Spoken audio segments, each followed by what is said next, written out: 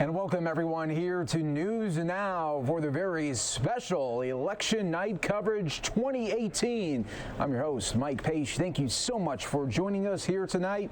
It's going to be a busy night, but soon we will be getting the results from all over the country. And as soon as those come in, of course, we will bring those to you. Happy Election Night, everybody. I'm your host, Mike Pache. Welcome here to a very special show as we continue to bring you the results as they come in live right here on News Now. It's a privilege to join you here this evening. So will it be a red wave or will it be a blue wave? Now, Democrats need to just flip 23 House seats in the House to overtake the majority. Now, the Senate side, they have a little bit easier way to coast for the Republicans to keep that majority. We'll be all talking about that tonight. And then there's some key governor races that we'll be featuring on for you tonight as well. So thank you. Sit back and relax and enjoy the results as they come in. You can watch it on your TV, on your smartphone, and of course on your tablet. We enjoy bringing it to you live and direct right here on News Now. So let's bring it to you as we are getting these results in. The first one should be coming in about 10 minutes. Here's kind of the look that we're going to be looking at here. This is what, now all these times are Eastern time, everybody. So election night timeline. Here are some of the major races that will be happening. 7 p.m. Eastern, Florida and Georgia will close their polls. Then at 8 p.m., New Jersey and Missouri. Now, mind you, those are two big Senate races in New Jersey and Missouri. And of course, Arizona, we have our own really tight race that is happening between Sinema and McSally. That one could go down to the wire here. We'll be featuring that for you here as well. California and Washington State at 11 p.m. Eastern. Welcome to election night coverage here, and take a look at the New York City, the America's election headquarters right there, as our Fox News channel getting well prepared there for their coverage tonight. So we will be having it from you from all different angles here tonight. But here first, speaking of Fox News, let's bring in Shepard Smith for a rundown of what we can expect tonight. Control of Congress on the line tonight. Here's a look at the current balance of power in the House of Representatives before tonight's results start coming in. Obviously, they haven't yet. Democrats need to pick up 23 seats to take control. And this is where things stand in the U.S. Senate. Again, this is before any of today's races are decided. Democrats need to pick up 2 seats to take control. And the Fox News political team is calling these 5 Senate races a toss-up: Nevada, Arizona, Missouri, Indiana, and Florida. But depending on how tonight unfolds, we could end up having to wait weeks to find out which party actually controls the Senate. That's because of this race, the contest in the state of Mississippi. It's a 4-way special election. And if none of these 4 candidates gets a majority of all Mississippi votes, the top 2 go to a runoff after Thanksgiving. Of course, tonight is not about just the Congress. Some governor's races could make history as well. The Democrat Andrew Gillum has a chance to become Florida's first black governor. He's running against the Republican Congressman Ron DeSantis. And in Georgia, the Democrat Stacey Abrams could become the first black woman governor of any U.S. state in history. She's running against Georgia's Republican Attorney General Brian Kemp and the Libertarian candidate Ted Metz. And I mention his name and show his picture because this is another contest that could go to a runoff if nobody gets a full majority. We'll be watching all the big races along with your local crews tonight here at Fox News Election Headquarters. For now, I'm Shepard Smith, Fox News, New York. Thank you so much there, Shepard. We will be checking in with you a little bit later tonight here as well. And for throughout the whole evening, everybody, feel free to tweet me at Mike Pache, Fox 10. I'll be checking on those when we have some times. And we'll also be featuring here at our local station, Fox 10 here in Arizona. We'll be having some cut-ins where we'll be doing some live live talkbacks with our crews right here. So we'll be having a little bit back and forth here today, but you'll be seeing it all raw and unedited, just like you like right here on News Now. So thanks a lot for joining us here this evening. As soon as we get some of those first polls in, we will be bringing those to you. But let me get to you to some news of election news that we can all really use right here. Thank you all for coming here and being part of the News Now election coverage. We're just moments away from more results to be coming in, everybody. Thank you for being part of the stream today. And voters in one of the nation's most closely watched governor races cast ballots today amid an ongoing dispute about one of the candidates' management of Georgia's election system, leaving open the possibility that the loser may not accept the outcome. Republican Brian Kemp and Democrat Stacey Abrams are meeting in one of the signature contests of the 2018 midterm elections, with potential outcomes ranging from the election of America's first black woman governor to another 4 weeks of bitter race-lighting campaigning. Adding to the election day drama, widespread reports of technical malfunctions and long lines of polling stations came in from across the state, with some voters reporting waits of up to 3 hours to cast ballots. In Cobb County, just outside of Atlanta, Nicole Watley planned to vote for Abrams partly because of this whole social divide that's been going on, she said, as she stood in line to vote outside a library in the cold rain on Tuesday morning. Watley, 33, said she didn't appreciate how Kemp has adopted Trump's rhetoric on immigration. Kemp tried to play that Trump card to get where he's at, she said, adding that Abrams, by contrast, highlighted her campaign, spoke about partisanship and bringing people back together. And let's take a look at that race right there as we're talking about some of these major governor races. Republican Attorney General. And there is the governor race there in question for Georgia. Got Stacey Abrams there with Brian Kemp, and then the independent Ted Metz. Now that one is a toss-up being called right now, and it'll be interesting to see when those polls close, just how it is looking for those returns. But thank you so much for joining us here on News Now. We really do appreciate you being part of Election Night 2018, and we are just getting started here for you. So sit back, relax. We got you covered all night long here as these results come pouring in. We're going to be giving it to you just like we're getting them in the newsroom, everybody. Thank you for this national coverage, midterm election 2018.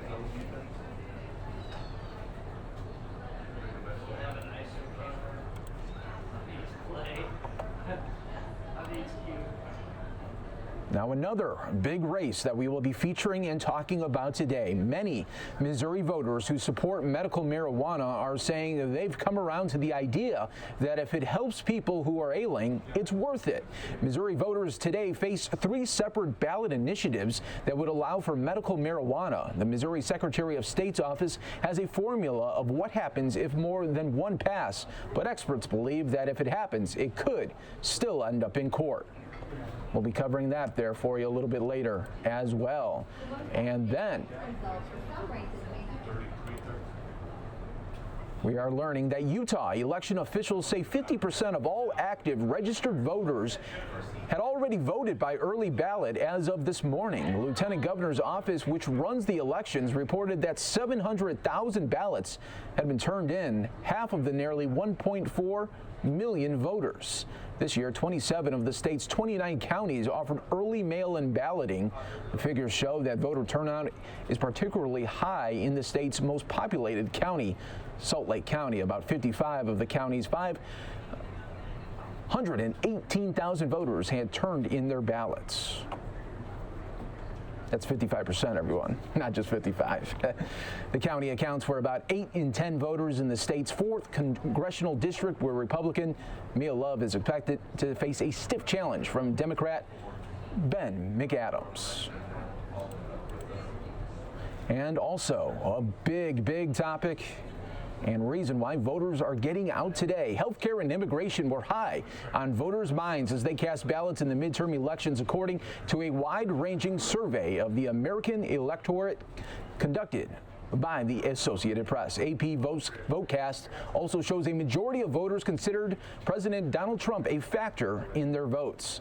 A majority of voters overall say the country is headed in the wrong direction. Still, about 2/3 say the economy is good. With control of the Senate and the House of Representatives at stake, Trump encouraged voters to view the first nationwide election of his presidency as a referendum on his leadership. Votecast debuted Tuesday, replacing the in-person exit poll as a source of detailed information about the American electorate. And folks, we should just be about a minute away from getting some sort. Yes, we are just, those first exit polls should be coming in, but then in an hour, we got Georgia closing, we got Virginia closing, we'll have North Carolina closing. Remember, Democrats just need to flip 23 Republican seats to control the U.S. House of Representatives, and once again could be sending Nancy Pelosi the gavel if that does happen for Speaker of the House.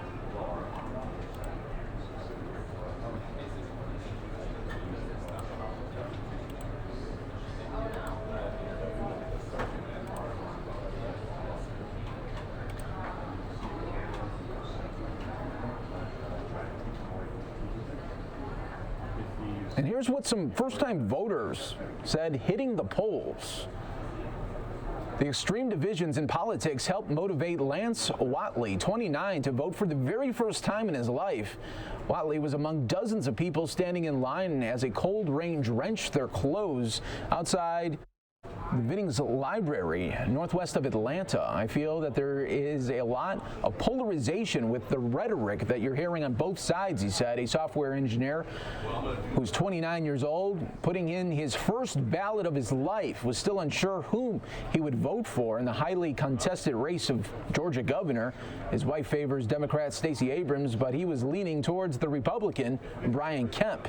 Might be a game-time decision for me when I get to the voting booth, he said.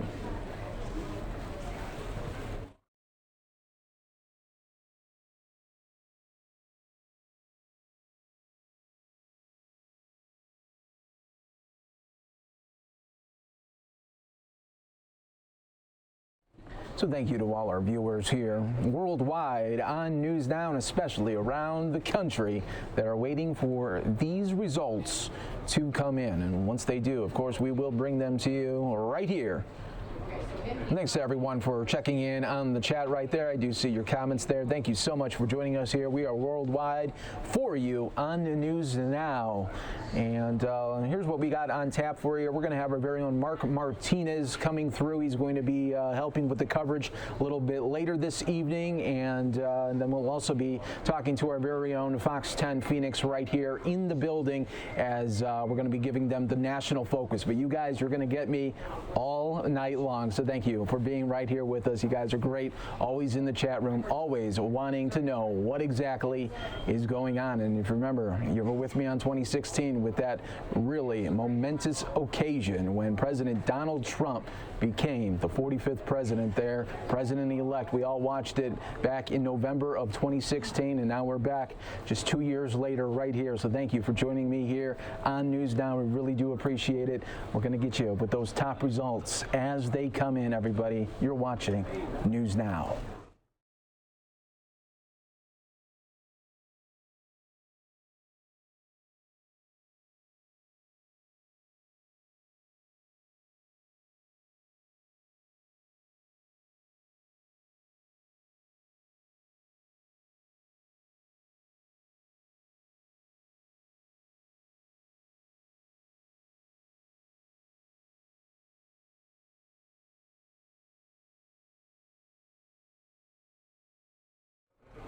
All right, folks, and we have polls closing in just parts.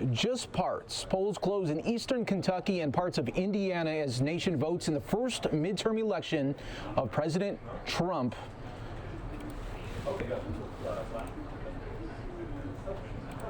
And those first ones to close were the Kentucky 6th District and Indiana's 9th District there. So we'll be waiting to hear a little bit more from that. Kentucky 6th District, it's really a toss-up right now. You got Andy Barr in there, the incumbent, who is a Republican. And then for the Indiana 9th, that is likely going to be leaning towards the Republican. You got Trey Hollingsworth in there right now as the incumbent. But if you see Liz Watson pull that out, then you're going to see maybe just how that night is going to go for the Democrats. And it'll be interesting to see as we're going to be getting some of these first ones in. Now, it's really interesting that only 2 districts closed out right now, and then the others we're waiting for in just an hour. And that's when we'll be getting a lot more information in. So we always appreciate you guys coming with us right here on News Now. But look at where the toss-ups are going to be.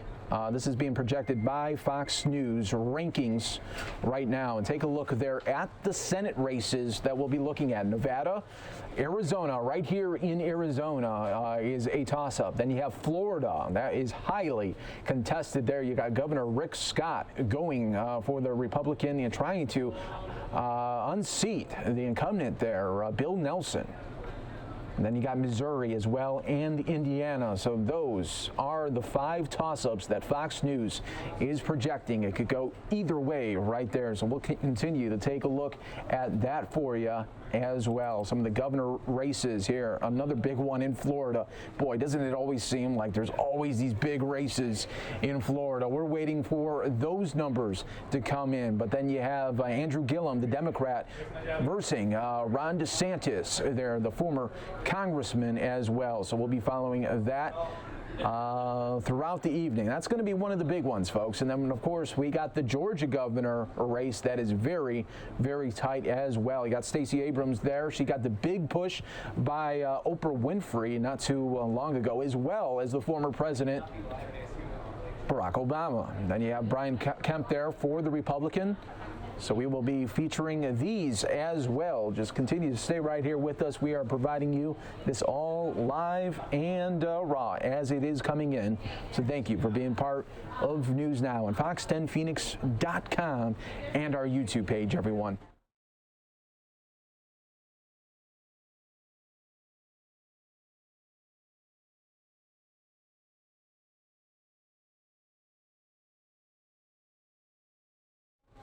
Other news here. Republicans aim to retain Senate control today, voting and renew their role as guardians of President Donald Trump's conservative agenda, banking on a lopsided electoral map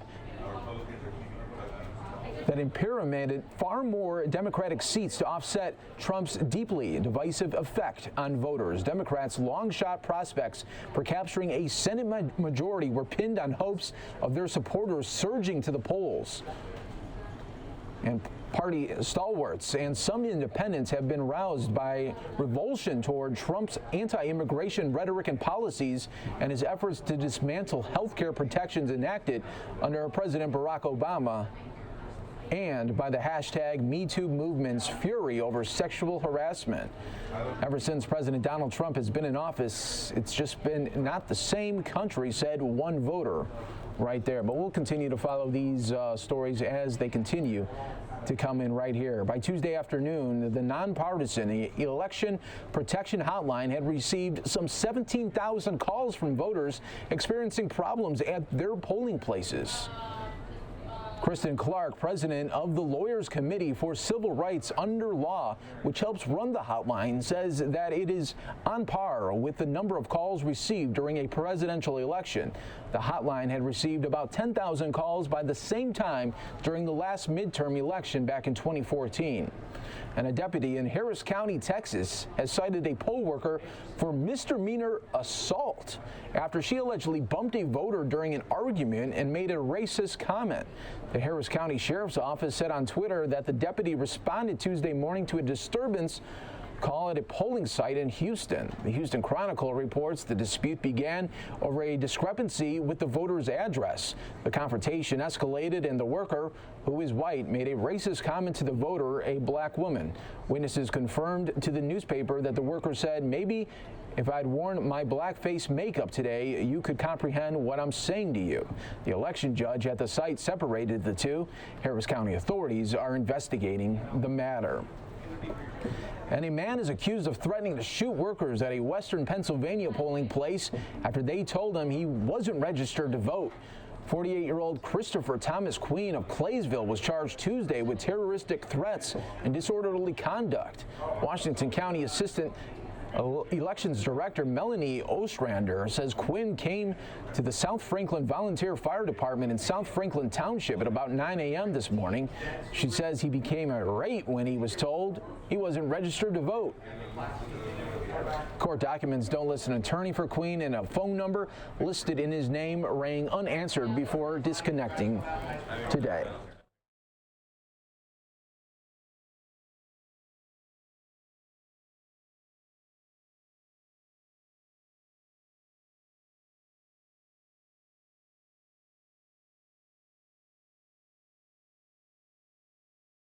And this is what you got to think about today. How is it going to go? We've seen from the rallies from President Trump when he's been on the last 6 to 7 days going really at times nonstop.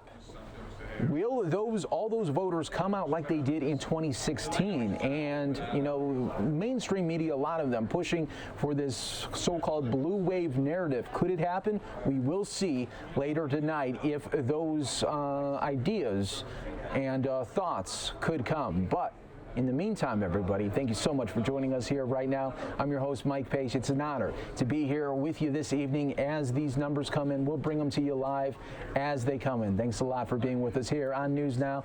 And if you want to tweet at me, at Mike Pache, Fox 10, love to hear from you. We're rocking and rolling right now, live here with you.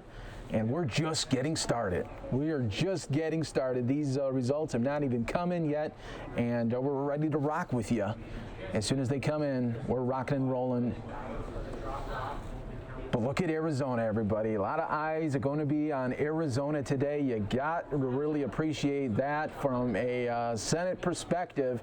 So many times, everything has always been Ohio, Florida, waiting on Florida. But I think a lot of the country tonight is going to be waiting on Arizona to see if it's going to go McSally's way or Sinema's way. So we'll see on that a little bit later tonight when our polls close. We'll get a better readout on how those numbers are coming on. I mean, the polls are still open out here in Arizona. So if you haven't already voted, come on, get out there and vote. Hashtag vote, everybody. We're rocking and rolling with you on this beautiful Tuesday. It's election night in America.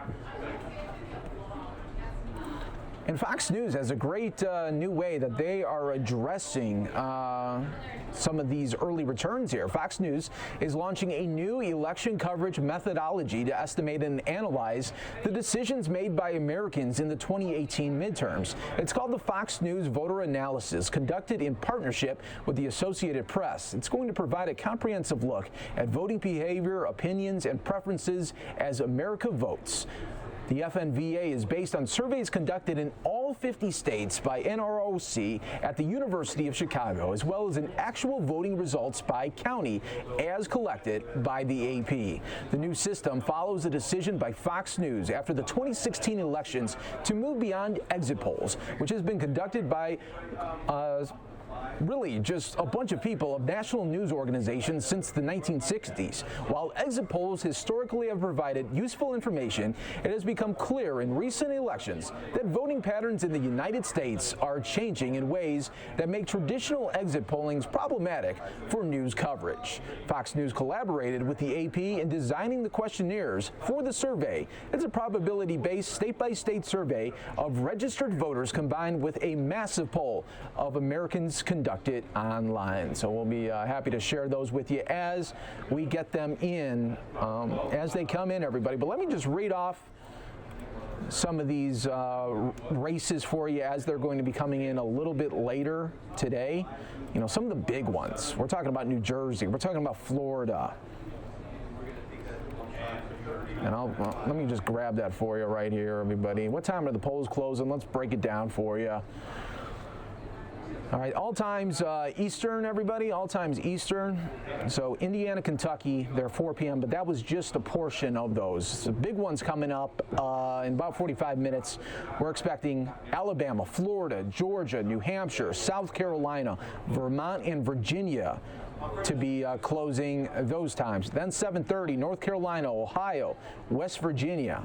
8 p.m. Eastern, we're going to be seeing Connecticut, Delaware, Illinois, Kansas, Maine, Maryland, Massachusetts, Michigan, Mississippi, Missouri, New Jersey, North Dakota, Oklahoma, Pennsylvania, Rhode Island, South Dakota, Tennessee, and the great state of Texas. Then 9 p.m. Eastern, we're going to be seeing the great state of Arizona, Colorado, Louisiana, Minnesota, Nebraska, New Mexico, New York, Wisconsin, and Wyoming wrap up there.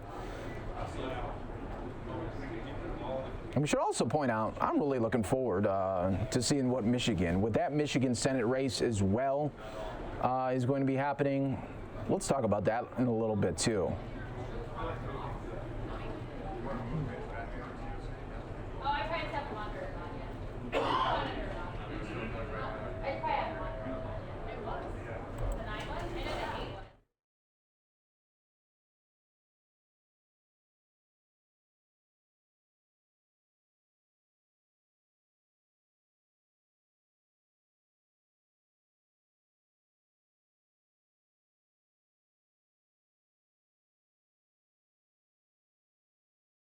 Thanks to all our new viewers continuing to come in here. Thanks so much for joining us here on Fox10Phoenix.com. We are just getting started here for you, showing you the toss-ups here that is predicted by Fox News Power Rankings. Nevada, Arizona, Missouri, Indiana, and Florida looking like that for the Senate races. Could go either way. Continuing to watch live here for you.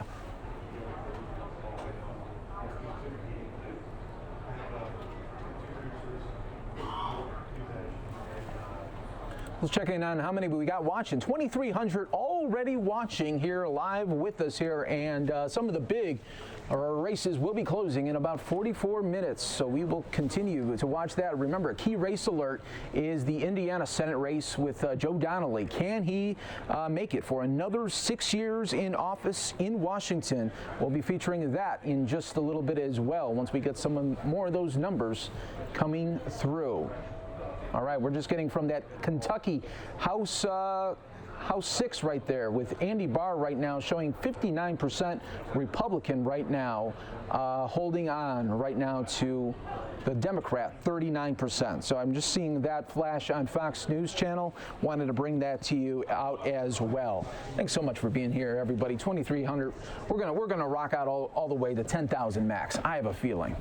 Folks, I have a feeling we're going to get to 10,000. I know, and just keep sharing this YouTube address, and we'll keep rocking and rolling here for you.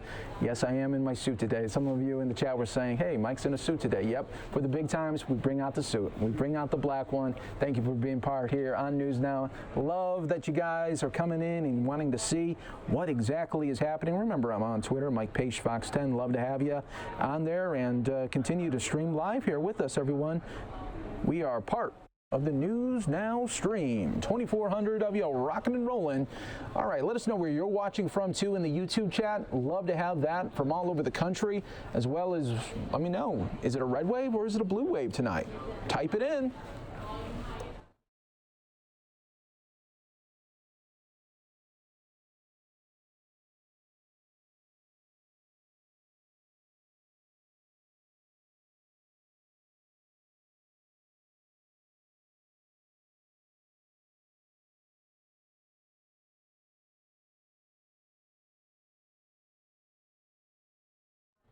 All right, here was just a bizarre moment here being reported by FoxNews.com.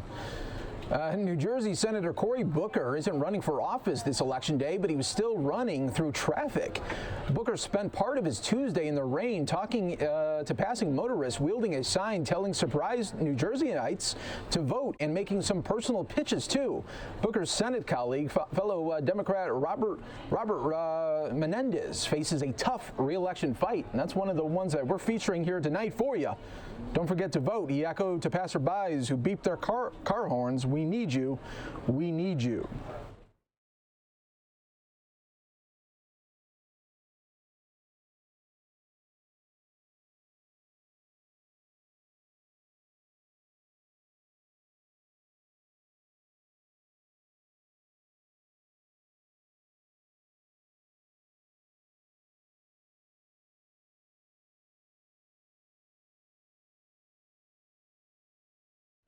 And just a reminder, folks, we got polls in 6 states to close very soon in a little more than 40 minutes. 40 minutes to go, everybody. We'll be getting some clear ideas there. Right now, it's kind of like we're just juggling right now, but don't worry, you're in the right spot.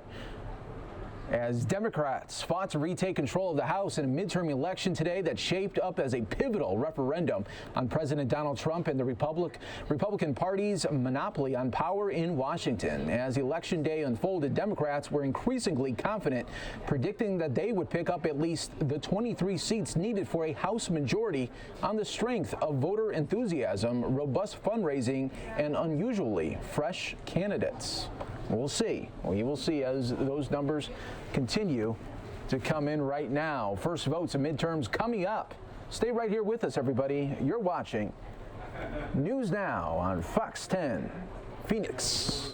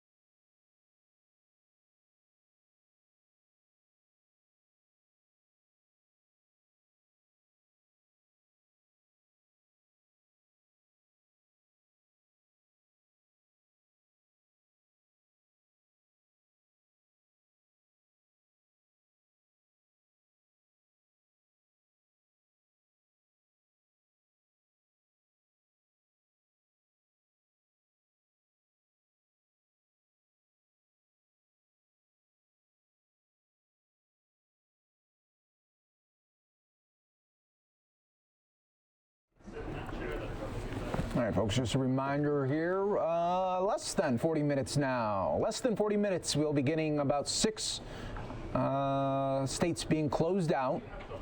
A voter in the St. Louis suburb of Ferguson calls it disgraceful that a ballot delivery mistake forced lengthy wait lines for some voters, and others gave up and left. The St. Louis Post-Dispatch reports that Michael Kelly arrived early this morning to vote at Lee Hamilton Elementary School in the town that became famous after the fatal police shooting of Michael Brown in 2014. He was told that there were no paper ballots, so Kelly said he waited nearly 45 minutes for an electronic ballot. Kelly says some would-be voters didn't wait and left. And here's something that I thought was just, one of those things that are just, I think every election that you're talking about, there's always something that goofy happens, and leave it up to Chicago here. I saw this come out today, where updates on Election Day in Chicago from the Board of Election Commissioners. There were a couple of election judge removals. 2 were for judges who were allegedly drunk, said a board's spokesman. I mean, you can't make this stuff up. Sometimes it's like, really? You're supposed to be overseeing the precinct there, and you're allegedly drunk. Unbelievable. And that was at 9 a.m. Think about that. Wow. We're just getting started there, everybody. Thank you so much for joining us. If you haven't already done so, now would be the perfect time.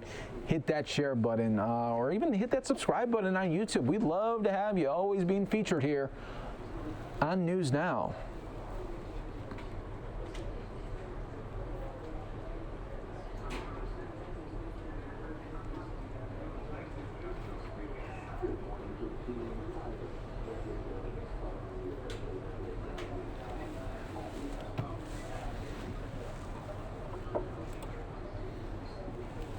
Let's definitely, folks, If you haven't already seen it, Shep Smith giving us a little update, a little preview of what we can expect today. Control of Congress on the line tonight. Here's a look at the current balance of power in the House of Representatives before tonight's results start coming in. Obviously, they haven't yet. Democrats need to pick up 23 seats to take control. And this is where things stand in the U.S. Senate. Again, this is before any of today's races are decided. Democrats need to pick up 2 seats to take control. And the Fox News political team is calling these 5 Senate races a toss-up: Nevada, Arizona, Missouri, Indiana, and Florida. But depending on how tonight unfolds, we could end up having to wait weeks to find out which party actually controls the Senate. That's because of this race, the contest in the state of Mississippi. It's a 4-way special election. And if none of these 4 candidates gets a majority of all Mississippi votes, the top 2 go to a runoff after Thanksgiving. Of course, tonight is not about just the Congress. Some governor's races could make history as well. The Democrat Andrew Gillum has a chance to become Florida's first black governor. He's running against the Republican Congressman Ron DeSantis. And in Georgia, the Democrat Stacey Abrams could become the first black woman governor of any U.S. state in history. She's running against Georgia's Republican Attorney General Brian Kemp and the Libertarian candidate Ted Metz. And I mention his name and show his picture because this is another contest that could go to a runoff if nobody gets a full majority. We'll be watching all the big races along with your local crews tonight here at Fox News Election Headquarters. For now, I'm Shepard Smith, Fox News, New York. Yes, we are, Shep. We are live and direct here. So thank you, everybody on News Now, for continuing to watch here for us. Just waiting for about 34 minutes away. We'll be getting the first 6 states closing it out, saying they are done for the night. And we're going to be seeing some of those results trickling in. You're at the right spot. We're not going anywhere tonight. We're staying right here. Right now, a probability meter from Fox News, America's election headquarters. They says 78% chance right now that the Dems take over the House. That is the Fox News analysis right now with the probability meter going. So we'll continue to check on that. Remember, the probability meter was a lot different on 2016 in the beginning, right? And then how quickly things really started changing up.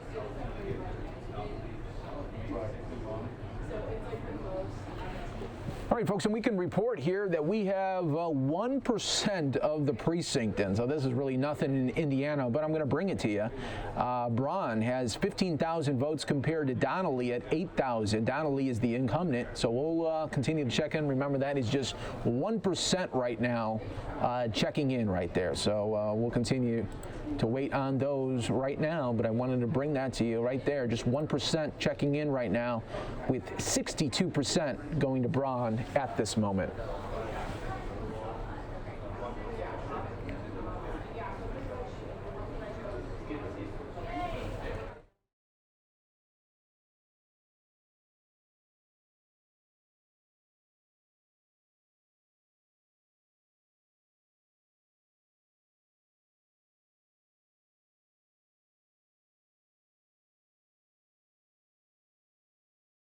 Thanks to more than 3,400 of you continuing to watch live here with us on News Now. I'm your host, Mike Pache. Thanks so much for joining us here today. Love that you're here, all waiting for these results. We want to see, will it be a true blue wave like they've all been talking about in the media, or will it be a red wave? Could there be the momentous upset that we've all seen back in 2016? Could you imagine if it happened 2016 and 2018? We'll wait and see for that. Those could be some big times right here, and I know the chat would be going absolutely nuts. So stay right here with us, everyone. We're just getting locked and loaded here for you.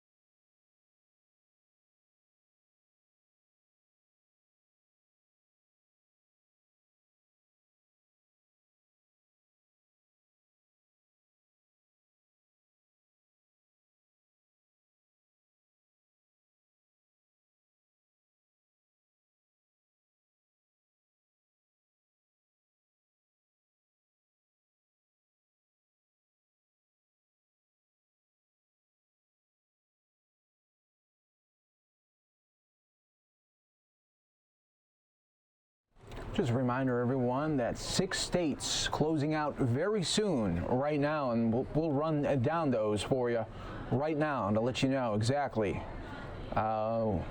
We got Alabama, Florida, Georgia, New Hampshire, South Carolina, Vermont, and Virginia closing out very shortly as well. Then a little bit later, Connecticut, Delaware, Illinois, Kansas, Maine, Maryland, Massachusetts, Michigan, Mississippi, and Missouri closing out. And while we do wait, I am going to show you just a little bit of why the Democrats think that they have the advantage today.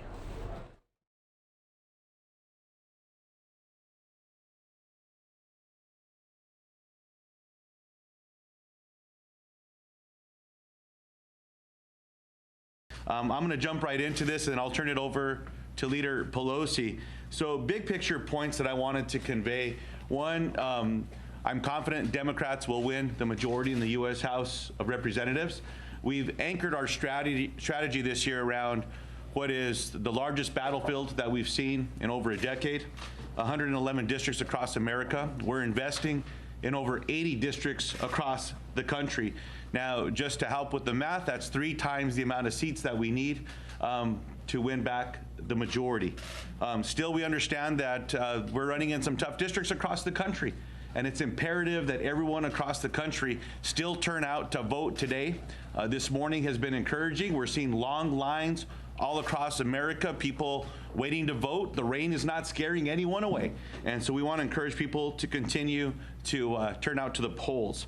Also wanted to give you a little background on some of the work that we have done, namely on owning the ground across America.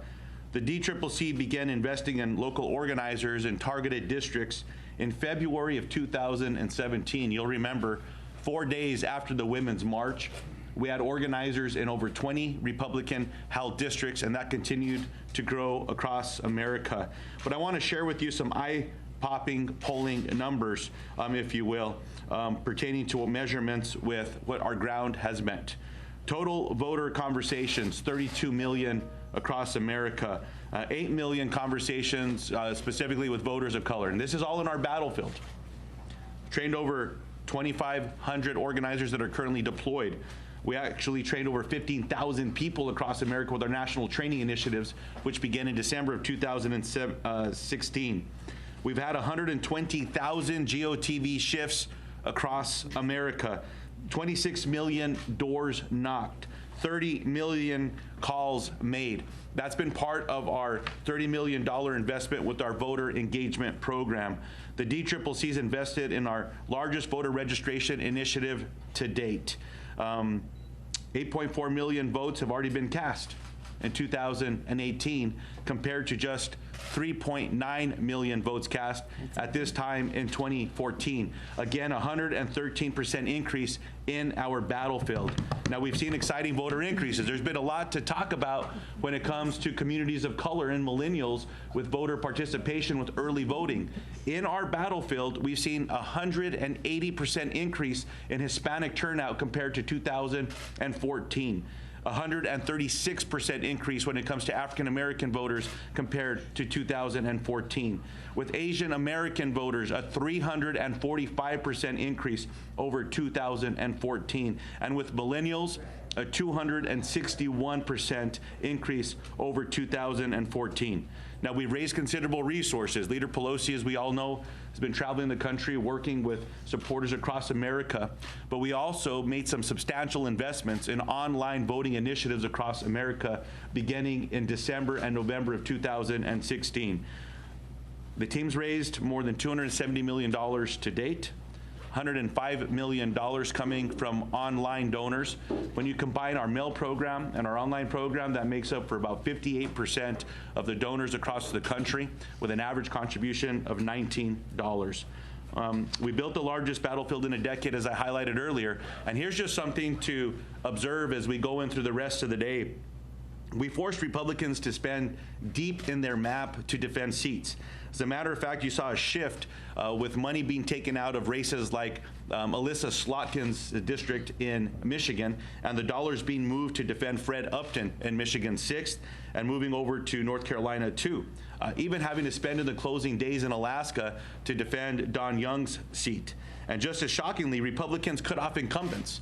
Early on, the NRCC cut money from Kaufman out in the 6th District of Colorado, as well as Kevin Yoder in the 3rd District of Kansas, and they moved $1.5 million over to defend a seat that Secretary Clinton won by over 20%, with over 20 points down in Florida, 27. So look, the battlefield grew from the beginning, 59 districts in 2017, all the way to 111 by June of 2018. We're going to continue to be aggressive in all that we do, and here's the proof. We've invested in over 85 districts, as I said, to begin with. Female candidates, over $63 million of investment from the DCCC this year. Candidates of color, over $39 million of investments in those races. Veteran candidates, over $25 million of investments as well as we close out. And just remember this as I turn this over to Leader Pelosi. Defining the Republicans' attack on the repeal of the Affordable Care Act began in the House, and our caucus stood strong. Also defining the Republican tax scam, that began in the House. And we're continuing to see how our candidates have been standing so strong across America. And I've been very proud to be able to work with our colleagues in this endeavor. So with that, I'm going to turn this over to Leader Pelosi and look forward to the questions. Leader. Thank you very much, Mr. Chairman. Thank you for your extraordinary leadership. What you have presented in a short period of time is fraught with so much work and leadership, whether it's on the mobilization at the grassroots level, whether it's the messaging with our For the People, lower health care costs, bigger paychecks, cleaner government, whether it's also about bringing more integrity back to politics and government. And the grassroots fundraising effort that is growing is just taking us into a future, crossing a threshold of citizen participation in government, both from the standpoint of mobilization and the standpoint of money and the standpoint of messaging. Your management, that's alliterative, all these M's, that your management of it all is just a tour de force. I congratulate you on that, and our success today will be a reflection of the meticulous leadership that you have demonstrated. And you ended on the note of health care. This is the issue that is on the ballot. This election is about health care. As the chairman indicated, congressional Democrats created our own environment on this issue because it is so important, the health issue, to not only the health, but also the financial security of America's working families. The day after the election, 2 years ago, that would be 2 years from tomorrow, we didn't agonize, we organized. We went right to work in saying, how do we preserve the Affordable Care Act from the assault we know it will receive? By that Sunday, all of the grassroots mobilizing organizations were on the phone with us. Whatever our point of view on other issues, we understood that we had to work together to save the Affordable Care Act. At that time, we made a plan that would be launched on Martin Luther King weekend. It was, and then a couple of days later, the president is inaugurated. Day after that, the Women's March, much of it about health care, women's health, reproductive health, and the rest. So just continuing that drumbeat. Over the course of the next 18 months, the congressional Democrats, House and Senate, voted time and time again, 100% in the House against Trump care, or Trump I don't care, whatever you want to label that. Over and over again, 100% against the tax scam, a tax scam that did serious damage to the Affordable Care Act, and that they're using as a basis to eliminate the pre-existing condition benefit. It's shameful. What's shameful about it is they're going around the country misrepresenting and presenting falsehoods that they're really there for the pre-existing condition, when in fact they have the case against it. the Republican attorneys general are making the case against, and the administration is joining them in that lawsuit. So again, what's on the ballot is the good health of the American people, and that means also their financial health as well. Don't take it from me. Just look at what Mitch McConnell said. Mitch McConnell said that Medicare were on the chopping block. So if you take the increase in premiums springing from the Trump assault on the Affordable Care Act, if you take his refusal to insist that the Secretary negotiate for lower prescription drug prices, if you take their assault on Medicare and Medicaid, if you take their assault on, again, the pre-existing condition, the list goes on, and it's not just in legislation that relates to health directly, but in the tax scam, which did serious damage to the individual mandate. So more than you might want to know on the subject, but that is what is on the ballot. So I'm very happy to salute congressional Democrats, House and Senate, for making our own environment on this issue. Some of you have asked me, how come health care has emerged as such a big issue? We made our own environment to make sure people knew the difference between Democrats and Republicans on this subject and what was at stake for them in their health and financial well-being. In addition to that, I want to salute the outside groups. Without the outside mobilization, our inside maneuvering would not have been as effective. But all of the groups that you can imagine, HCAN, Protect Our Care, the list goes on and on, some specifically to health care, others in coalition on the health care issue because of the affair. All right, obviously, folks, that is from the Democrat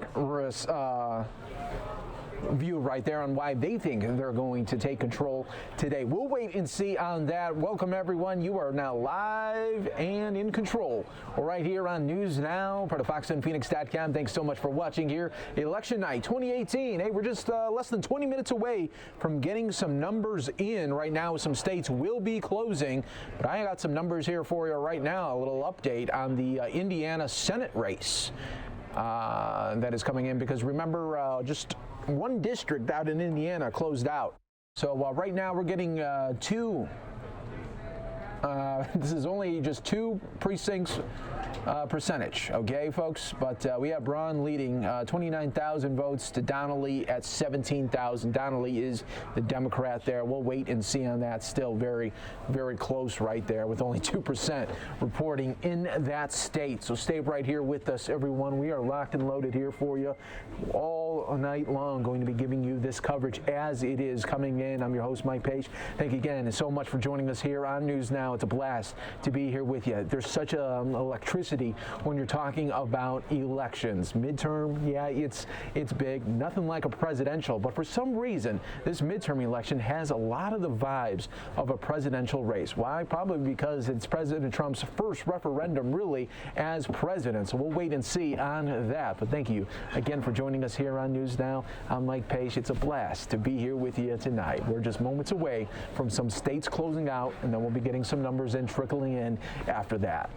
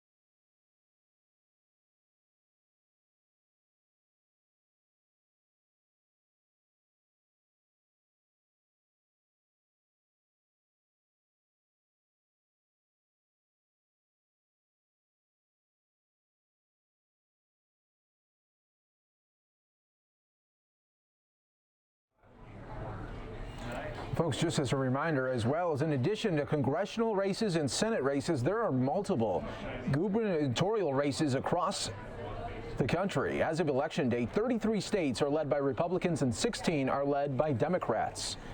We'll continue to wait for those.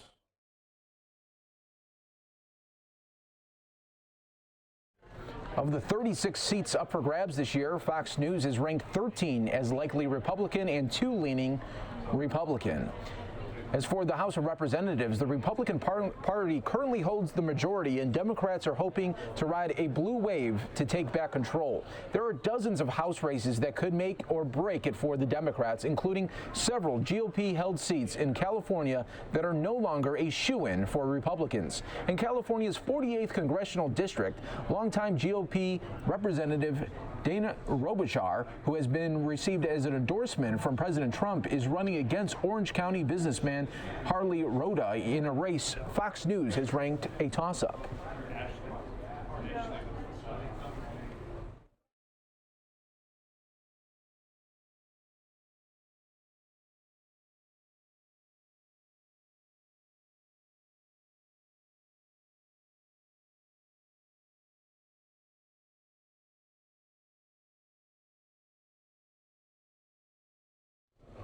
We're just taking a look at some polling sites from across the country. You can see people still in line waiting to cast their ballots right now. And we're taking another look here at another polling place across this country. Thanks so much for joining us here on News Now as we'll continue to check in.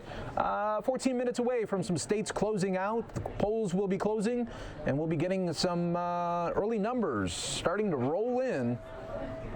We'll bring it to you live right here on News Now when they come and pop in. And on the Senate side, Republicans currently hold 51 seats in the Senate compared to 49 controlled by the Democrats, including 2 independents who caucus with the Democrat Party. Of those 35 seats, 35 are up for grabs. There are 19 seats that will likely remain Democrat and another 5 that will likely remain Republican. Additionally, there are 3 seats that lean Democrat and 3 seats that lean Republican.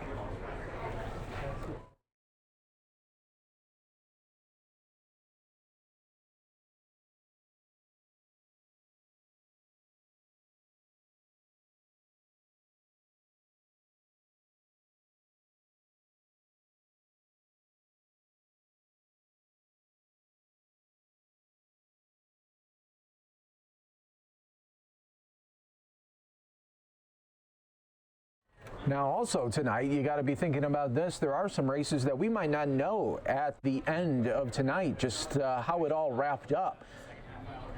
There are 5 particular races that may not be immediately decided. In Georgia, for example, the governor race is tight. Democrat Stacey Abrams is neck and neck with Republican Brian Kemp, and Libertarian Ted Metz could also shake up the race. Meanwhile, the closest race in the Senate is between Democrat Kyrsten Sinema and Republican Martha McSally, who are both running for a seat in Arizona. Polls in the state close at 9 p.m. local time. That's Eastern. The heated race, combined with a later closing time, means a winner could be declared past midnight or even later in the week.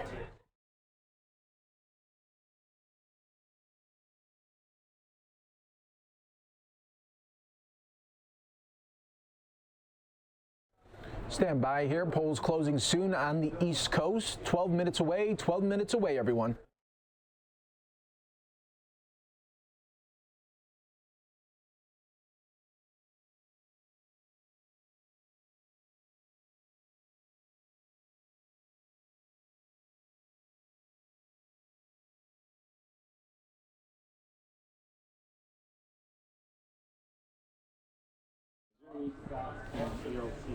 All right, we're just getting an update. This is a shot of Missouri. This is voters in Missouri in line right now waiting to cast their ballots.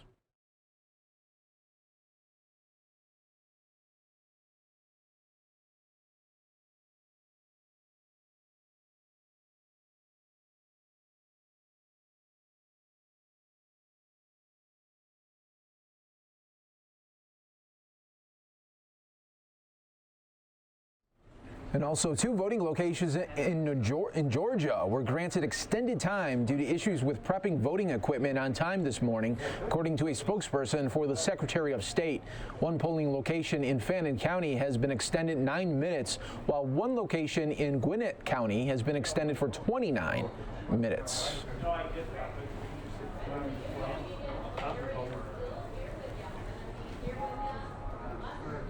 And stay right here with us, everybody. We are continuing to follow this here live with you, moments away from some of the first states to be closing out their polls. Less than 10 minutes away.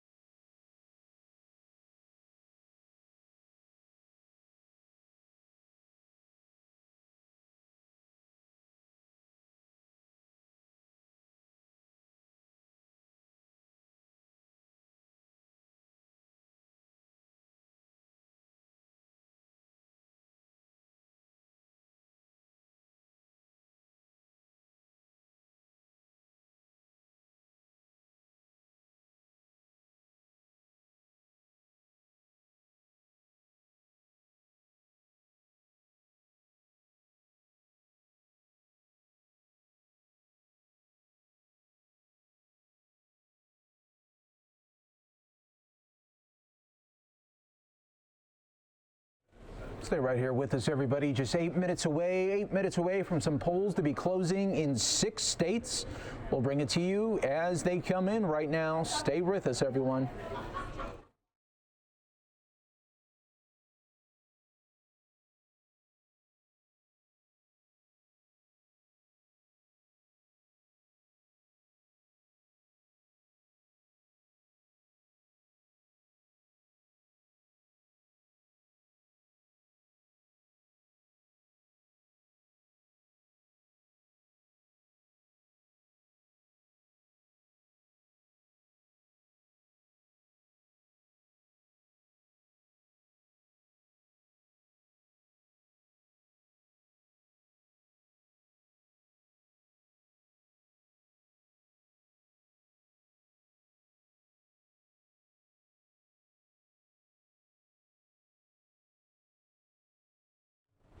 Thanks to all our viewers here continuing to wait here. Big moments coming up in the next 7 minutes. So we'll be learning that 6 states will be closing out their polls. Stay right here with us, everybody, as those come in. That's when really the show will really take off here for you, and we'll be getting some of those big numbers coming in and letting you know just how the night is going to go. Thank you so much for joining us here on News Now. I'm your host, Mike Pache, going to be here with you all evening long.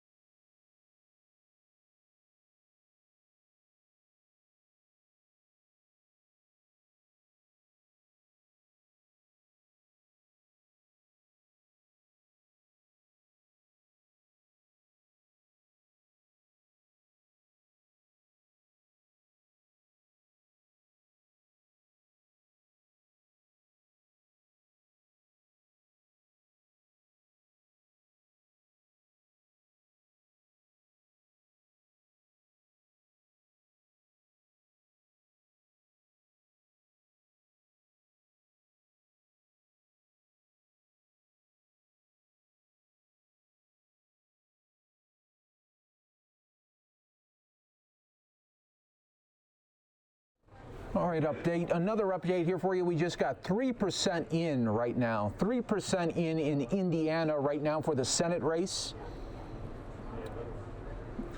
And remember, President Trump was just in Indiana yesterday. Now we're getting a little bit better idea here. Braun at 48,000 votes right now compared to Donnelly, the incumbent, at 29,000.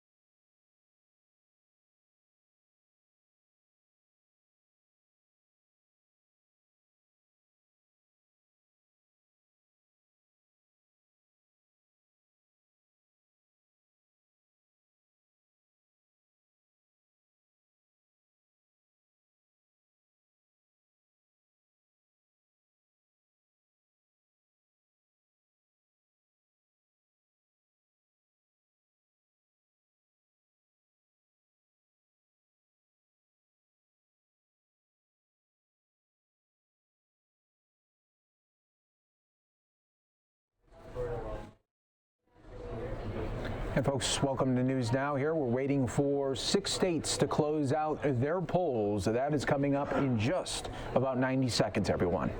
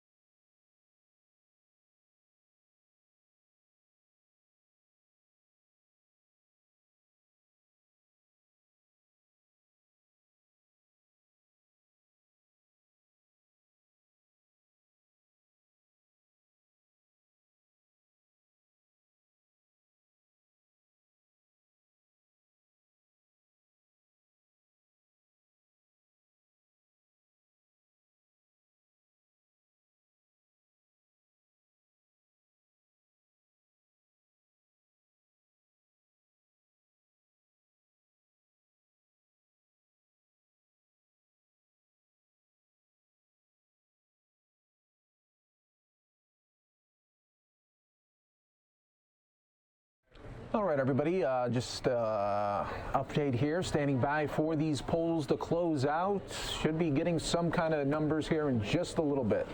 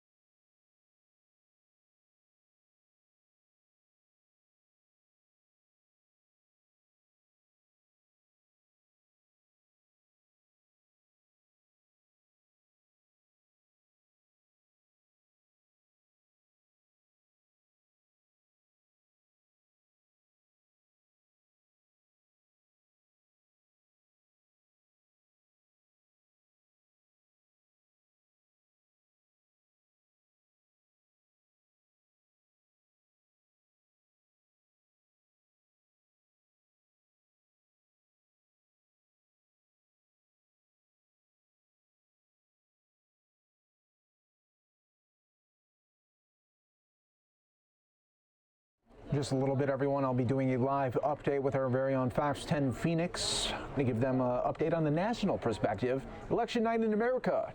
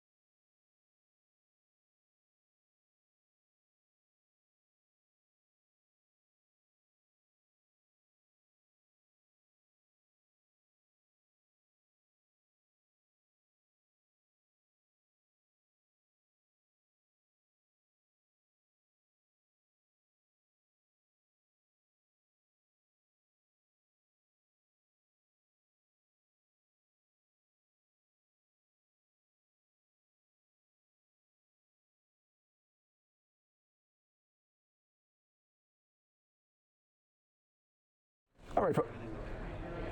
All right, folks, we're just getting us some updates here. No big surprises right now that Virginia has gone for Bernie Sanders.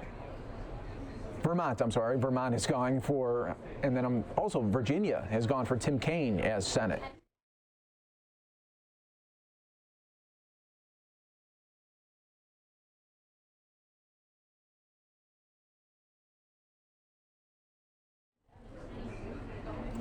Fox News can also project that Governor Henry McMaster, Republican from South Carolina, will win his race for governor against Democrat James Smith.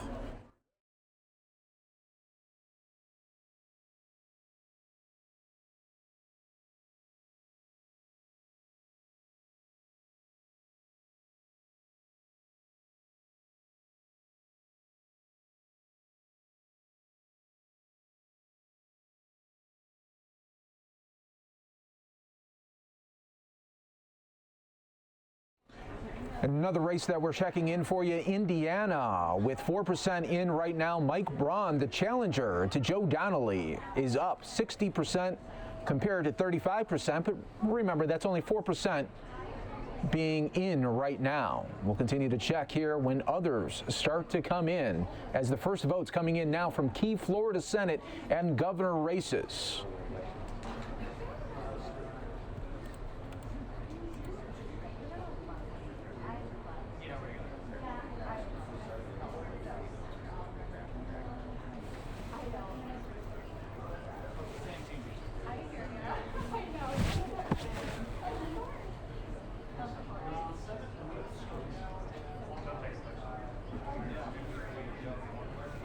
Also interesting to know, polling places in Bloomington in Indiana's Monroe County ran out of ballots today. As a result, voting has been extended there for an hour.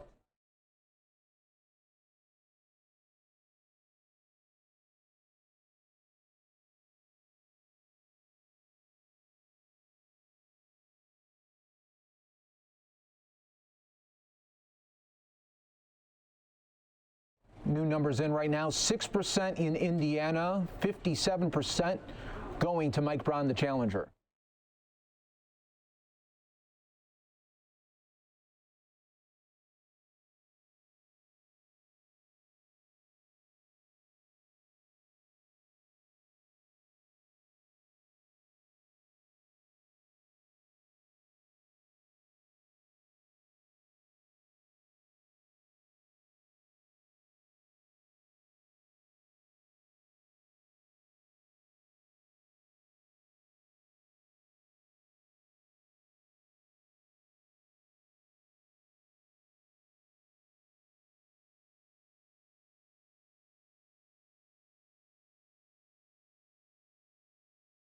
For a congressional race in Kentucky's 6th district, close one being right now, 8% only in, 50% going to the incumbent, Barr to the challenger, McGrath at 48%. We'll keep an eye on that one.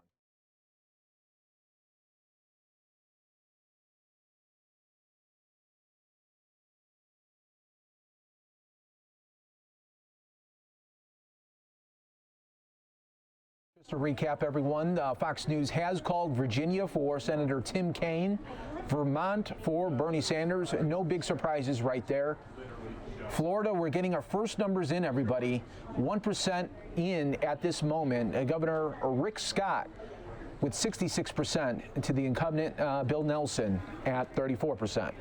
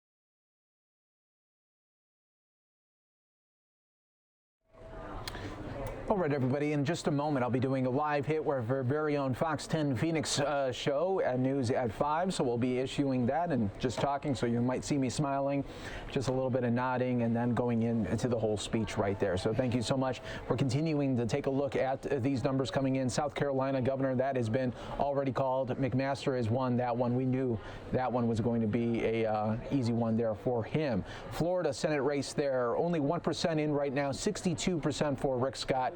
Indiana, we're checking in at 7% right now. Mike Braun, the challenger to the incumbent Joe Donnelly, 57 to 38% right now. So we'll continue to check on those as well.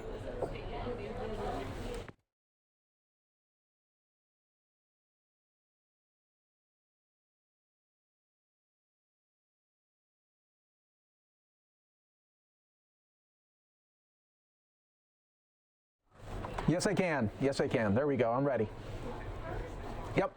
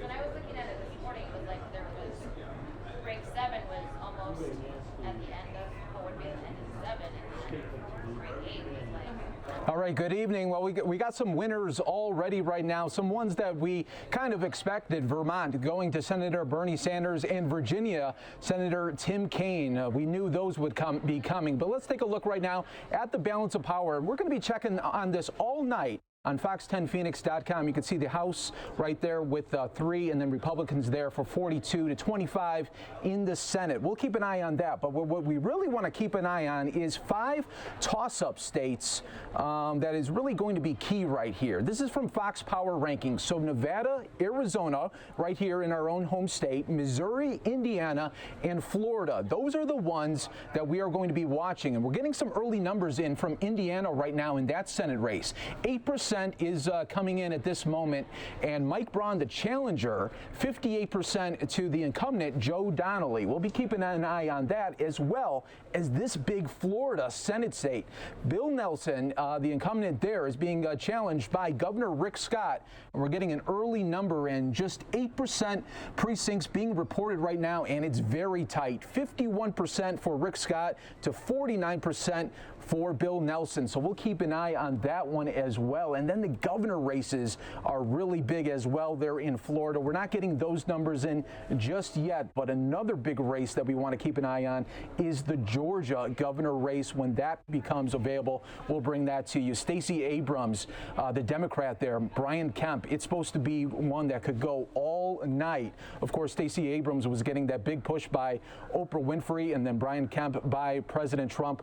We'll keep an eye on all of those races right for you right here on the News Now desk. And when some more come in, we'll bring them to you. Back to you guys on the desk. Yeah, right. Thanks.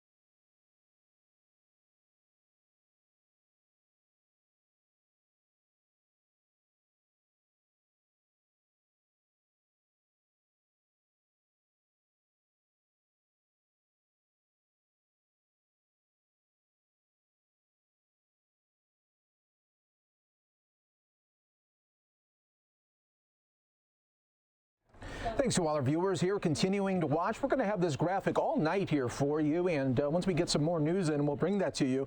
Balance of power right now for Senate, 42 for the Republicans, 25 for the Democrats right now, and the balance of the power for the House at 3-2. We'll continue to keep an eye on those for you, but I'm really watching this Indiana race right now for the Senate there. Getting 8% in, 58% right now for Mike Braun, 38% for Joe Donnelly. 11% now in for Florida. Rick Scott has a 52% advantage to Bill Nelson, 47%. So we'll keep an eye on those there for you. This is election night in America right now, and you're watching right here on News Now. Thank you so much for being part of this worldwide stream.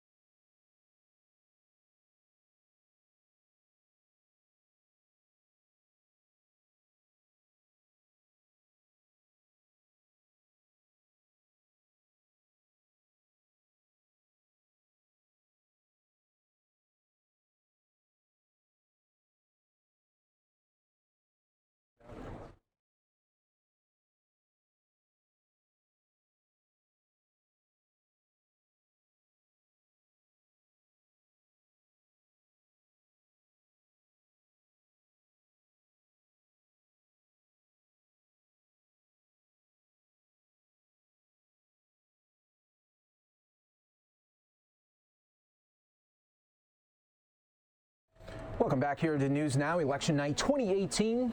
We're just moments away from some more results. Standing by for poll closing in 3 more states. That's happening at the bottom of this hour here, coming up in just a little bit.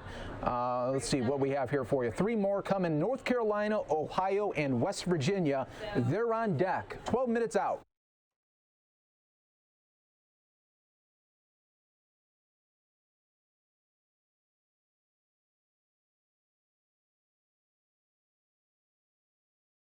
Okay, getting an update for you in Florida. 14% of the votes are in Florida for Senate race there. Rick Scott has a very, very narrow lead from 51% to 48% being on the incumbent there, Bill Nelson. Let's go to Indiana. 9% are right in.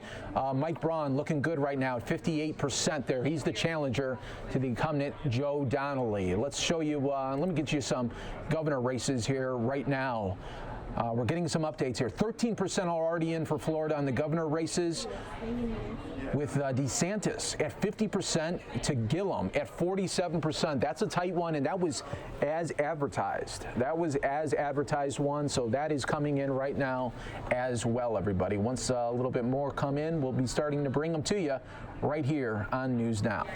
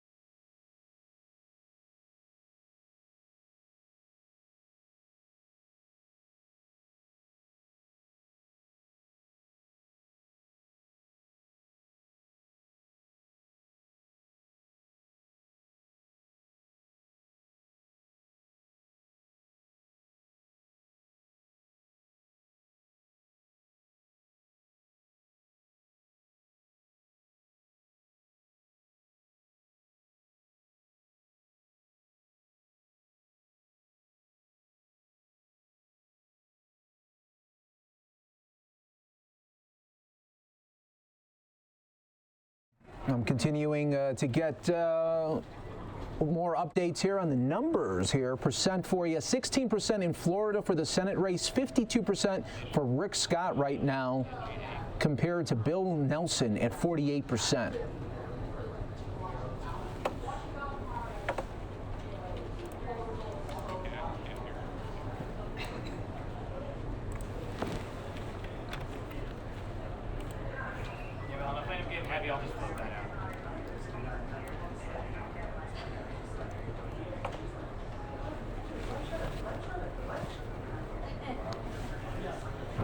Just to know, on the left there, the balance of power, those will update once those races are called right now. Standing by for poll closing in 3 more states. That's coming up: North Carolina, Ohio, and West Virginia. You're on deck. 9 minutes to go there.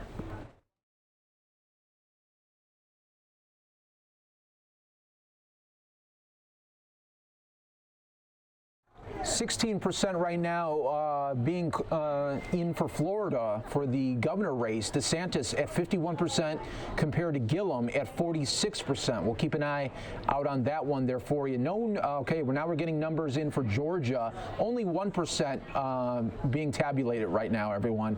Kemp has 85% compared to Abrams at 13%. But again, that's only 1%. We can't even really talk about that right now.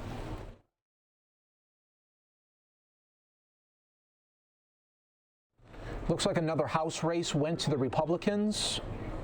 Let's bring that up. Let me get that chart up here for you. Did it go?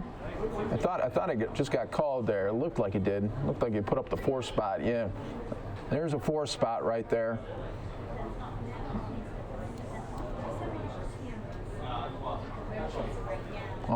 It's kind of harder to see when those are called, but I'll do my best there for you. But right now, remember the magic number for Democrats on that side is 23. They're going to need 23 right there. We're going to keep an eye out on the House one right now, because a lot of people are saying for the Senate races, it is going to be controlled still by the Republicans. We'll wait and see on that one, everybody. It's a great honor to be here with you tonight. 2,800 of you watching. Thanks so much for joining us here. These numbers are just starting to come in here, and once we get some more updates, 21% now being reported for the Senate race. Florida Governor Rick Scott controlling the lead right now at 52% compared to Bill Nelson at 47%. Keep an eye out on that. Indiana still not giving me any updates past 11%, but right now it's still Mike Braun's ball game. We'll keep an eye on that there for you too. And again, folks, we're just minutes away from polls closing in North Carolina, Ohio, and West Virginia.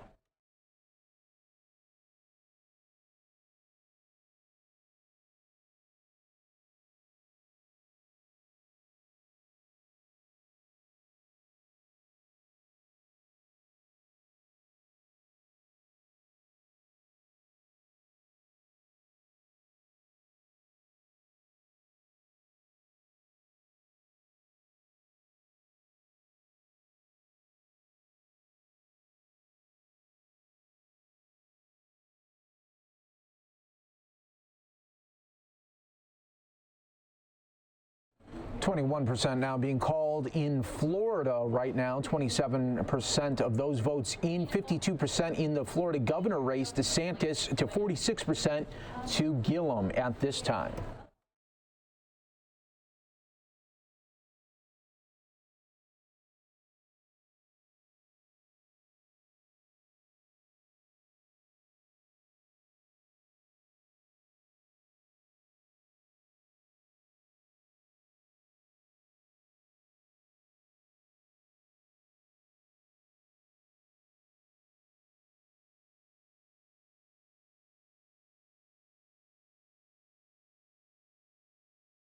And so far right now, it's a 4-2 lead on the U.S. House races there. Republicans, so 4-2 right there. Majority at 218. We'll continue to wait and see.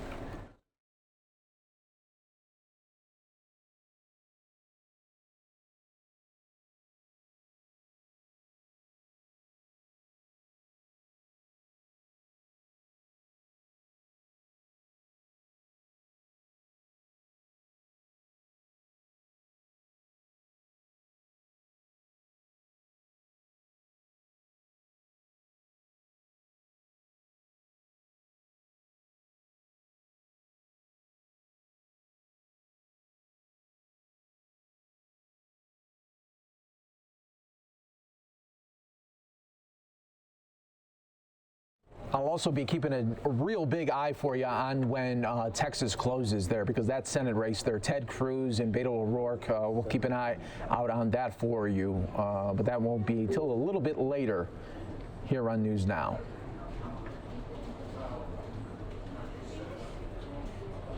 Texas is going to be at 8 p.m. Eastern, everybody. 8 p.m. Eastern, that's when those close. So far in the governor races, South Carolina was the first one to be declared Republican. Things have really tightened up now in Florida on the governor race. DeSantis at 49.6%. Gillum, the Democrat, at 49.1%, everybody. This one here is John Kerry being like at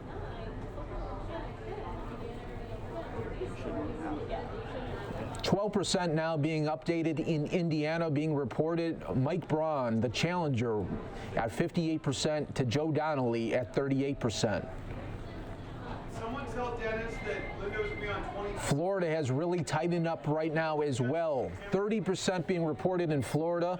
Governor Rick Scott has 50.2% of the votes. Bill Nelson at 49.8%, everybody. Camera 2's the newsroom camera, isn't it? Yeah, Nicole, newsroom camera.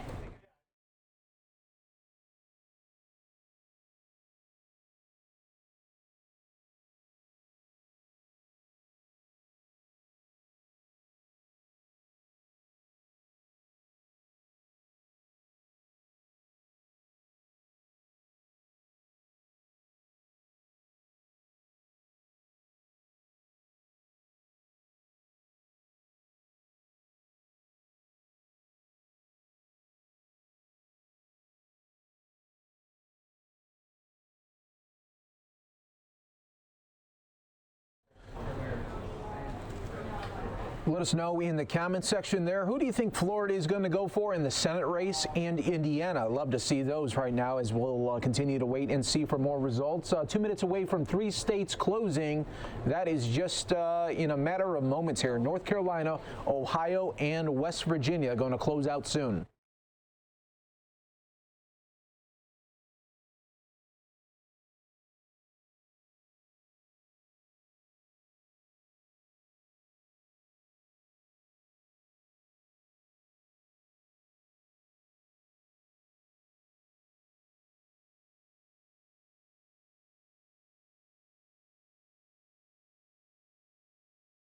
All right, a lot of you there in the comment section going for Rick Scott right now. Florida, hope goes all red there, says Kevin. Rick Scott will win. Jonathan says that. And we'll continue to wait and see for some more updates. Okay, we're getting a little bit more better numbers here. 35% of the votes are in on Florida for the Senate race. Rick Scott at 50.5, Bill Nelson at 49.5%. Oh, leave it up to Florida for always having these close ones, everyone. Indiana right now, 12% still in, 58% for the challenger, Mike Braun. Waiting to see 4 seconds, 3 seconds, 2 seconds, 1 second, and the polls have now closed in North Carolina, Ohio, and West Virginia. We'll wait and see when those numbers start to tabulate.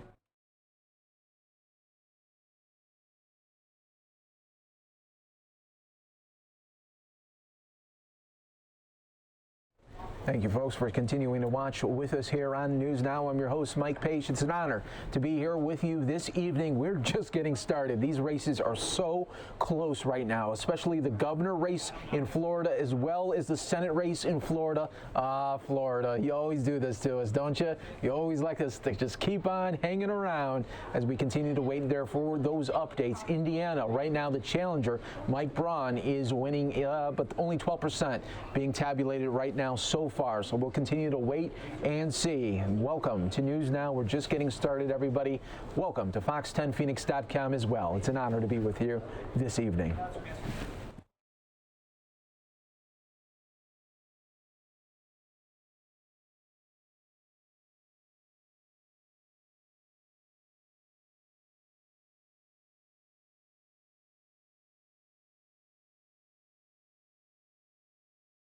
All right, just another new number updated for you in the House races. It's now currently 5-2 in favor of the Republicans there. Obviously, there's 435 races compared, with that one. So we're just getting started. Like I said, we're just getting started, everyone.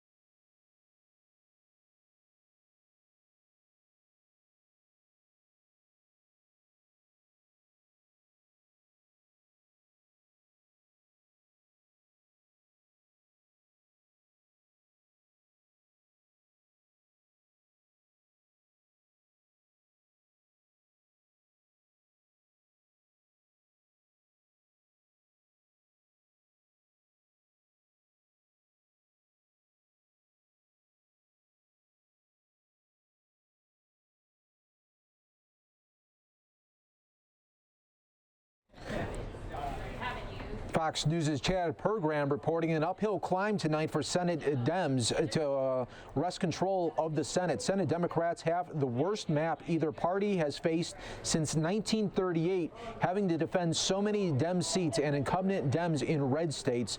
Most Republican seats up this year are in GOP states. That is Fox News' Chad Pergram reporting right there. Fox says in West Virginia, Senator Joe Manchin is trying to fend off a challenge by Republican Attorney General Patrick Morrisey. It's too early to declare a winner in that race.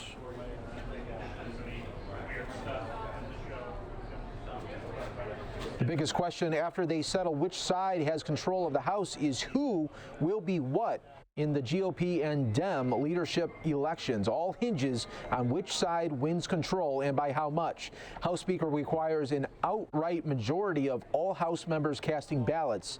Does not have to be a member. Right now, the current House breakdown is 428 members. There's 235 Republicans, 193 Democrats, and 7 vacancies.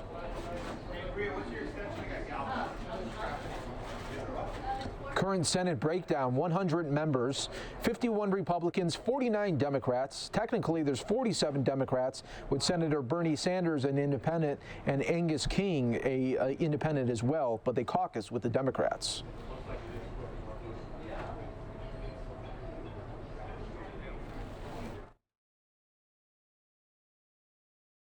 Just some updates here in Florida, everybody. We got 36% being reported for Senate race.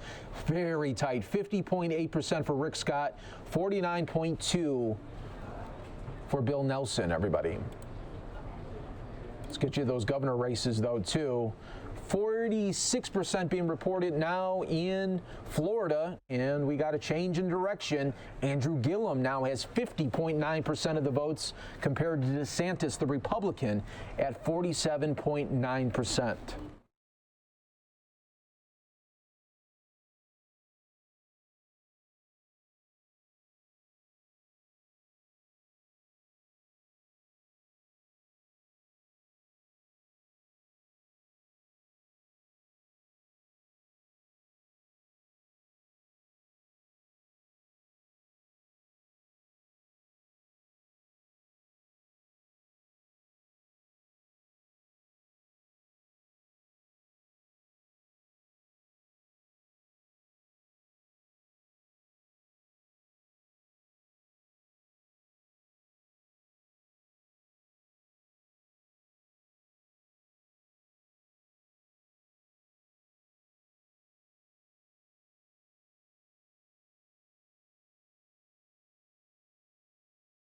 All right, we're getting an update here. Florida, 43% for the Senate race. Bill Nelson has taken a slight lead at 50.2%. Rick Scott at 49.8% right now. That is the Senate race there, and we're keeping an eye out on that. Ohio, we're looking at this Senate race there in Ohio. Brown has 67% of the vote very early, only 1% coming in right now. Remember, Bernie Sanders already taking Vermont, Tim Kaine already taking Virginia. We knew that, though. We knew that was coming.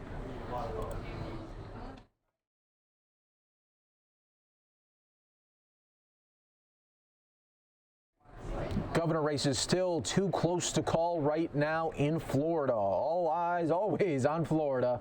Stay right here with us. More updates coming. You're on News Now.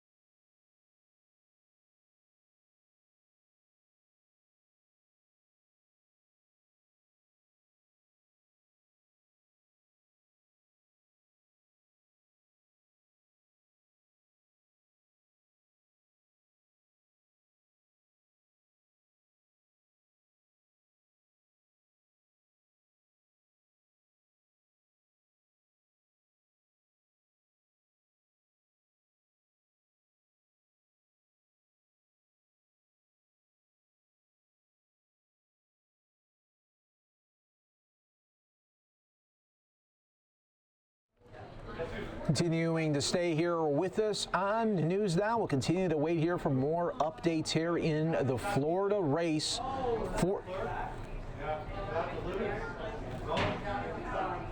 44% going right now for Bill Nelson.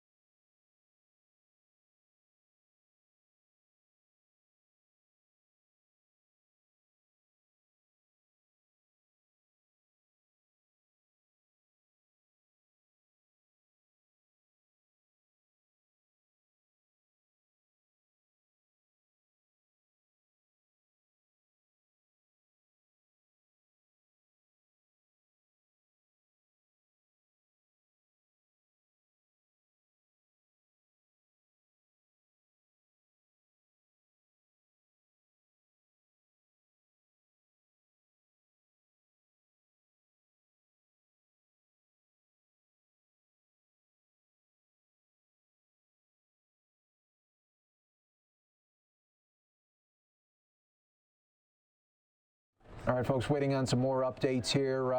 Bill Nelson, small lead, 56% being reported now in Florida. Bill Nelson with 51.2%. Rick Scott at 48.8% right now. We'll continue to wait and see for more updates here. Florida governor race, 55% are in. That's a tight one with Andrew Gillum in a slight lead, Democrat there.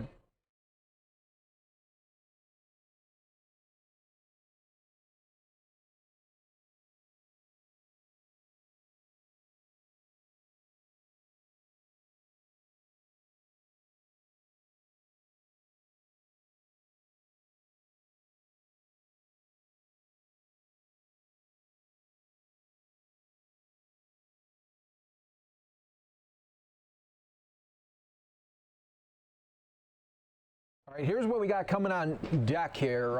In the next 20 minutes, we got a lot of states closing out in 20 minutes, everybody. We got Connecticut, Delaware, Illinois, Kansas, Maine, Maryland, Massachusetts, Michigan, Mississippi, Missouri, New Jersey, North Dakota, Oklahoma, Pennsylvania, Rhode Island, South Dakota, and Tennessee and Texas all closing out. 16 states.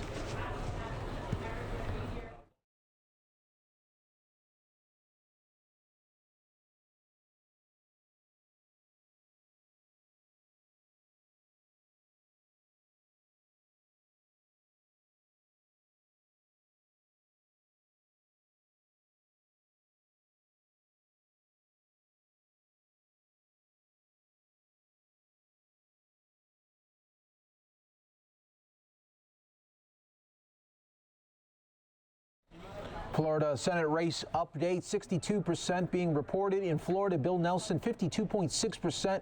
He has 2.5 million votes to Rick Scott's 2.2 million. Keeping an eye on that one. Very tight right there.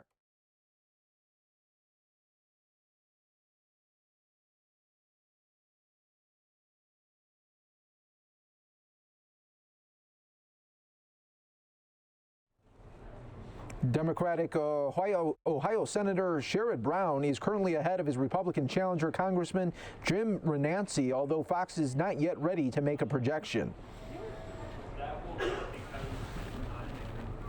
In the Ohio governor race, former GOP Senator Mike DeWine is locked in a very tight race with Democrat Richard Cordray, who served as President Obama's first director of the Consumer Financial Protection Bureau. Not enough info to project a winner there.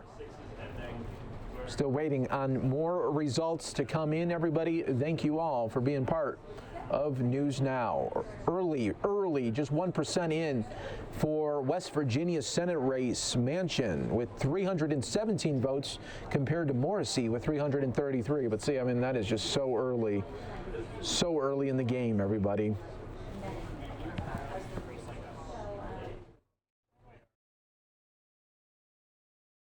We got 16 states closing out in 18 minutes, everyone. Let us know in the comments there, is it a blue wave or is it a red wave today?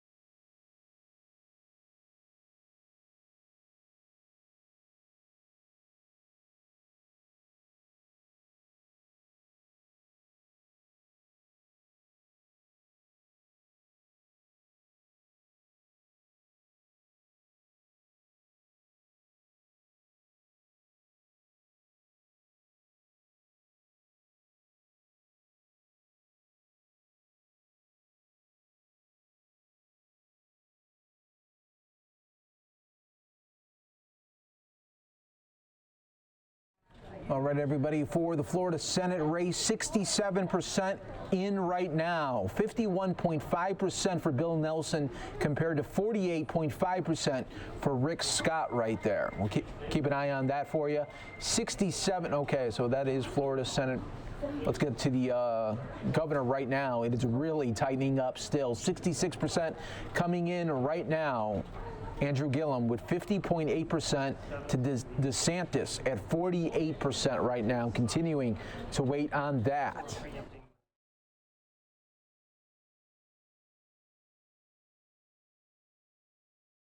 And you see in the House right now, it is currently 5-3. 5-3 in the House right now. Democrats needing 23.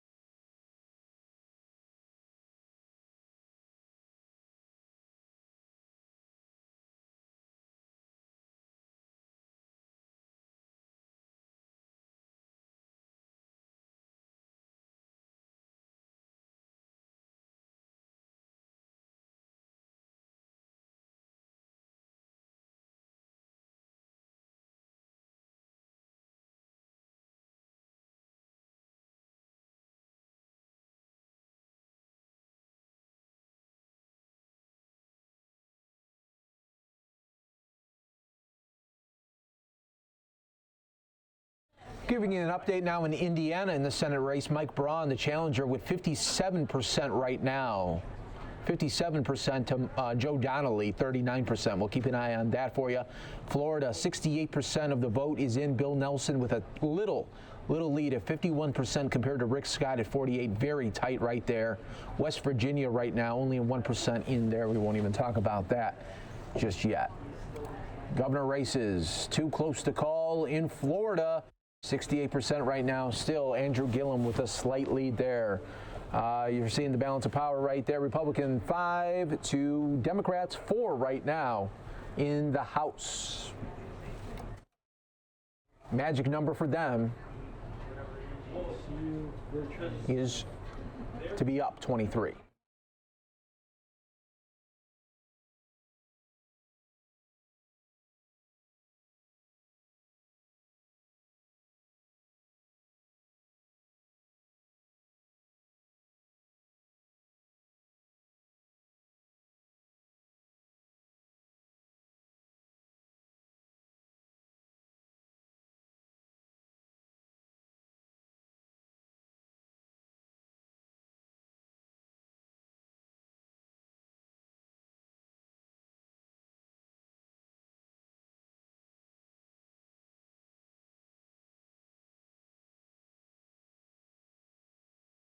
Okay, everybody, just important reminder, 13 minutes away from 16 states closing out.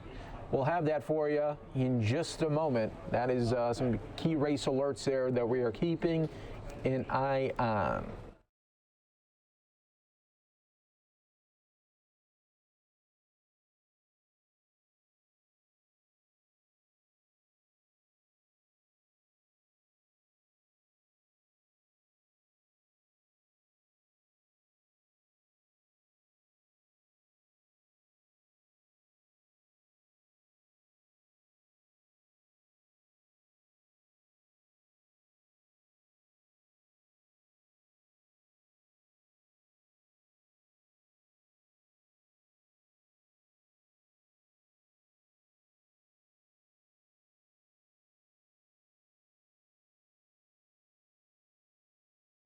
.3% of the votes are in for West Virginia. Joe Manchin, the Democrat there, with 58% compared to Morrissey at 36%. Continuing to keep an eye there. Ohio, 13% in right now for Brown, the Democrat, at 63%.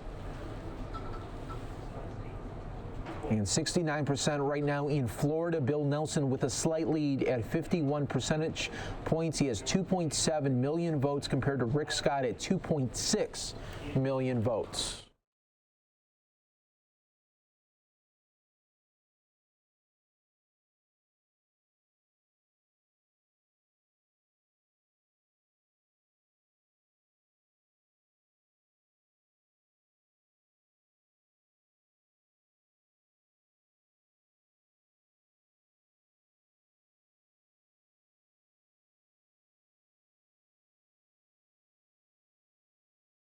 Just a reminder, these precincts very early in the numbers coming out right now. So this is we're a long way from the finish line. Everybody enjoy your part of the news now stream, fox10phoenix.com.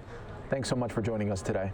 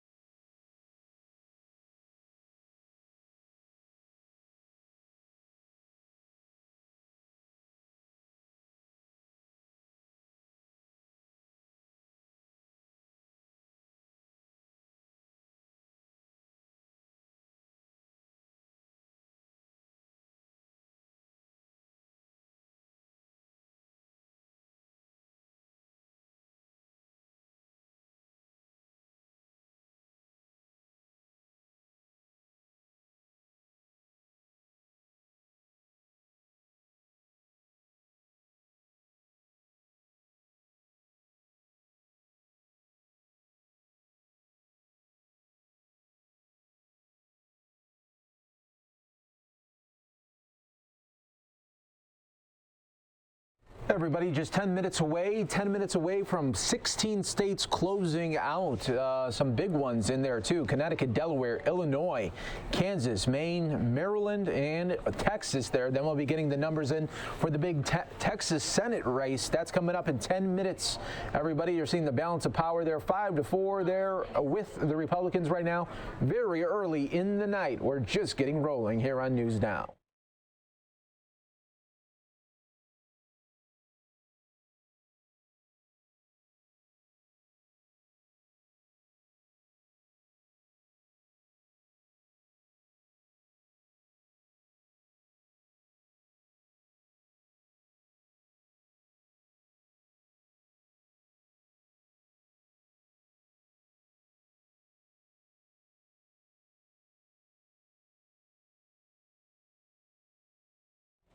Getting some more updated numbers there in Florida for the Senate race. Hold on one second. Let me get that for you. 71% right in now. Bill Nelson with a slight lead at 51% to Rick Scott at 49 percentage points. Still Indiana being a little bit slower to tabulate here. 24% though. Mike Braun still has a wide margin at 57% to the challenger, Joe Donnelly.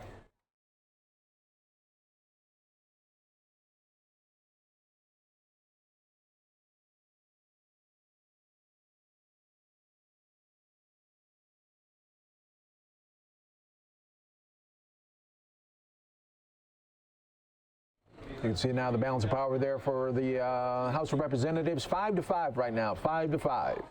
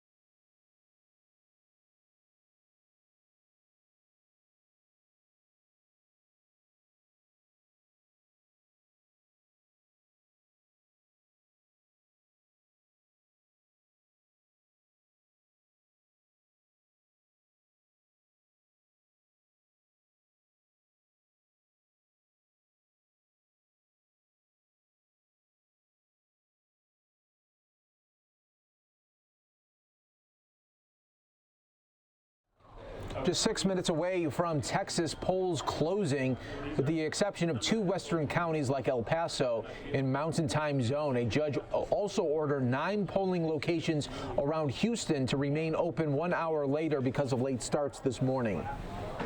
Okay. And I feel like I saw one that was like coming back. Christina was in MCU with something.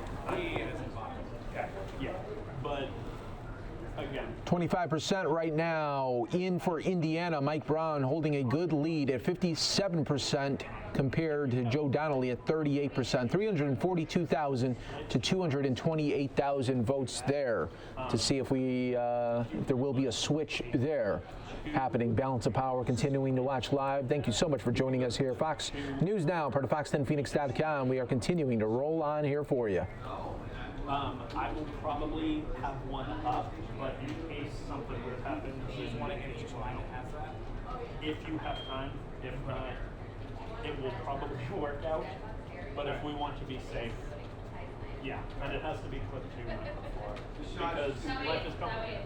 Okay, thanks, Sean. Well, I wanted it a little darker. Because right now we have it in the live video, so.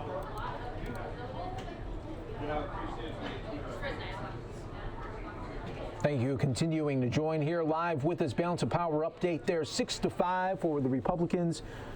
We are continuing to watch here live with you on News Now. Minutes away from closing in 16 states. Four minutes away, everybody. 4 minutes away. I'm really interested in that Indiana one. Looks like Mike Braun could be running away with it right now. Florida really tight at 73%. Bill Nelson, 51% of the vote. Rick Scott, governor there, 48.9%. Continuing to wait here for more updates. You're watching live here on News Now, being part of the worldwide stream that is Fox News Now.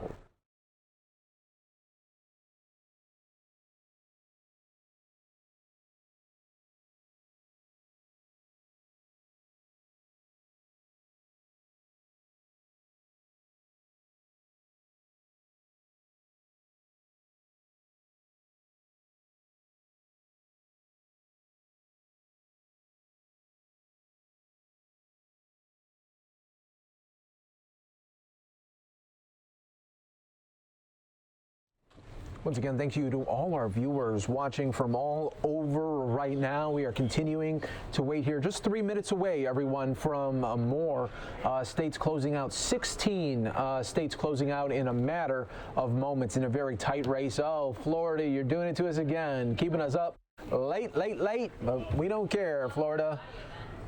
Right now, 73% of the votes are in for Bill Nelson at 51%. He is the incumbent.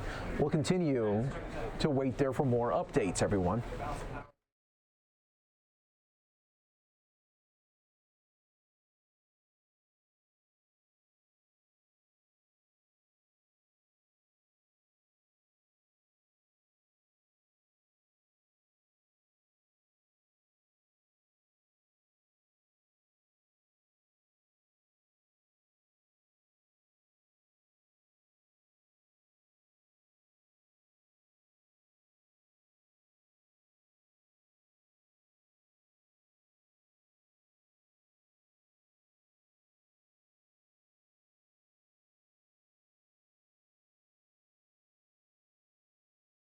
Also, just a reminder, as the polls close in Kansas, there's several counties on Mountain Time in the far western part of the state. A competitive governor's race is happening there. We'll keep an eye out on that for Chris Kobach and Senator Kelly showdown.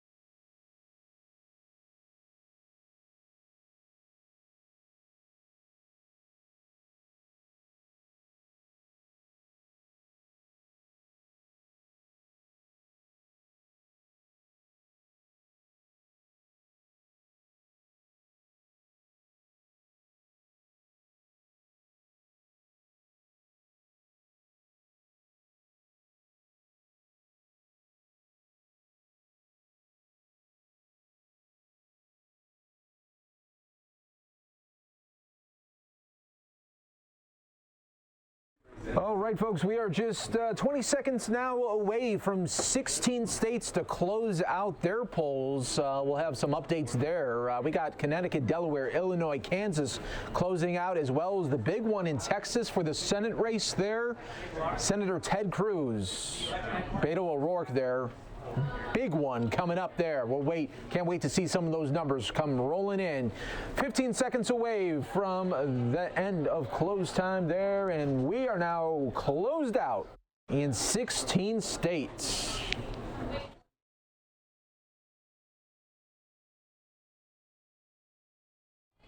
Let me get you some updates here in Indiana. 28% of the votes are now in. 56% for Mike Braun, the challenger, there right now. Florida at 74% of the vote are in. Still Bill Nelson holding a small lead. It is close there, folks. Wow, 51% to 48.9. That is close right there. 2.9 million votes compared to Rick Scott's 2.8 million votes there. Very tight, very tight. We're looking at more as they're going to be coming in. Let's look at some of the governor races there as well. So we're going to update you there. Florida, 74% of the vote in for Florida, 50.4 for Andrew Gillum. And DeSantis at 48% right now. Keeping an eye on those right there. Balance of power showing you right now. Democrats 21-16 there. And for the Senate, Republicans 43-32 right there being called.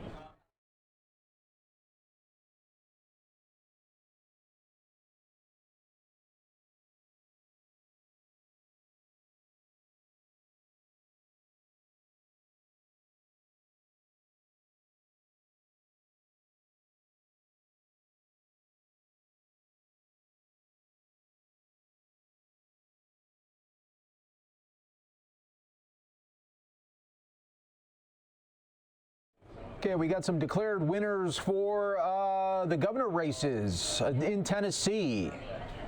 Tennessee can be declared now for Governor Lee there, winning there. Republicans have won in Tennessee, Alabama, and South Carolina. Looks like Democrats are going to pick up J.B. Pritzker. Looks like he has won Illinois. In Pennsylvania, Wolf, Democrat, has won governor there. Massachusetts, Governor Baker has won there, the incumbent.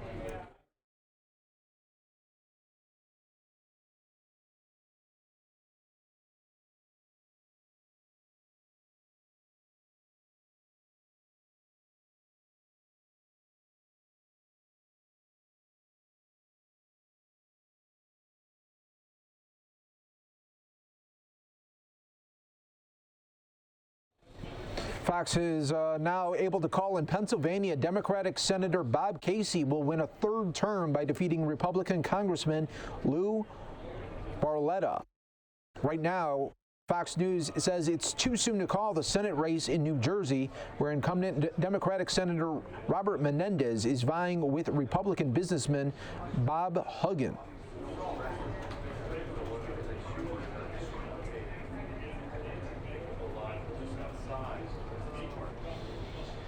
Democratic Missouri Senator McCaskill versus Republican challenger Hawley. While it's too early to project a winner, a victory by Hawley would give Republicans a crucial pickup in the Senate there. All right, and we got some Senate races being called there for you in Mississippi. Republican, the incumbent Wicker, Senator Wicker, continuing on for another 6 years. Indiana race at 30% being called, 55% for Braun Donnelly at 40%. Keeping an eye out on that there for you.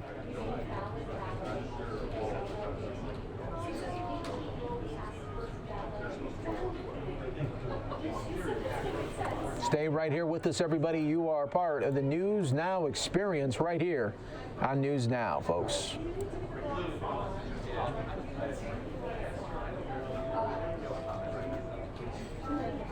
Sir? On your second anniversary here at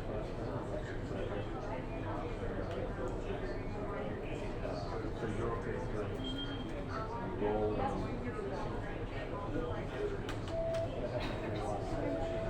yes. So please get stuff on your report. I'll be rolling after you, but if you're not. Thank you so much for joining us here on News Now. I'm your host, Mike Pache, always here with you. We're going to be with you throughout the night. Now, polls have just closed in 16 states, waiting to get some numbers out in Texas for the Senate race. We will continue to bring you those updates right now, showing you the balance of power. Currently at 43-32 for the Senate races, and for the House, 24-16 right now in favor of the Democrats.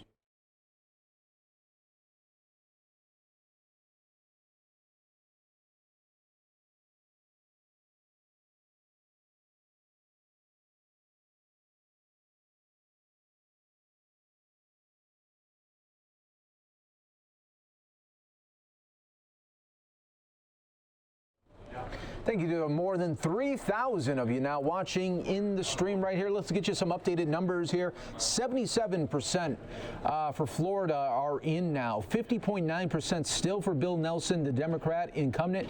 And then you got 49.1% for Rick Scott, the governor there, as the challenger. Continuing to wait for more updates here. You're part of News Now, part of Fox10Phoenix.com.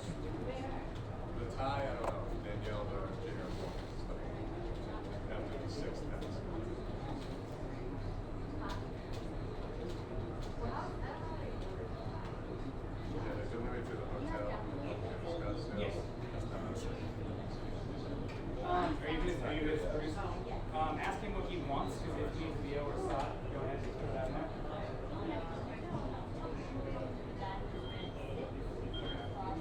Yeah, see if he's got any different or he wants to run. Continuing to follow here for the latest updates here for you on the News Now, part of Fox10Phoenix.com. Waiting for some more numbers to come and pop in here. As soon as they do, we'll bring them to you live right here. Missouri Senate race too close to call. Right now, that's a big one. We'll show you the balance of power continuing to wrap around there once we get some more updates. Stay right here with us, everybody. We're just continuing to roll on here. More than 3,400 of you watching worldwide on News Now.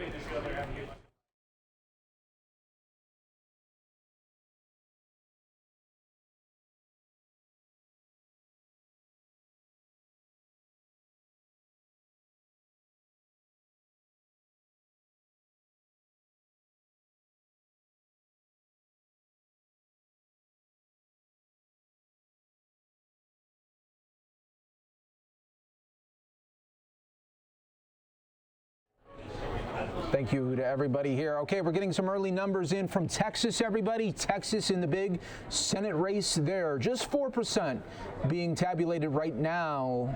Very tight race, though. Very tight at 53% for Senator Ted Cruz to O'Rourke's 46% there. So that one could be a close one there, going right down to the wire as well. We'll keep an eye out on all of those there for you. House balance of power there you are seeing.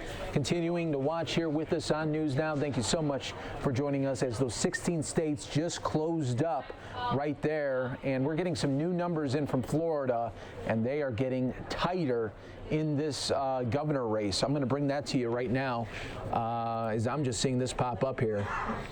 Okay, 80% right now. Gillum at 50.2%.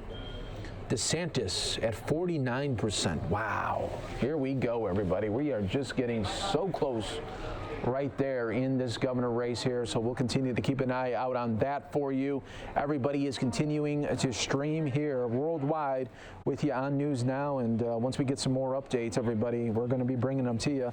Thanks so much for being part of the show right here as this is the midterm election, 2018 election night, and we are just getting started, everybody. Thanks so much for joining us here. I'm your host, Mike Pache, on the national stream coverage here.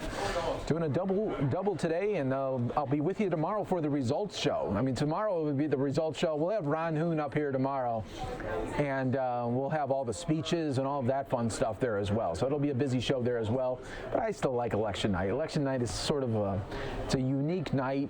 You only get it every 2 years, and every 4 years you get the big one, the presidential election. But for some reason, and I think a lot of you in the chat room will agree with me here, that this one feels sort of like a presidential election, just because of all the buildup and the hype that we've been seeing here. So we'll keep an eye on it. I got some more updates here coming for you. I'm just seeing a new screen pop up for me. Okay, 10% of the votes are in for Texas, and the challenger, Beto O'Rourke, has 59% compared to Ted Cruz with 40% there. 10% just in right there.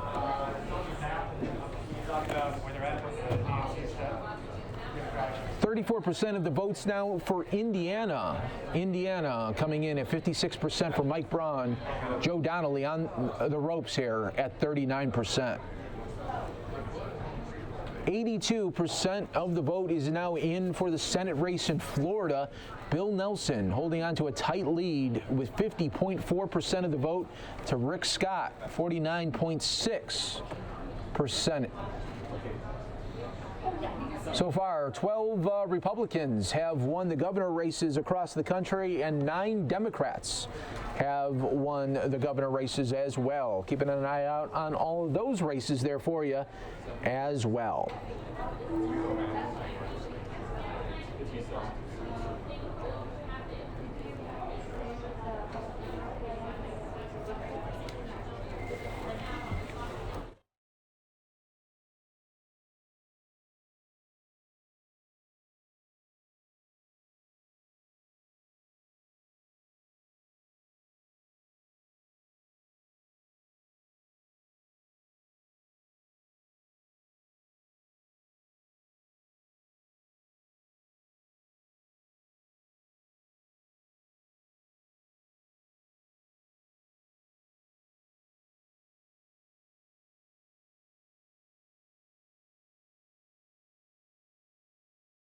Thank you to the more than 3,400 of you watching right now from all over the country right here. And now we just have one state on deck coming up in the next 15 minutes going to close out. That's Arkansas.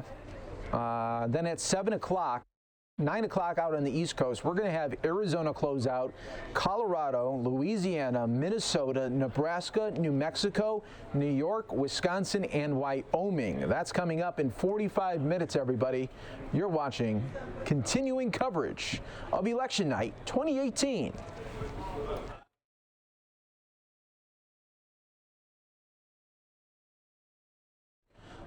All right, getting some updated numbers for you in West Virginia. Joe Manchin with 6% of the vote in, leading 54.4% to Morrissey's 41.6% there. Keeping an eye out on that race there for you as well.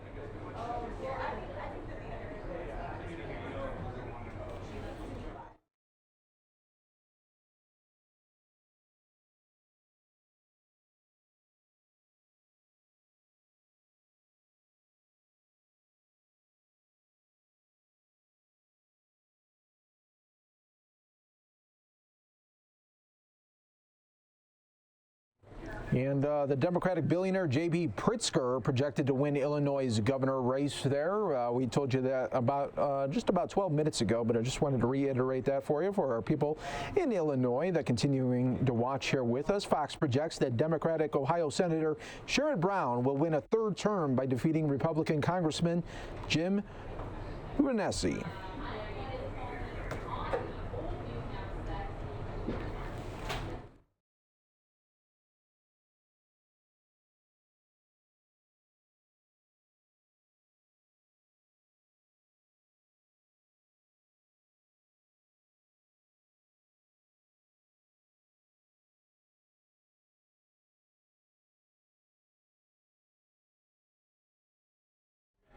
Showing you the balance of power there. Democrats 28 to the Republican 19. Continuing to watch all of those races as well. Florida, still 84% of the vote is in. Bill Nelson with a small lead at 50.3%. Rick Scott at 49.7%. We're watching now the race in Tennessee, everybody. 4% of the vote is in. This is new numbers just coming in with Marsha Blackburn leading at 66.4% compared to the Democratic challenger at 32.3%. Remember, that was the race that Taylor Swift said that she would not be voting for Blackburn there. So we'll keep an eye out on that one as well. Lots of races to go here. We're watching them all over the country. You're part of the News Now stream on fox10phoenix.com. We continue to provide you the very latest as these poll numbers are coming in. I'm just reading them out to you. I'm doing it as fast as I'm seeing them out on the boards, and I'm spitting them out right out to you. Thanks so much for being part of it. We're staying here. We just got about 45 more minutes. Polls close in Arizona in 45 minutes, everyone.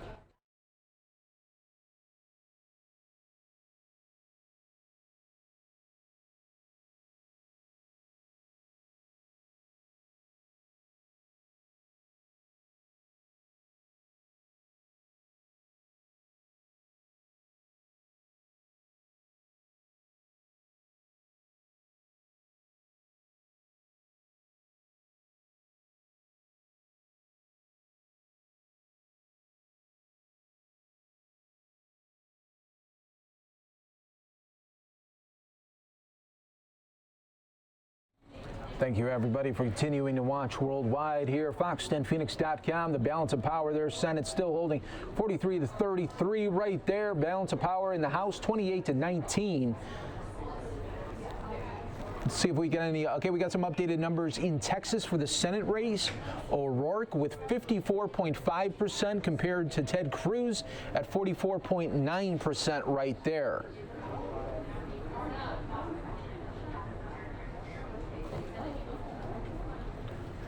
All right, folks, we're getting some. Oh, wow, this just really tightened up in Florida.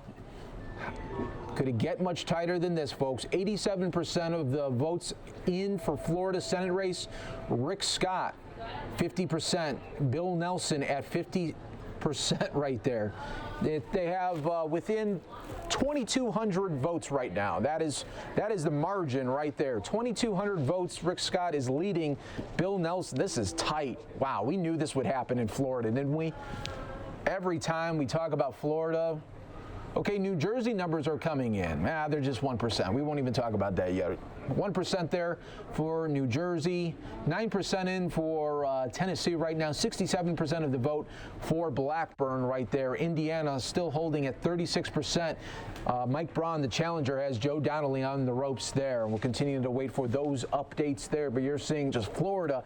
You knew Florida was going to be like this, just this tight race. Let's see if we get an update here for you on the governor race. I'm waiting to see. Wow. Oh. The Florida race got tight at the same time right there. 89% of the vote is in for Florida. DeSantis, 49.6% compared to Andrew Gillum at 49.1%. Oh, Florida, you knew this would happen. You knew it would happen, everybody, and we're continuing to wait for these numbers to pop in here. Balance of power, 28 to 21 there. Democrat lead right there. We're waiting for more results to come in. We have Arkansas closing in about 12 minutes. Stay right here with us. More news now, everybody, coming up.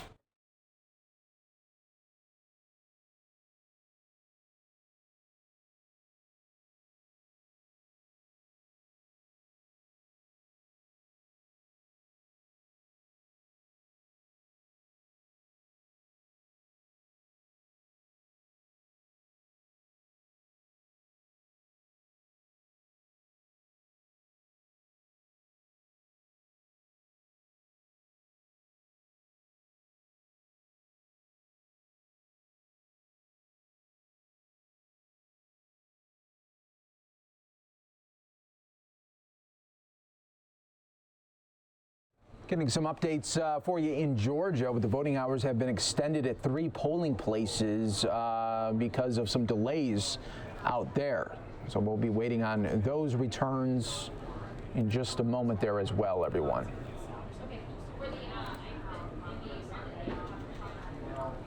Just a reminder on the governor races, 12 have been called already for Republicans, 9 have been called for Democrats.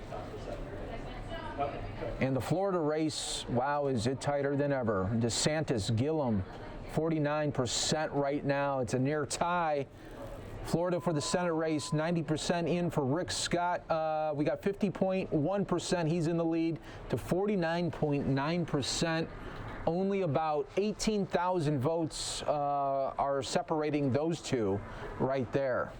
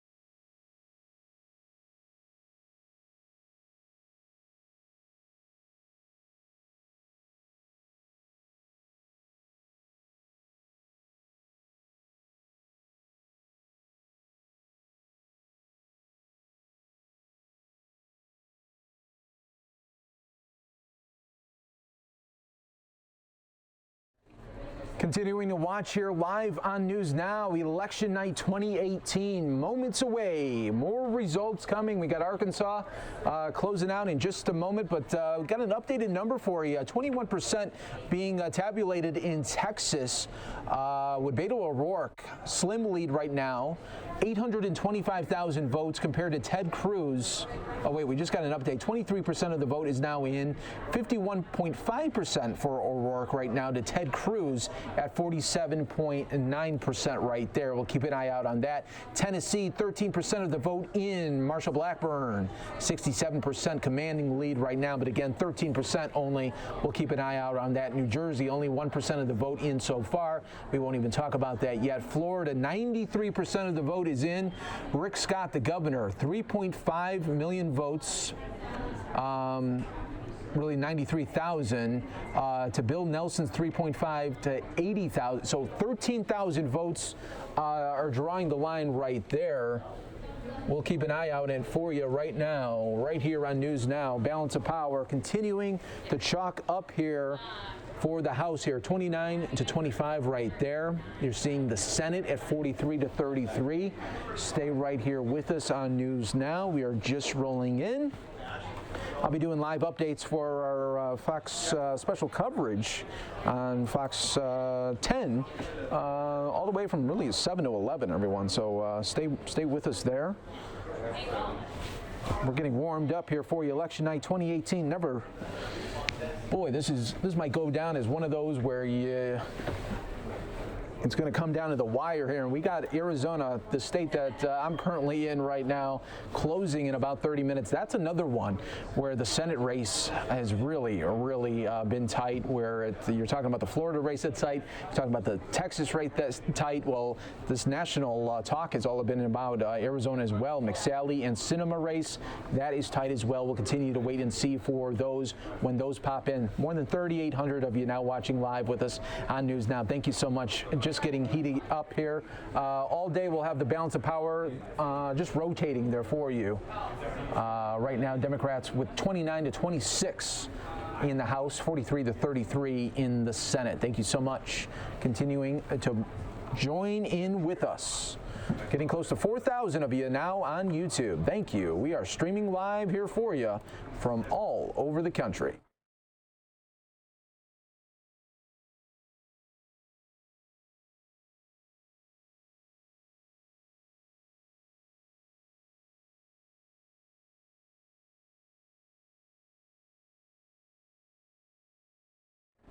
Okay, we're getting some early numbers in from Michigan. Just 1% of the vote in right there. We won't even talk about that yet, but we are getting some numbers in there. Michigan Senate race there, where we do have the incumbent there, Savanaugh, taking on James. So we'll keep an eye out on that for you as well. Let's give you some no updated numbers yet on Florida. Still 93% of the vote coming in. Rick Scott holding a lead of about 11,000 votes to the incumbent there, Bill Nelson, who's been he was going for his fourth term.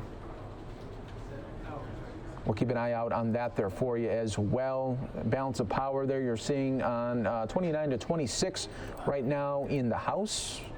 Thank you so much for joining us here. News Now continuing to roll on. Getting close to 4,000 of you watching all over the country and the world. If you haven't already done so, hit that like button, hit that subscribe button. That way you'll always know when we are live, providing you updates from all over the country. And this is a big night, you know. This is midterm elections. It's been built up. And how many commercials have you seen? Are you just tired of the commercial? Maybe you're celebrating tonight because the commercials are over finally. You could say goodbye to the commercials. I mean, every other commercial you were getting just inundated. And it wasn't even commercials. There were text messages now. There were phone calls, emails coming to your mail address. I mean, any way they could have reached you, they did. And by the end of it, you're just like inundated with it. And you're like, please stop there.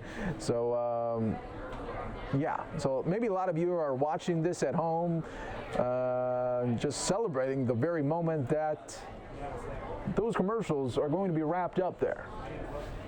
Continuing to wait here, the Florida race for Senate. Wow, that could be a big one if Rick Scott can overtake Bill Nelson. That could be a big one there. We're watching that. We're watching Indiana. We're watching Tennessee. We're also watching Texas. Okay, I'm getting some new numbers in for Texas here. 28% of the vote is in the challenger. O'Rourke has 1.1 million compared to Ted Cruz's just under 1.1 million. So very tight race there. Continuing to hold on, and we are streaming here worldwide here for you, folks. More news now. It is coming up next.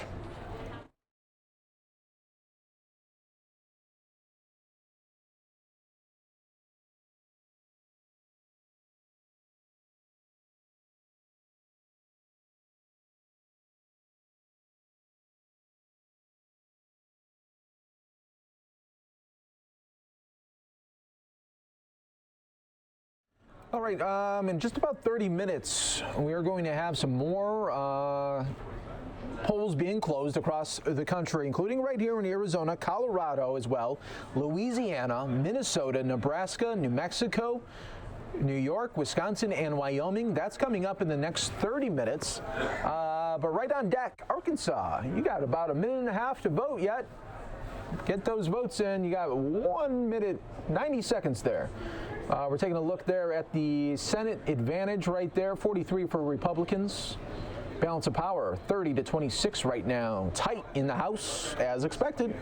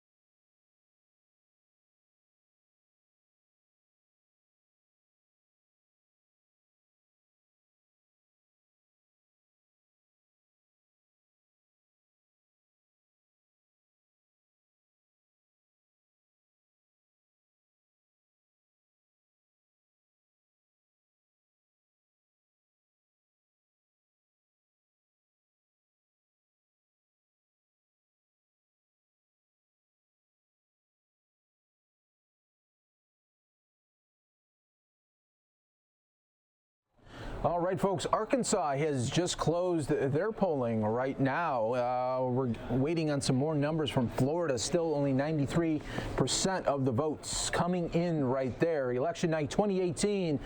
We're getting more results coming in as the seconds come in. That's what's so fun here about News Now and Fox10Phoenix.com. I'm just sitting here waiting and seeing these tabulate, and I just say it to you right away. Take a look at the shot, though, that we're getting from beautiful New York City right now. That's America's election headquarters. They built that set. They worked on it for weeks, all for this one night there. Fox News Channel doing a great job doing all of the updates there as well. But for online viewers, I'm your source right here. Balance of power, House right there, 30 to 26. And you're talking about the Senate right there, 43 to 33. But next, coming up, after we get the results there from Florida, then Texas, we're going to be waiting for those results. And then, folks, it's going to be Arizona. Big national attention on Arizona. McSally or Sinema, who's it going to be? Who's going to Washington for 6 years? Remember, they were both Congresswomen representing Arizona, but it's only a 2-year term there. So with Senate, you get a little more lease. There in Washington, D.C. there. So we'll keep an eye on that. Thanks to more than 4,000 of you watching worldwide on News Now.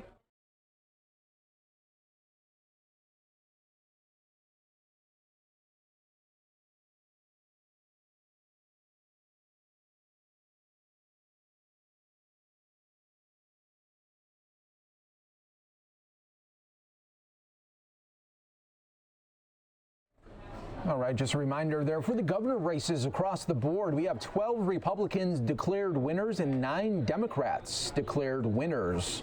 Holding out for Florida right now, too close to call. Too close to call in Florida. DeSantis, 3.6 million votes to Andrew Gillum's 3.5 million votes there. Let's see if Florida Senate race giving us any updates. Nope, still tight there. Rick Scott with a, he has about 18,000 lead right there. 18,000 vote lead there. 31% of the vote coming in for Texas. And let's see, 51.1% for O'Rourke. Ted Cruz, the incumbent there, at 48.3%.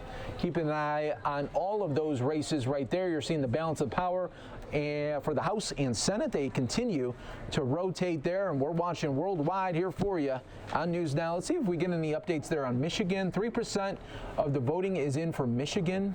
John James, 50%, the Republican challenger there to Stabenow at 48%, but again, only 3% coming in. Let's see what we got the numbers for Indiana. Wow, Indiana's just coming in slow.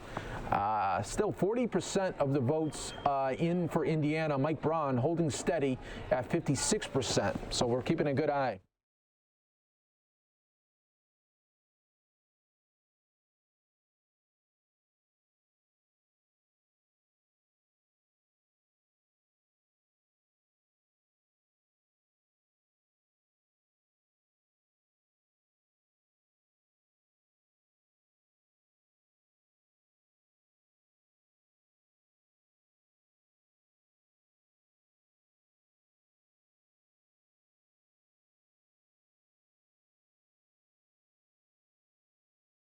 Let us know in the chat there how you think the night is going. Is it something that you expected?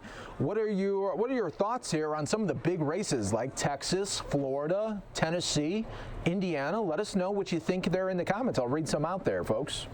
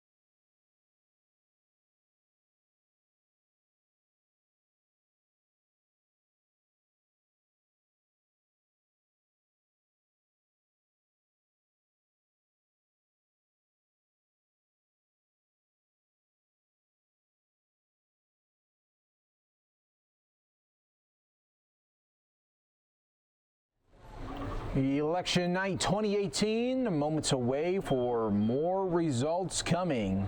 Thank you for joining us here. Thanks to more than 4,000 of you watching. Let's see if we get some more updated numbers for you in Florida with Rick Scott, the governor there, the challenger, holding steady at 21,000 point lead there. 93% of the vote is in. Keeping an eye out on that there for you. Let's give you a Texas update. 33% of the vote is in right now, and it is tied right now, a dead tie at 49.7% there. Oh, we just got an update. 34% now. Voting is in. Ted Cruz has taken the lead, a slight lead of just about 15,000 votes. We'll keep an eye for you on News Now.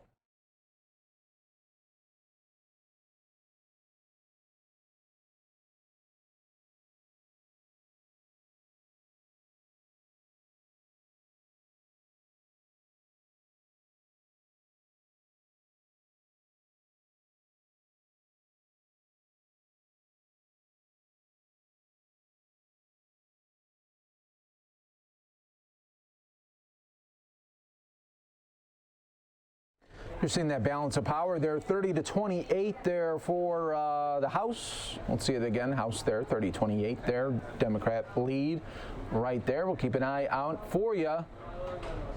Counting down to the poll closing in 14 states. That's coming up next, everybody.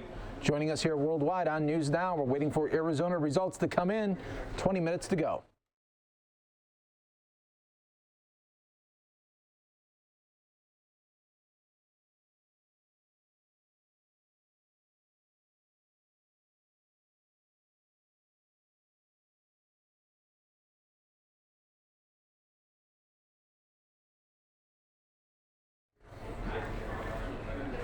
And it is now 6:37 out here in Arizona, 8:37 out on the East Coast, 7:37 out on the Midwest Central Time Zone. Hi, everyone. I'm your host, Mike Pache. Thanks so much for joining us here today. A lot of coverage to get to you. And those races in Florida, we cannot stress enough. They are so tight right now, even in the governor race and Senate race. We're also keeping an eye on the close race in Indiana for the Senate race. Texas has become very, very tight there. I mean, when you're thinking about it, Beto O'Rourke, he was able to bring in about $80 million in fundraising. That's a lot of money there for a Senate race there. He had a lot of Hollywood support there as well. We'll keep an eye out on everything coming around.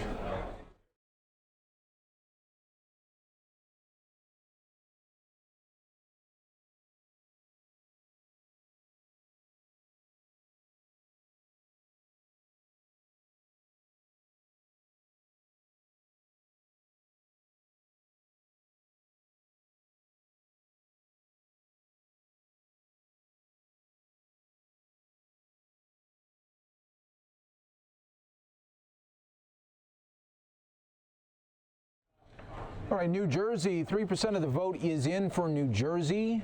49.2% going to the challenger, Huggin, with Menendez, the incumbent, there at 47.2%.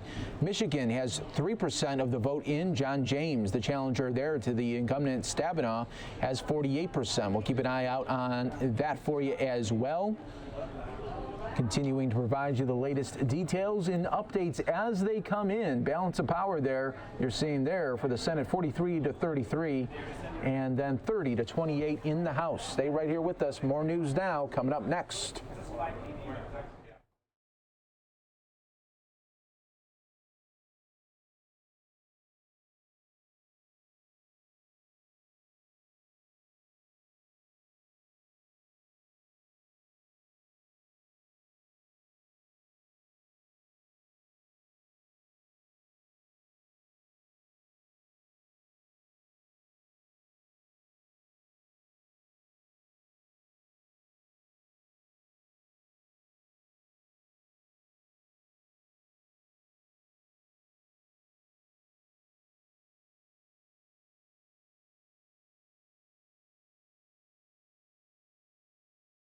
All right, voting continuing on in Texas there. 39% of the vote is in, and this is going to be, I think this is going to be a seesaw type of battle right there in Texas. O'Rourke now with 50.5%, Ted Cruz 48.9%. You just don't know which precincts are coming in, which part of the states really, and that's why some of those sides will light up at different times, everyone. Let's continue to wait here for more updates on News Now, part of Fox10Phoenix.com. Watching live here with us.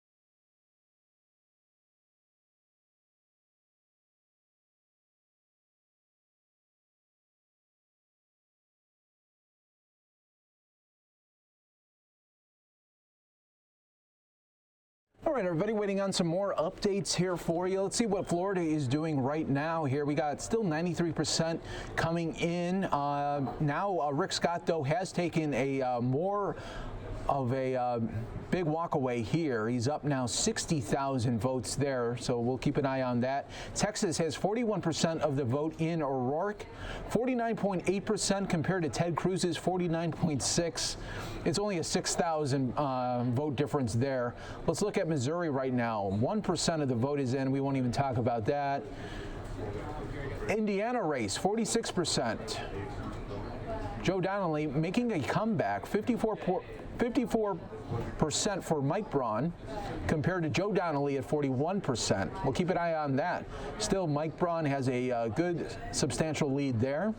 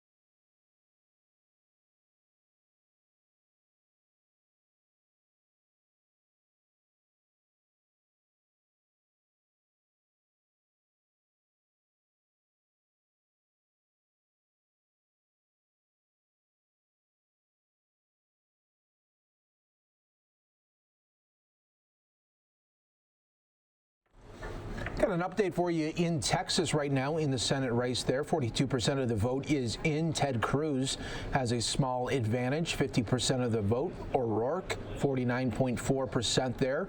Just 22,000 votes separate there. Waiting on for some more precincts to come in through Missouri before we could start talking about that. Indiana, 47% of the vote. Mike Braun has overwhelming lead right now at 54 points, 54 percentage points compared to 41% of Joe Donnelly's.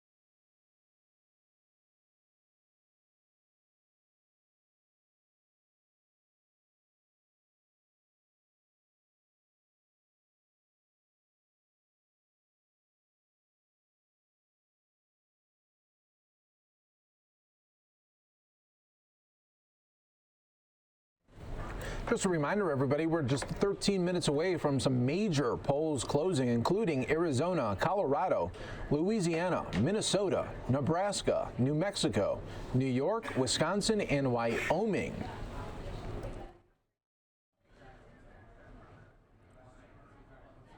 More updated numbers here for you in Florida. We have Governor Rick Scott beating out Bill Nelson right now. And that is within 60,000 votes right there. So Rick Scott getting a little bit bigger lead right there. Let's look at the governor races. Still very too close to call, but DeSantis, though, has about now 70,000 vote lead to Andrew Gillum. Keep an eye out on that there for you as well. 13 Republicans have won the governor races compared to 9 Democrats.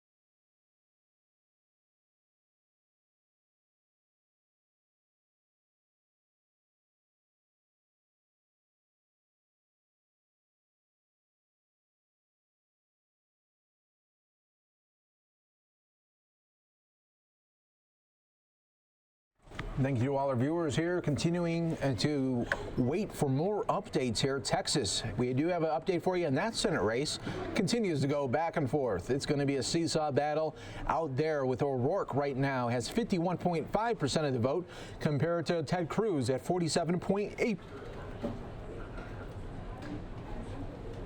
Let's go to Tennessee right now. Marsha Blackburn has 61.5% of the vote. That's with 33% of the votes coming in right now. In Michigan, still very tight up there with only 4% of the votes coming in. Indiana has finally 50% of the votes coming in. Mike Braun, the challenger, 53.7% compared to Joe Donnelly out there. We'll keep an eye out on that. New Jersey has 9% of the vote in, and Huggin right there with 52.1% against the incumbent Democrat Robert Menendez at 44.4%, keeping an eye out on those races as well for you.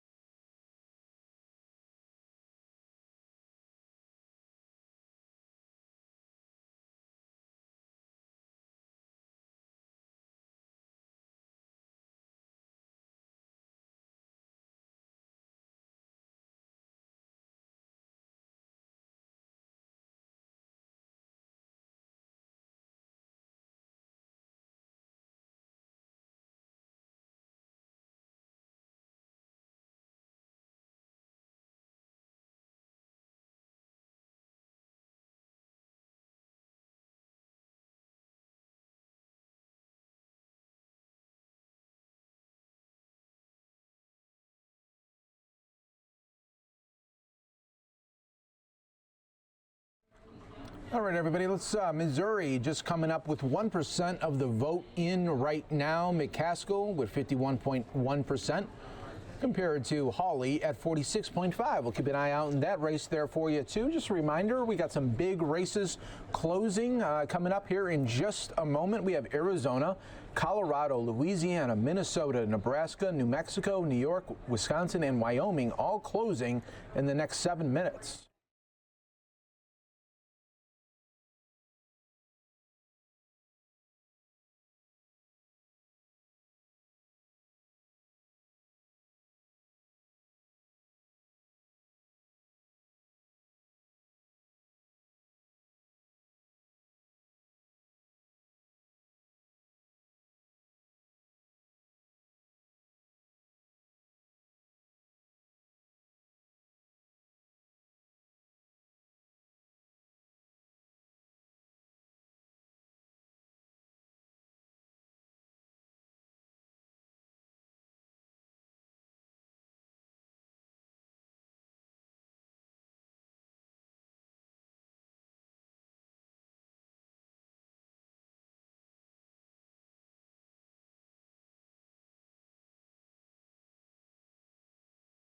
Thank you to all our viewers from across the country that continue to watch with us here live on News Now and Fox10Phoenix.com as we wait for more of these numbers to continue to roll in here for you in Florida. Too close to call in the governor race, too close to call in the Senate race.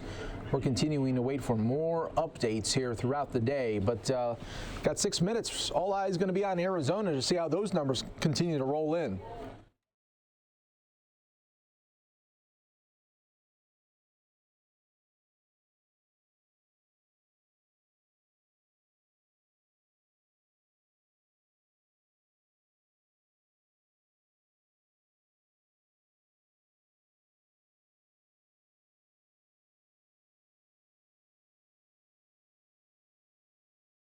According to Fox News' America's election headquarters, the probability meter that they are showing control of Senate, Republicans have a 65% chance to control the Senate, while Democrats have a 79% chance to control the House. We'll continue to wait and see if those numbers change.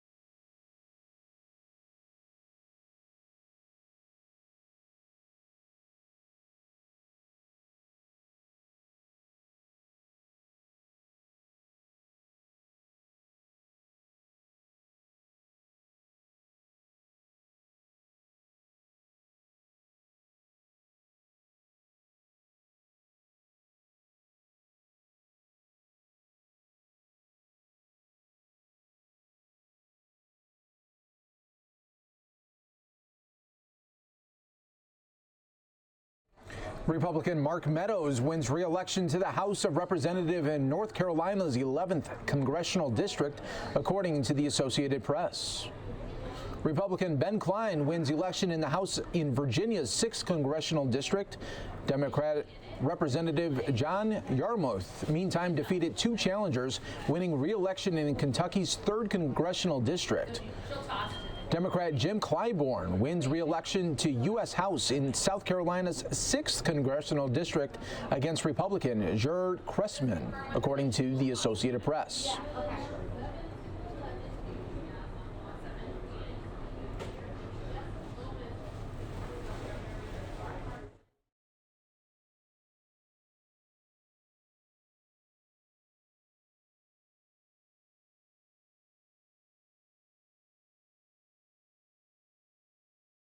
We also have an update for you. Greg Pence, brother of Vice President Mike Pence, projected to win the House race in Indiana.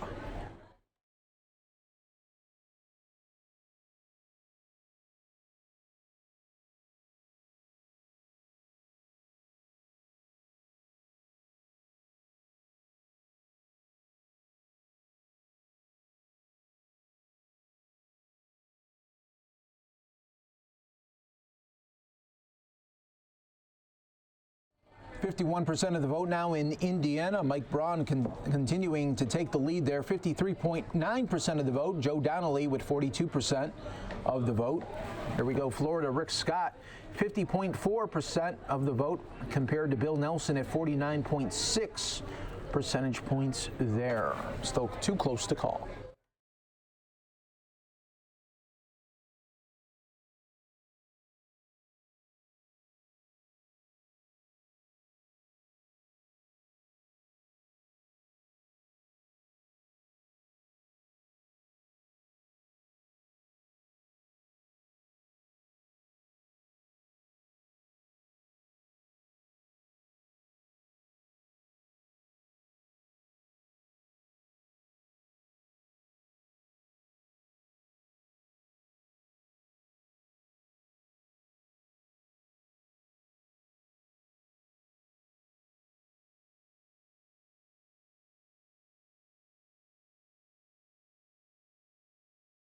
Just 2 minutes away, folks, 2 minutes away from polls closing in Arizona and other states, continuing to wait for those numbers to come on in.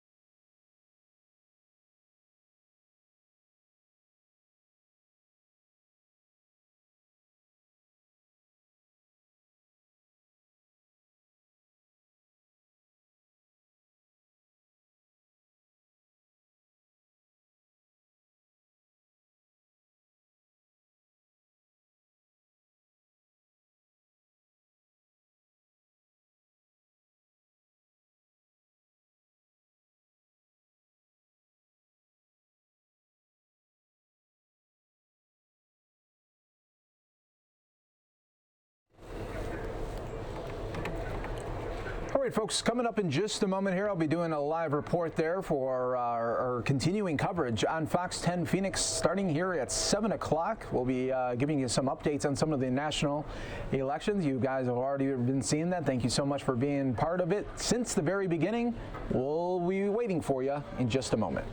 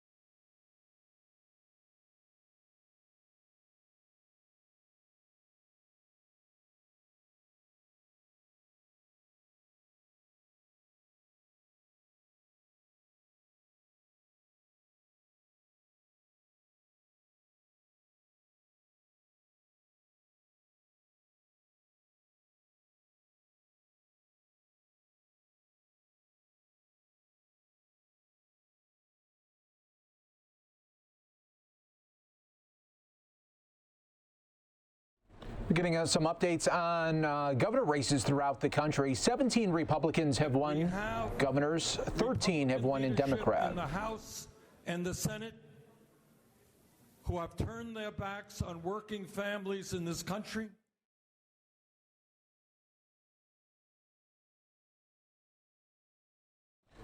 We got Bernie Sanders speaking right now. Let's listen in. $1 billion in tax breaks to the top 1%. And then Trump came forward with a budget that would have made massive cuts to Medicaid, Medicare, and the Social Security Disability Fund.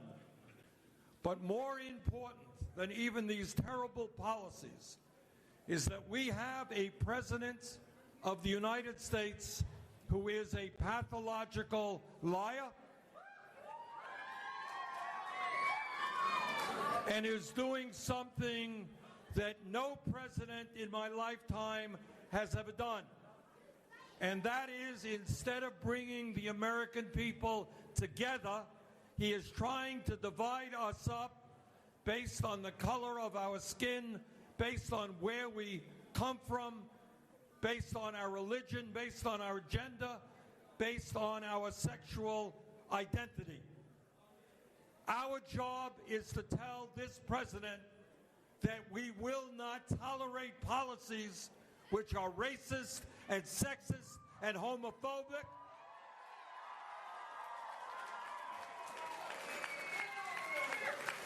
That all over this country, the American people, led by the state of Vermont, are going to stand up and fight back.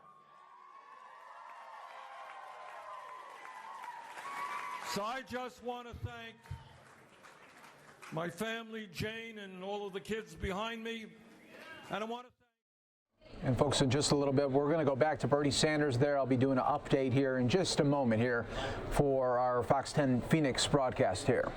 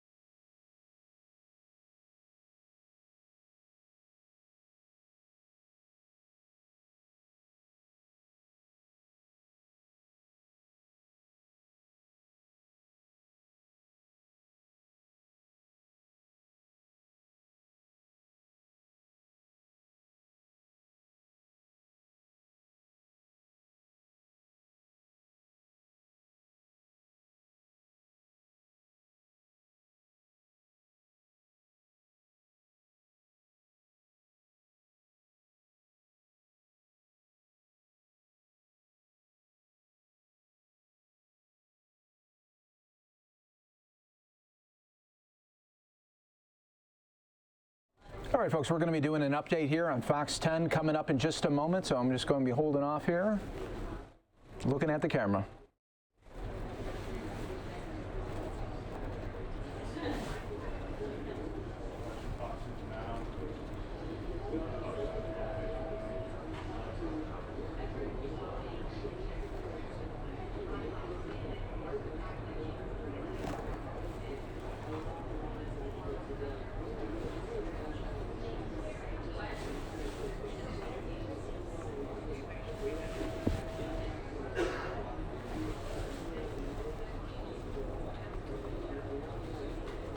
I just can't hear the program right now again.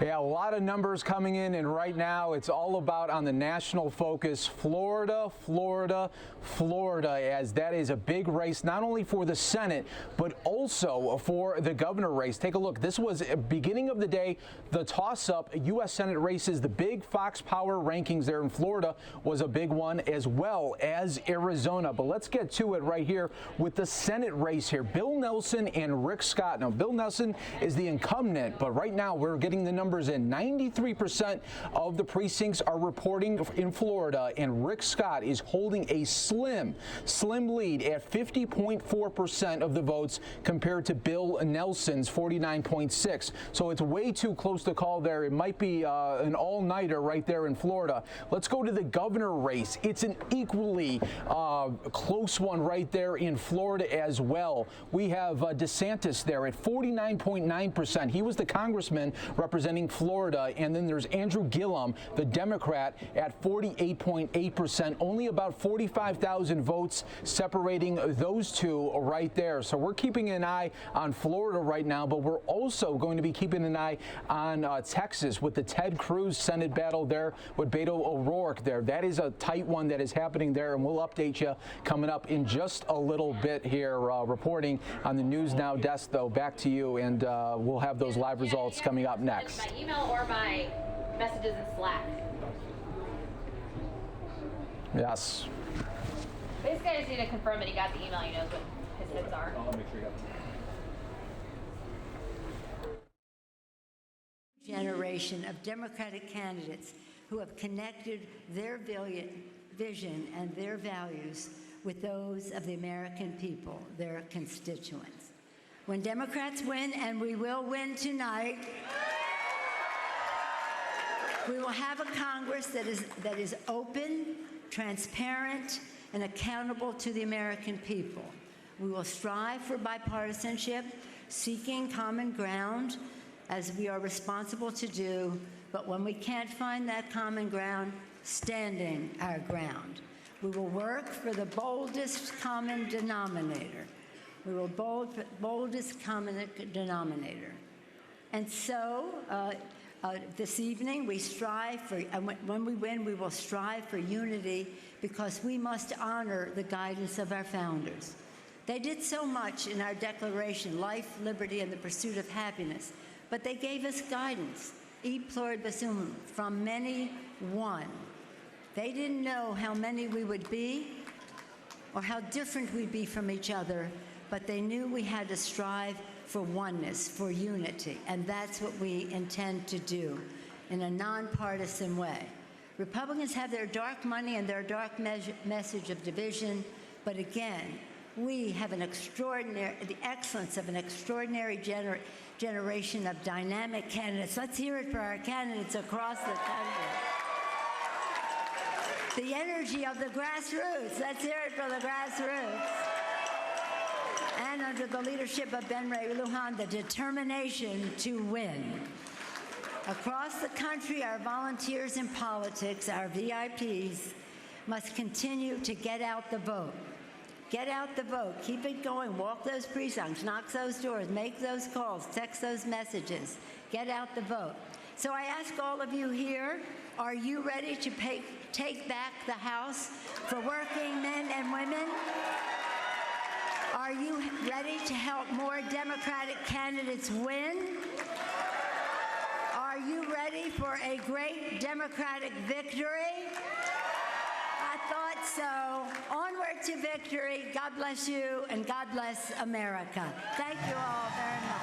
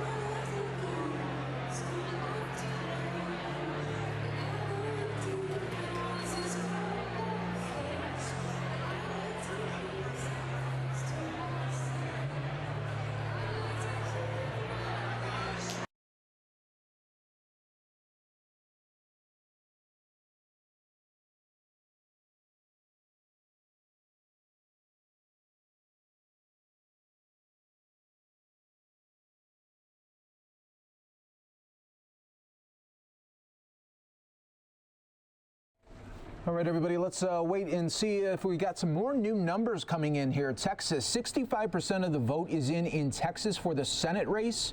O'Rourke has 51.5% compared to Ted Cruz, the incumbent there, at 47.9%. We can report to you, Fox News is calling Marsha Blackburn, a Republican, as the new senator there. Indiana has been called for Mike Braun. That is breaking news, everybody. CNN, we're going Fox News. Mike Braun at 53.7% there has unseated Joe Donnelly.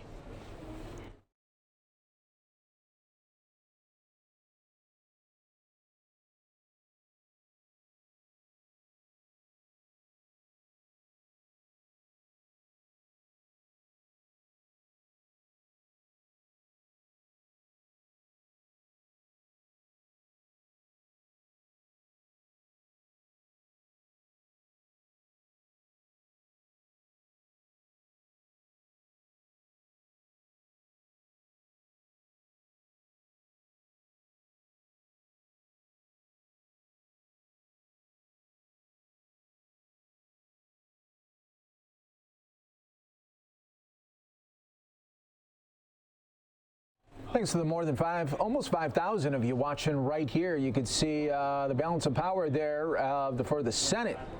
Boy, it's just getting close there in the House there as well. Continuing to wait here for more updates, wanting to get some more new numbers in from Texas there. But Indiana has been called for Mike Braun, has unseated the incumbent there. Democratic Joe Donnelly is not going to be getting another 6 years in Washington.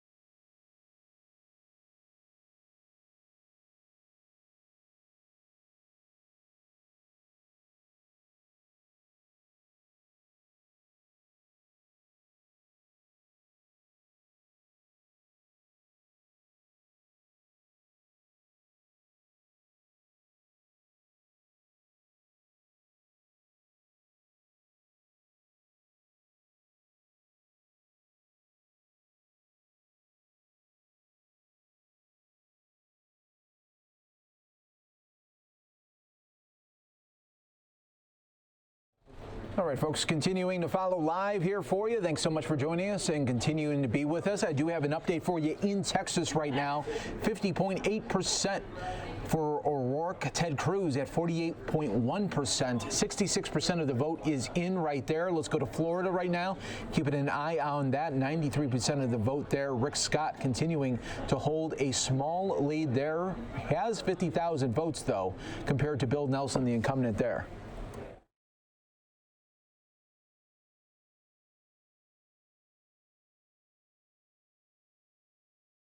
3% of the vote is in for Missouri. McCaskill holding a 61% lead there. We'll keep an eye on that. Still a long way to go there in the Show Me State. Going to Michigan right now. This is one to really pay attention to. John James there, 50% of the vote compared to the incumbent there, Stabenow, at 47%. Now that was a race. Well, really, the challenger there, James, was really not getting a lot of coverage national. It was up until the last about week and a half. Then the national news really started picking up on this Michigan race. He kept on saying on interviews that he feels like he was a lot closer in the polling that suggested, and he was exactly right as of right now. We'll see if that can hold.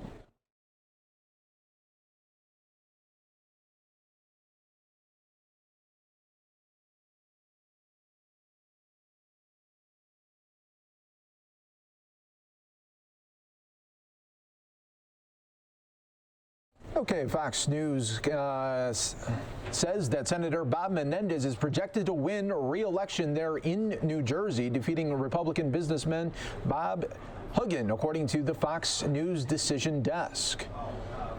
And the Fox News Decision Desk now projects that Democratic Senator Joe Manchin will win re-election by defeating the Republican Attorney General Patrick Morrisey. The Fox News Decision Desk has projected that Republican Vermont Governor Phil Scott will defeat Democratic challenger Christine Hultquist in the state's governor race. Anyway, I would say earlier.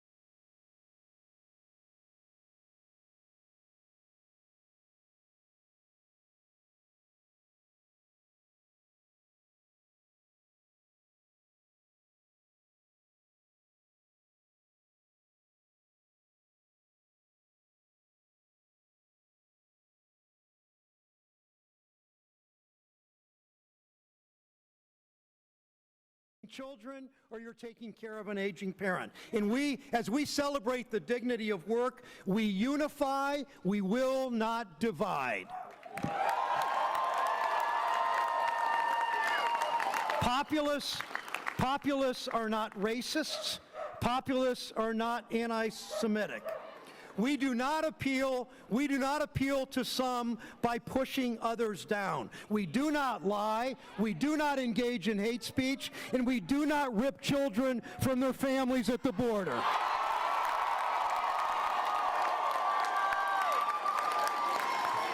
This is our America. We will never yield the hallowed ground of patriotism to extremists. Say it again. We will never yield the hallowed ground of patriotism to the extremists at the State House and in the White House.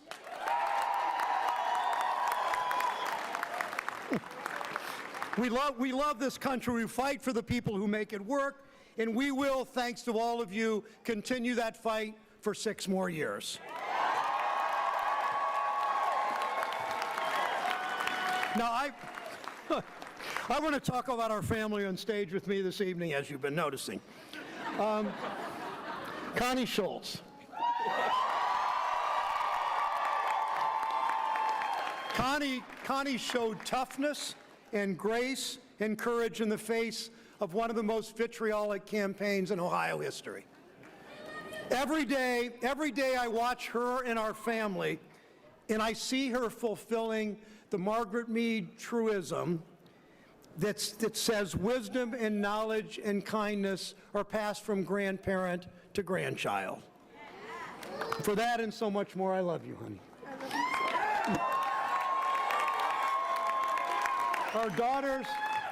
Our daughters, public servants, all, Emily, Elizabeth, Caitlin, you inspire me as mothers, you can inspire me as daughters and wives and activists. Thank you. Thank you. My brothers, Bob and Charlie, and sisters-in-law, Ann and Catherine, who always step up in so many ways to help their little brother. Bob and whoever you are, Bob and Charlie, thank you. Our sons-in-law and our 6 grandchildren, all born during my 2nd term in the Senate, as you can see their age. And our grandson, one grandson and his parents who couldn't be here tonight. Justin Boraski and an amazing campaign staff.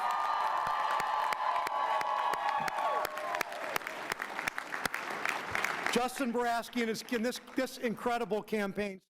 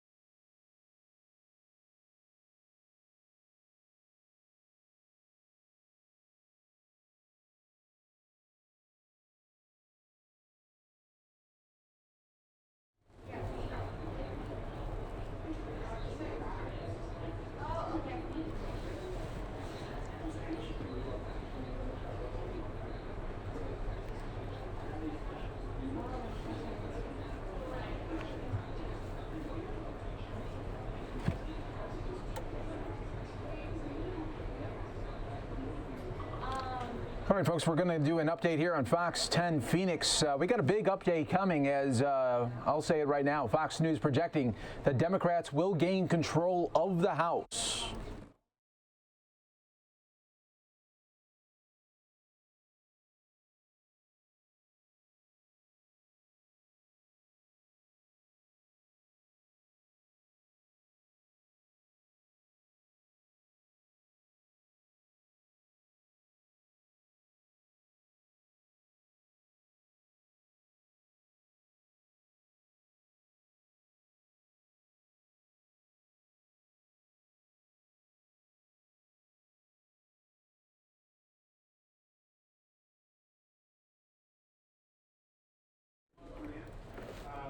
Gotcha.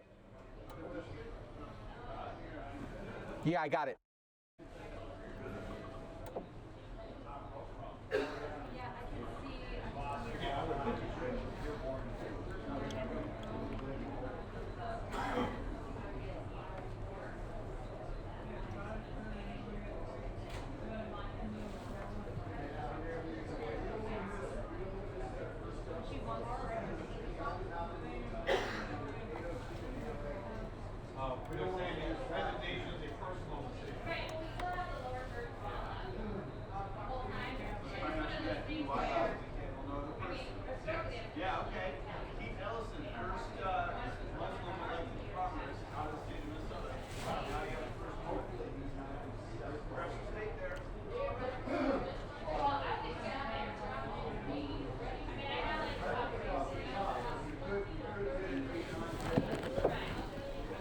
All right, folks, we're just a minute out from this live update here on Fox 10 Phoenix for our special election show. We'll have that for you with that big breaking news that did come down. Fox News is now able to project that the Democrats will retake control of the U.S. House.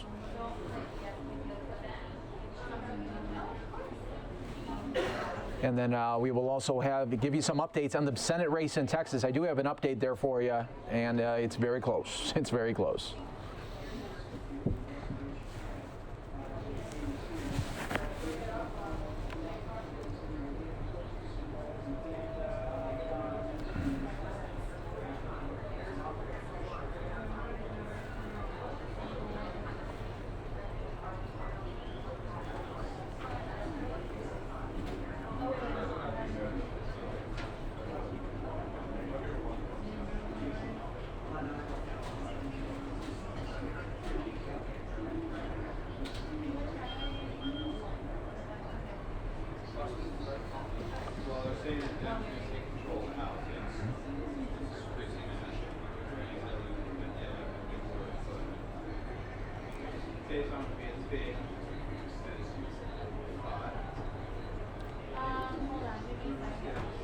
Yes, there is a big news right now as the Fox News decision desk is now able to project that the Democrats will retake control of the U.S. House. That one just coming down in the last couple of moments there, so we wanted to bring that to you live right here on the News Now desk. But let's show you that balance of power right now. You're seeing the Senate race there, 47-40.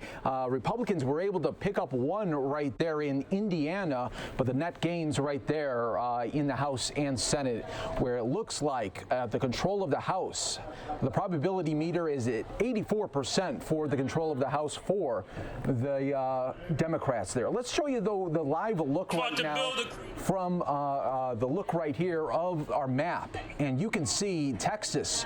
This is the big one that a lot of people are watching right here. This could be an upset right here with Senator Ted Cruz behind right now O'Rourke. It's 49.8% to 49.2%. Really, really tight right there. And we're still talking about Florida as well, going up at 93% of the voting in, and Rick Scott has about a 75,000 vote lead there, so he could overtake the incumbent there, Bill Nelson. We continue to take a look at all of these races, and we're going to be seeing some of the first results coming in Arizona in the next 17 minutes, so we'll have that for you in a little bit in the next hour here as we continue to roll on here. But yeah, big news with the Democrats there. It looks like Nancy Pelosi could be getting closer to getting that gavel back as Speaker of the House. Back to you.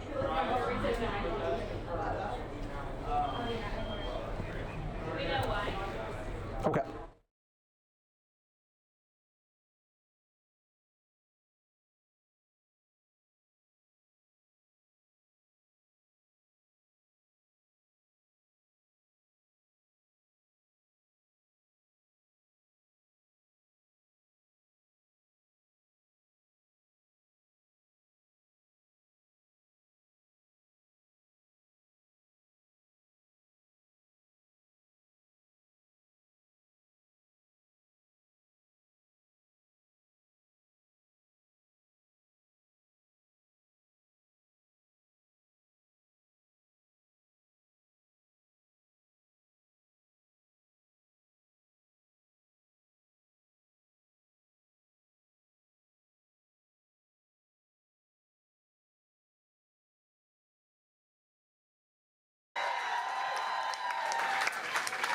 So let me get the most important thank you first, and that is to my amazing family, to Kathy, to Owen, and to Ryder.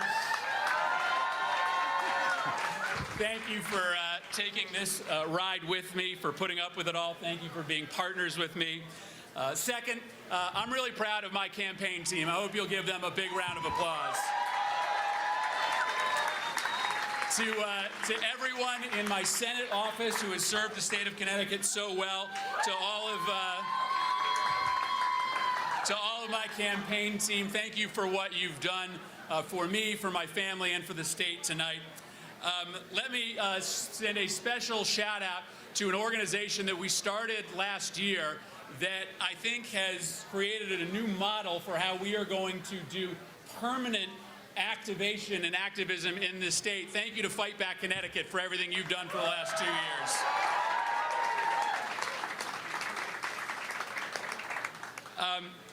Let me tell you how lucky I am to have an amazing teammate who is down in Stamford tonight with his son who is running. But every single day I get to go to work with somebody who models how to speak truth to power. Give a round of applause for Dick Blumenthal, our senior senator. Thank you to Dick and to all of the delegation. Fourth, to all of the other candidates that are running all across the state, those who had the courage to put their names on the ballot. A lot of them are new people who never envisioned running for office before. They put everything on the line this year because they knew that the stakes were so high. So I want to say thank you to everyone that I had the privilege of campaigning with and for sharing the ballot with me this year. Give a round of applause to all of our great candidates. Next to all the volunteers, I mentioned them to you already, but it is really amazing what we did. Just this last weekend, on behalf of candidates for office all across this state, Democratic volunteers made over 1 million phone calls, knocked on over 230,000 doors. That is amazing. I've never, ever seen an outburst of energy like that on behalf of people who care so much about our state. And most importantly, thank you to the people of Connecticut. From the deepest depths of my heart, thank you for giving me the opportunity of a lifetime to represent a state that has meant so much to me and to my family. Whether you voted for me or for Matt Corey, who I commend for running a good campaign, I pledge to give every ounce of my being to fighting for the state of Connecticut in the Senate for the next 6 years. Thank you to the voters of the state of Connecticut.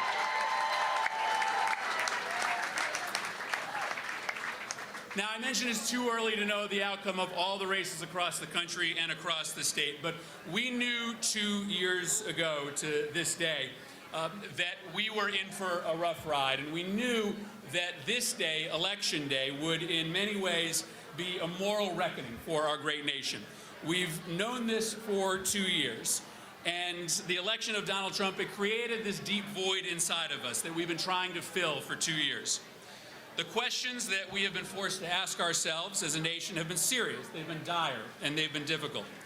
But I have a feeling, looking at the early returns here in Connecticut and across this country, that we are going to be able to answer most of these questions tonight in a way that will stand as a spiritual reconstitution of America.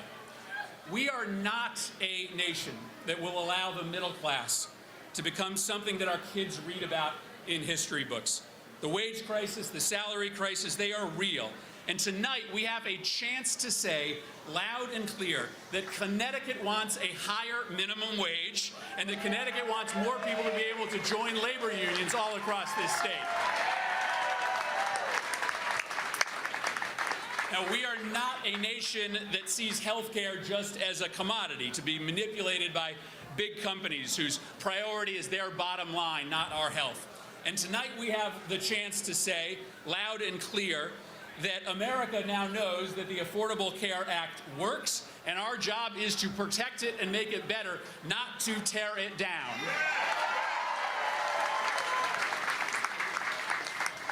We are not a nation that turns a blind eye to our brothers and sisters, our children who are being gunned down at a rate 20 times that. higher of that of similar nations. We are not a country that puts the profits of the gun industry before the safety of our people. Tonight, we have a chance to say loud and clear that the gun lobby is no longer in charge of our gun laws in this country. And we are not a nation that sees immigrants as animals, as this president says. We are not a nation that points guns at hungry, desperate mothers and fathers who see America as a place of refuge, a place of salvation. Tonight, we have the chance to say loud and clear that we are a nation of immigrants who see our diversity as our foundational strength of this country. And lastly, we are not a nation that tolerates bullies or wannabe tyrants. We are a democracy, and maybe louder and clearer than anything that we can say tonight, we're saying here in Connecticut that if you come after our democracy, then we are coming for you.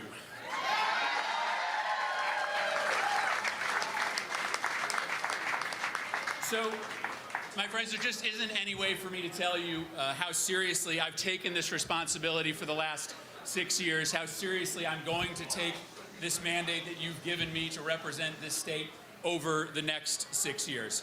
I love this state, and I love it with everything that I have. My parents are here tonight. My mother grew up in public housing in New Britain. Thank you. Of a Polish immigrant family, and she was here because her family heard about the great manufacturing jobs in New Britain and all across this state. And these manufacturing jobs, they're now coming back to Connecticut in droves.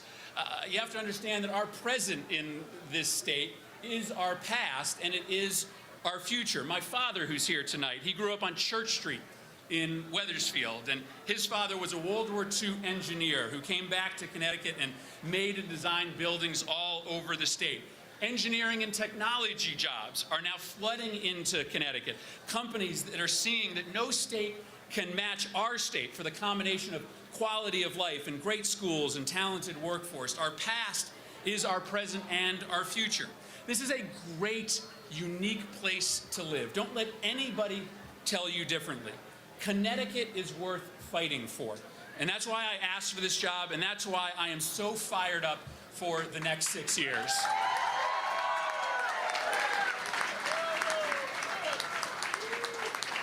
But you came out in record numbers to volunteer and to vote because you also believe that America and the ideas that undergird our democracy, they're worth fighting for too.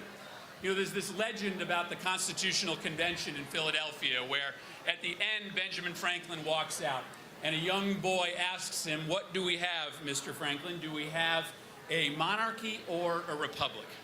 And Franklin says to the boy, "Well, you have a republic if you can keep it." This country, America, is an absolute revelation. The greatest innovation in governance that the world has ever seen, has ever known. Now, it has its faults, and as we have seen, it has its vulnerabilities. But century after century, decade after decade, when demagogues and dividers come after it, American democracy has proved resilient. Our country has had some dark times, and too many people still suffer all across it. But when these tests arise, millions of Americans rise up, as they have today in Connecticut, like you did today, like you have over the last 2 years. We rise up and we say loud and clear that we are ready to fight to keep it. All right, folks, I'll be giving you an update here in just a moment here on Fox 10 Phoenix. Just a moment here, folks.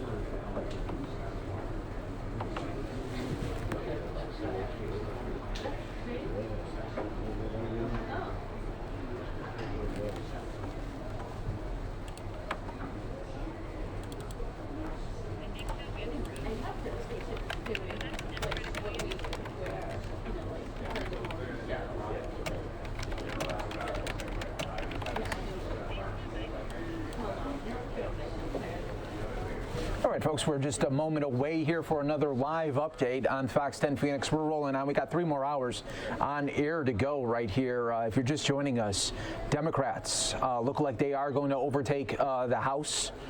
That was just reported there by the Fox News Decision Desk. We'll have more updates. We got updates for you coming up here in just a moment. Texas update, Florida update. It's all eyes on everything right there.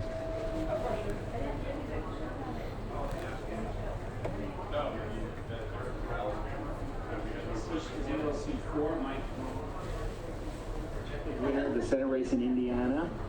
This is ELC 4. Mike Braun, winner of the ELC. Projected winner of the Senate race in Indiana.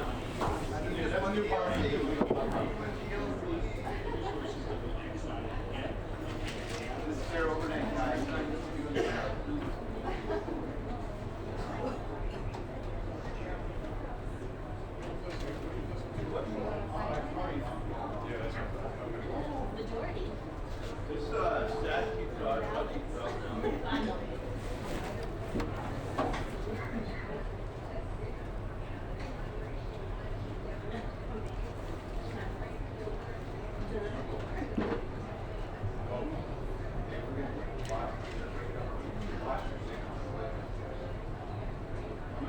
Yes, Mark, too close to call right now in Florida for both the Senate and governor race, and also even in Texas right now. Right now on the ropes is the incumbent, Senator Ted Cruz.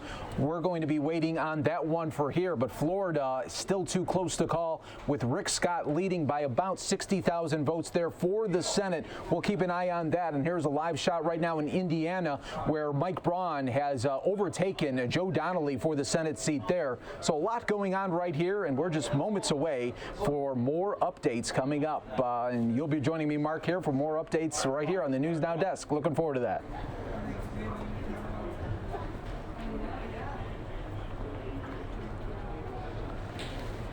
Well, it was interesting with Indiana. It felt like the numbers were coming in so slow, and then all of a sudden Mike Braun won it there for Indiana. But then for Florida, it's more interesting right now, because now it looks like it's almost stalled with the updates, and the numbers are just trickling in little by little, but both for the Senate and for the governor there. I don't think we might not get a decision till really late tonight. Yes. Right. Yeah. It's 50 to like 49.8. I mean, it's very, very tight. So we'll be looking for more of that. And then, of course, right here in Arizona, big national spotlight right here on our state. That's coming up next.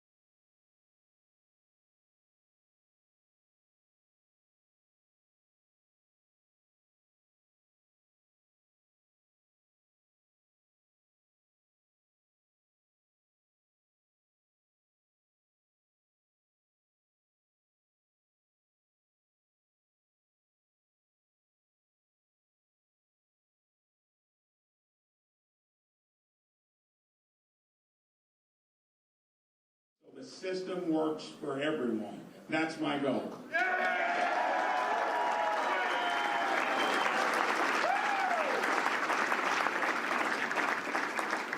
Never in my wildest dreams did I imagine when we made the decision to move back, after serving on a school board for 10 years, after being in our state house for 3 years, passing an amazing infrastructure bill, I wasn't going to run for a third term. I was going to come back to Jasper and do what the founders intended. You know, serve, get back to where you came from. I viewed it as a unique opportunity, and I'll share some special moments with President Trump. I've been with him 4 times, and I've been on the limo 4 times with him. Yeah. And Trump unplugged for 20 minutes on 4 rides. You're going to learn a lot of stuff. And I'll never forget, and Todd Young was with me, the second subject that came up. You remember when he said, do you think we ought to bring Bobby Knight into your campaign? Promises made, promises kept.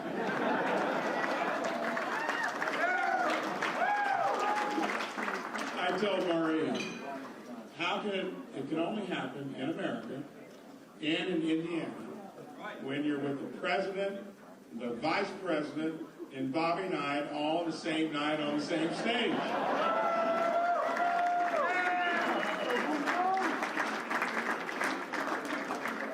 This journey's been 15 months. And you know it's been get up early, it was 6 days a week, 14 to 18 hours each day. When I started this, not many people believed in it. Many thought it was a fool's errand. All I can tell you is everything I've gone through, I do it again because we got a rare opportunity, I think, to really make things happen in D.C., and I can't wait to be a part of it. Go get it!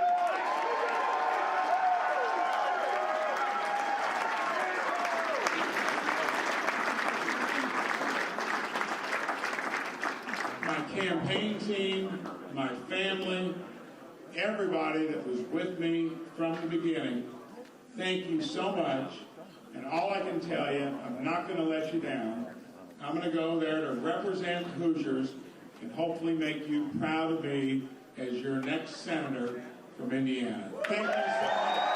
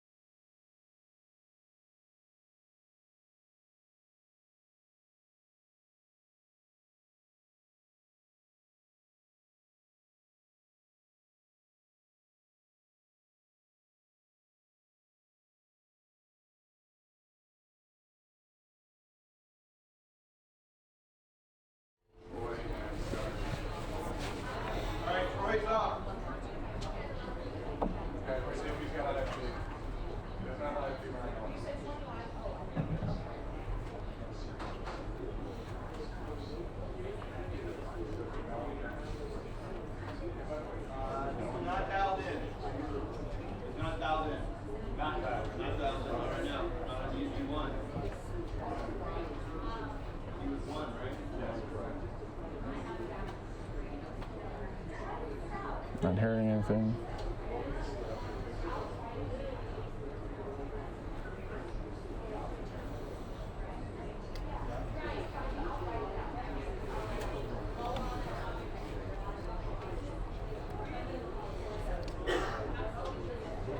Yeah, it's sort of like Command Central right here with Mike Pache on the News Now set. All of these, all the information coming in right now. And Mike, we've been really closely watching a couple of them, including Florida and Texas, the governor and the senator races there. Yeah, these are huge right now. Let's start off in Florida right now with the Florida Senate race. Still too close to call right now with Rick Scott and Bill Nelson.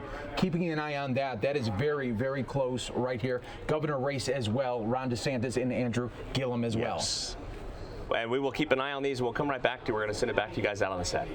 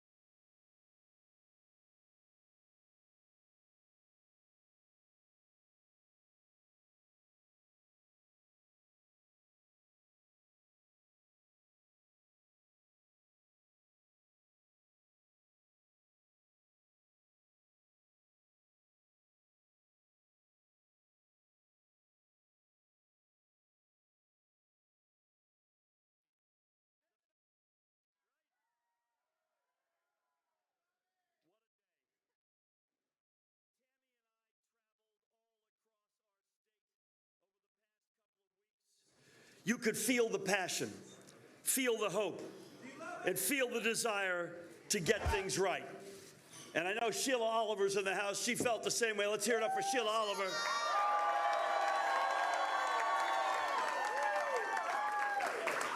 And that is why millions of our fellow residents went out and exercised their most sacred right in our democracy, the right to vote. Let's be perfectly clear.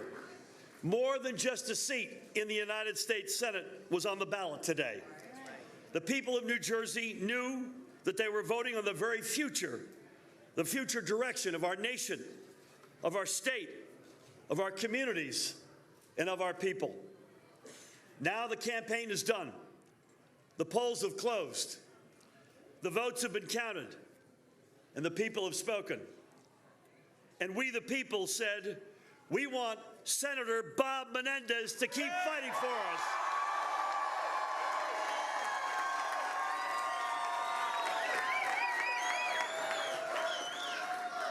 We, the people, told Donald Trump that New Jersey will not be part of an agenda that disparages our communities and marginalizes our families.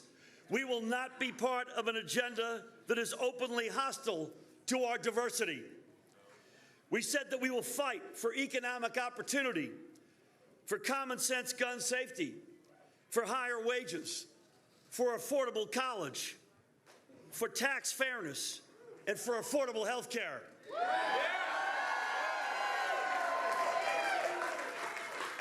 We showed the nation with our turnout and our energy that New Jersey is out front in putting a progressive, positive vision to work. We saw community-driven politics coming together from the grassroots up to deliver a clear message that we are better than this. We are better than the hate and division coming from Washington. Look, we have a great team working for us with Senator Bob Menendez and Senator Cory Booker. I am so proud, I know you all are, of them and that they're going to keep fighting for our priorities in the United States Senate. Anyone who knows Bob Menendez knows we can count on Bob Menendez. Right? Bob's never forgotten where he came from or who he's fighting for. Long before he was our senior senator, long before he was the highest ranking Hispanic American in Congress. Yeah. Or the ranking Democrat on the Senate Foreign Relations Committee. He was the son of Cuban immigrants who came to America in search of a better life. He knows both the American struggle and the American dream. Bob got involved in politics for the right reasons, to fight injustice in his community. When low-income students couldn't afford the books for his high school honors program, Bob ran for school board and won at the age of 19. When Union County was calling out for honest leadership, Bob Menendez ran for mayor and won and restored integrity to City Hall. He fought for Hudson County's working families in the State Assembly and State Senate and in the House of Representatives. And now he's fought for all of us in the United States Senate.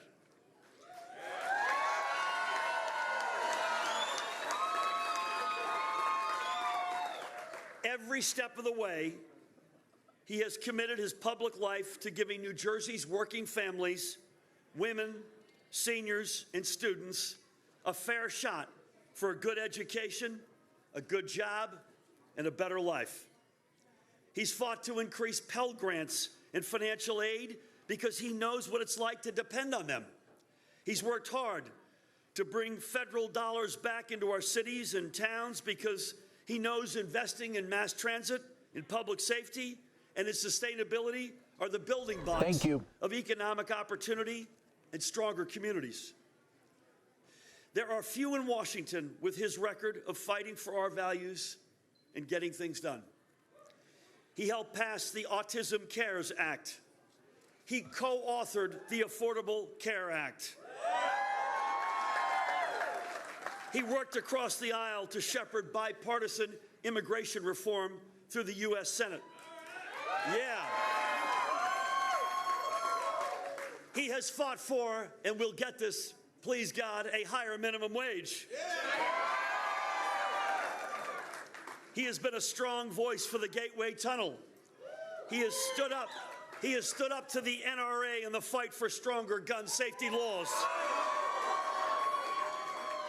He's fought for vital Superfund and brownfields funding so we can turn the reminders of yesterday's industry into places for tomorrow's families.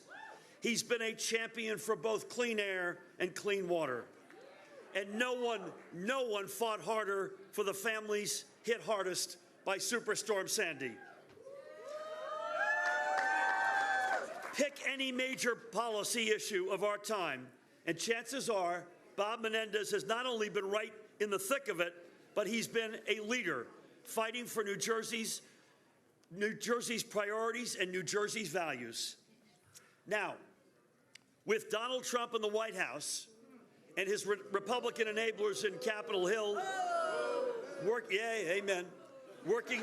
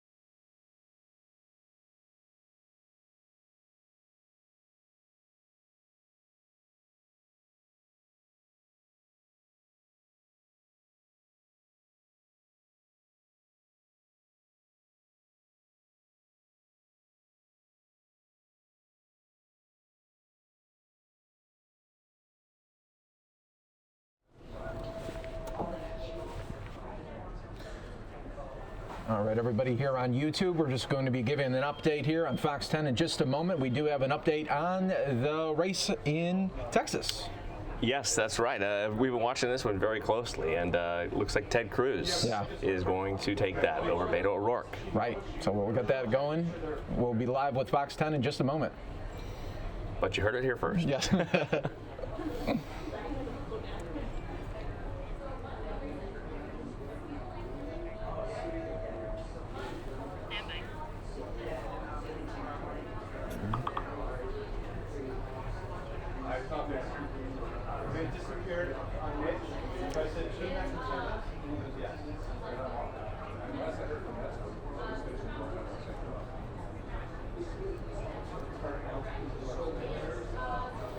Right, that is correct. Yep. But we do have breaking news now when it comes to the Senate. The Republicans will control the Senate, will maintain the control of that. And here is the new update here. Also in Texas, we can now tell you that Ted Cruz will be another 6 years in Washington as senator of Texas. And here's a live look at his watch party. We're just waiting on Ted Cruz right over there. So that's the big news out of Texas. It was a back and forth seesaw for quite some time. It was. Beto O'Rourke put up quite a fight against Ted Cruz. They both spent so much money and went all over the state, brought in the big guns to campaign for them, but in the end, Ted Cruz will win. The projected right now, he's up 51% over Beto O'Rourke, who just has about 48% of the vote. So it kind of came down to the wire tonight. It was going back and forth there for a little while, and that is what it settled on. But Ted Cruz, has now been projected as the winner for that Texas Senate seat. Right, and for Florida, whole nother story, way too close there. We'll keep an eye on there because that's interesting, not only for the governor, but also Senate there as well. Yeah, we're still locked 50-50 right there, basically. When you look at the numbers, so we're still keeping a very close eye on that one. That's a race everybody has been watching so closely. It is. Yes. Come on, Florida. Yes, they do it to us every time.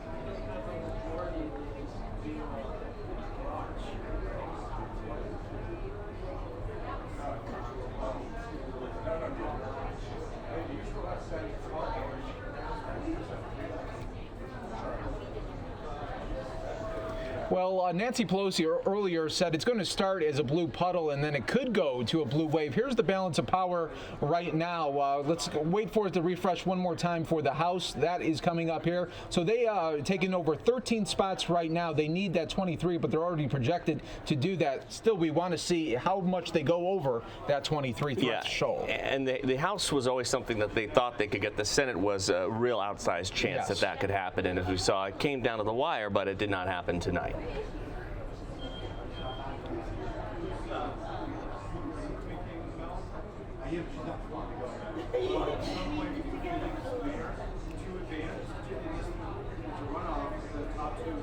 Mm-hmm. Right now, it looks like it could be March runoff without he's already put out. Yeah. So if we get that race, we'll be back. Okay.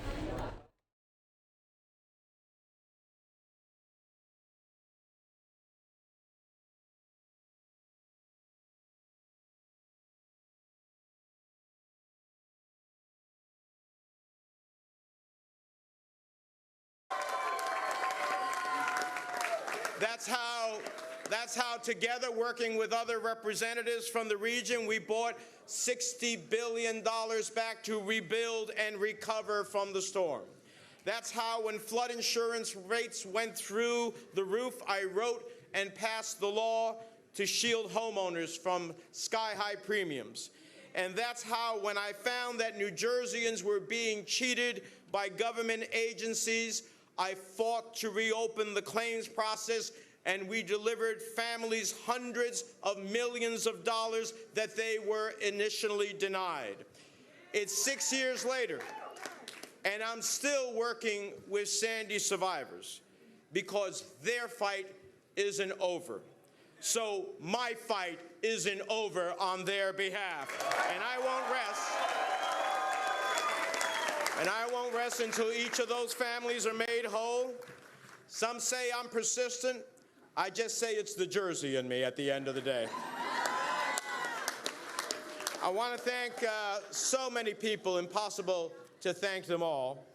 But certainly I want to thank my family, who has been with me through a long, long process. My daughter, where is she? Alicia, who is here. And my son, Rob. And my daughter-in-law, Alex, and their families.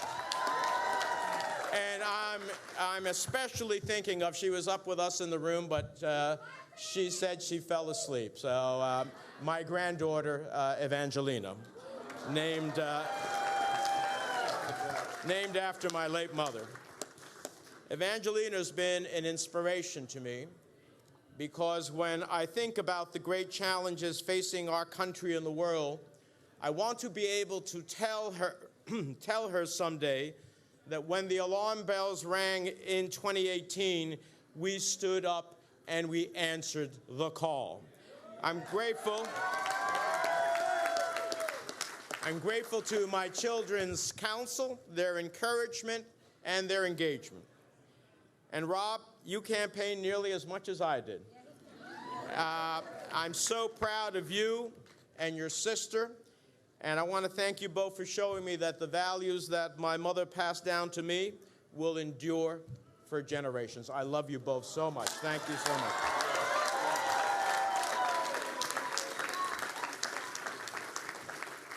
I also want to thank the great governor of the state of New Jersey, Phil Murphy.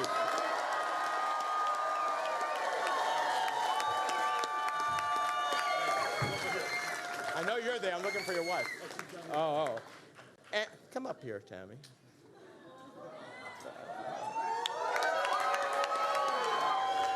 And our amazing First Lady, Tammy Murphy. Two remarkable leaders of our state.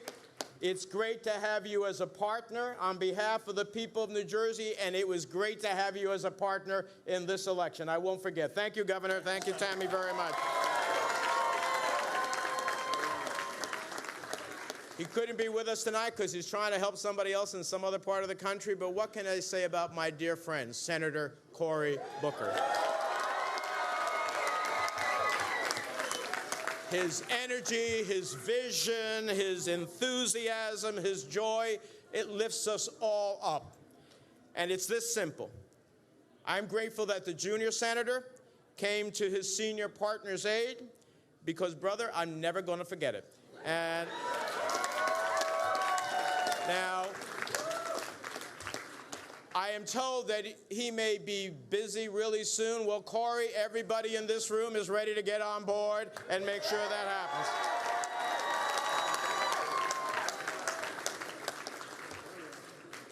I want to thank my campaign chairman, Mike Solomon, the greatest strategist in the state of New Jersey.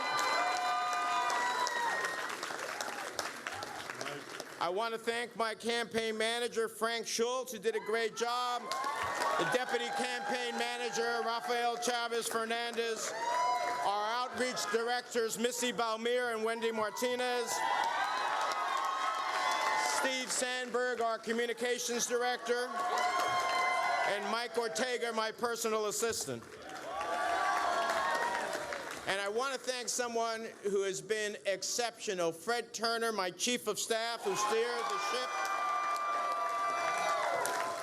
steered the ship through turbulent times successfully, and an extraordinary D.C. and New Jersey staff that is second to no one. They're in a class of their own. I want to recognize the best finance director in the nation, Samantha Maltzman, and Jillian Helwig, who joined her in our national effort. I want to thank my longtime finance chair and friend, Joe Simonovich, who's just been so great, and a couple of extraordinary supporters who helped fuel this campaign along with so many others. Mort Friedman, David Barry, and George Sunis. They were exceptional in making it happen. I appreciate it. I want to thank my longtime friend, Donald Skorinsky, who decided to do his own independent effort, and I appreciate his doing it and being aloof from the campaign for all this time, and I'm looking forward to getting back together again. I want to thank my friends in organized labor, especially Charlie Wolkanik, the president of the AFL-CIO, the NJEA, SEIU, laborers, carpenters, trade unions, and all of the central labor councils. I want to thank the citizen groups who stood by me, like Action Together, Blue Wave New Jersey, Ridgewood Jolt, Workers' Family Alliance of New Jersey, and all the women in this state who started the Blue Wave here in New Jersey.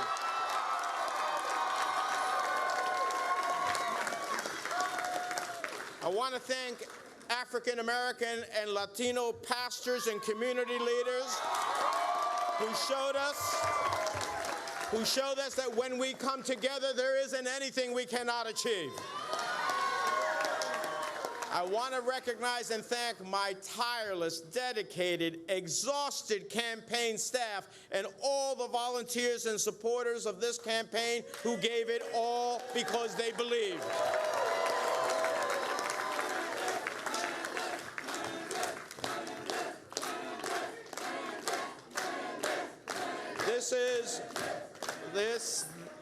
This group of tremendous, talented young people, they know that government isn't about division.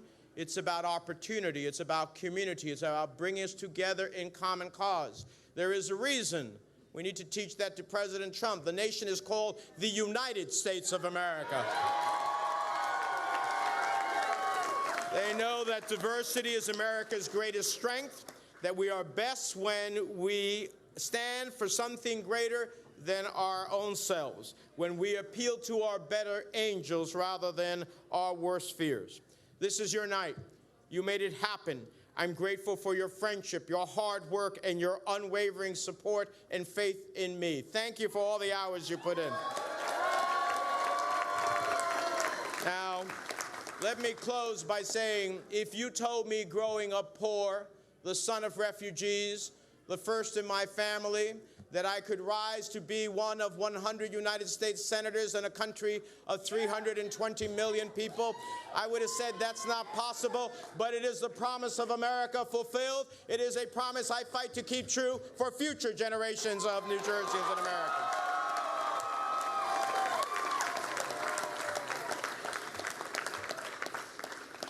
From all of the results I've seen so far, it looks like we will have close to a 10-point victory in the 53% margin. So I am deeply grateful for that extraordinary victory and being humbled to earn your support and your vote for another 6 years as your United States Senator. To all of those who cast a vote for me in faith, I pledge to honor your faith and not disappoint you. For those who did not vote for me or who were disappointed in me, I pledge to spend every day fighting for you and your families and to earn back your respect. The one thing I can promise every New Jerseyan is this: I won't back down. I won't back down when President Trump tries to take our health care away. No way. I won't back down until we get our state and local property tax deduction back for those 1.8 million families. I won't back down until President Trump understands that we're going to never let him drill off the shore of New Jersey. I won't back down when President Trump continues to send us budgets on education with zeros in it, and when he cuts aid for student loans in Pell and Perkins, because I understand without Pell and Perkins and work study, I would have never gone to St. Peter's College, I would have never gone to Rutgers Law School, and I would have never been a United States Senator. We need to make that a reality for each and every student in our state and our country. I won't back down when President Trump and Republicans come after Medicare, Medicaid, and Social Security over my dead body.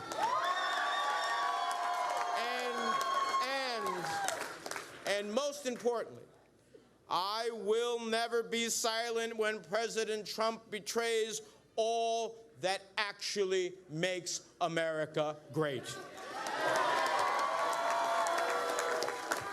Together, my fellow Democrats will continue advancing progress and real solutions for the great challenges of our time. Now, please briefly excuse me. Mis hermanos cubanos, puertorriqueños, dominicanos, centro y suramericanos.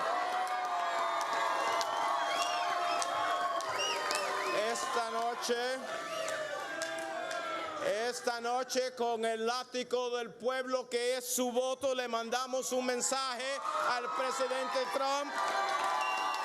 que se nos tiene que respetar y no somos ciudadanos de segunda clase, somos ciudadanos de primera clase.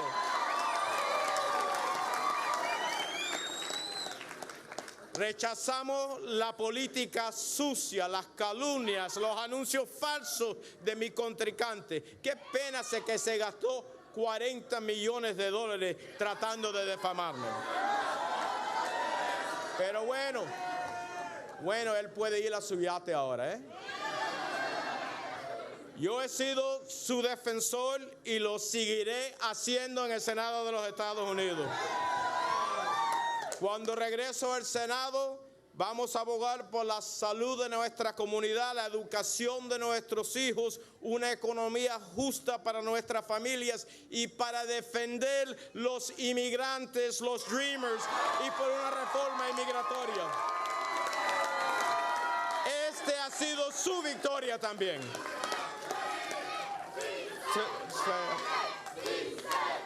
Sí se puede, sí se puede. Sí se puede. Sí se puede y sí lo hicimos. So tonight we celebrate. Tomorrow we get back to work. I want to close with the words that I spoke on the day that I launched this campaign. They were true then, and they are true now. Our cities, our communities, our families are with me on the floor of the United States Senate each and every day when I am there serving. You are with me, and I am with you. When I vote to make health care more affordable, when I seek to make our gun laws more sensible, and to make our economy more equitable, an economy that works for all, not just those at the very top. Because I have never forgotten where I came from or who I'm fighting for. I'm proud to call New Jersey home. We share that Jersey attitude. When the cause is just, we don't give up. When the odds are long, we don't give in. And when the foe is bigger and stronger, we don't back down.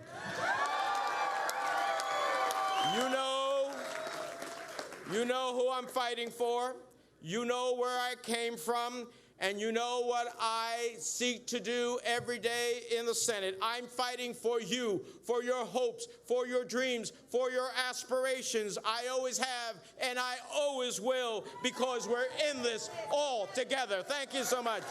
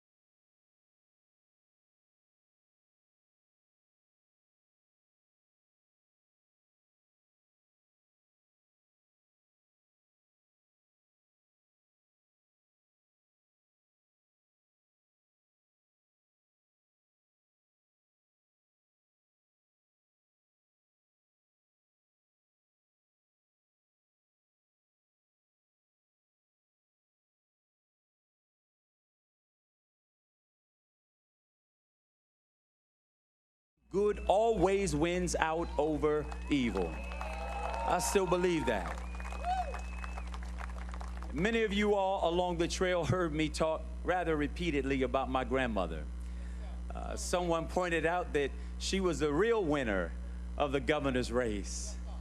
My grandmother, who poured so much into us, because my mother and father, as I would often share, would have to get up so early in the morning and go off to work. They would load us up in the car and take us over to my grandmama's house where we would sleep just a little bit longer. And my grandmother would often have a ritual. It was a two-step ritual. The first phase of that is that she'd grab her bottle of olive oil, sometimes cooking oil, whatever the shiniest oil was that she can get her hands on. And she would build a cross across my forehead. It was her way of sending us out into the day with a blessing that no harm would come our way. And then she would have this refrain where she would say, boy, go to school, mind your teachers, get your lesson, and one day bring that education home. She would say, bring it home for your little brother and your little sister who don't know what it is yet. Bring it home. Bring it home for that little boy down the street that you play with. God knows where he's going to end up. Bring it home. She said, bring it home for your mama and for your daddy who get out there every single day, going to work on somebody else's job in order to keep a roof over your head and clothes on your back and food on the table. Bring it home. As I shared with you on the campaign trail, I didn't always know what my grandmother was trying to communicate, but I would come to learn that what she was saying is that it wasn't just about me. Y'all, I'm reminded this evening that it is not about me. That it's not about my wife, not Chris King, not Kristen. This is about all of us. This is about the collective. This is about the belief that if we all do good, we can all do good. And we can do good by doing good. That if we all put our oars in the water and row in the same direction, that we can all get further than by ourselves. I still believe that to be true this evening. Even in defeat, I believe that to be true. The question is, we have a choice to make tomorrow morning. Are we going to wake up and bask in sorrow and defeat? Or are we going to get up and reassert ourselves to the mission at hand? Are we going to get up and fight for the things that we believe in? Are we going to get up and say that we still deserve our seat at the table? Look, I said before that I believe that we have to have a table in this state that is long enough, that is wide enough, that is deep enough to fit all of us. I still believe that we got to have that table. But y'all, we're just going to have to do a little bit more work in order to build that table. We're going to have to do a little bit more in order to make our way to it. If there's not a chair there for us, let's pull up our own folding chair. Let's make sure that people know we plan to have a seat at this thing and that we will not be ignored, that we will not be pushed aside, that we will not be pushed into the shadows anymore, that we're here and that we are here to stay.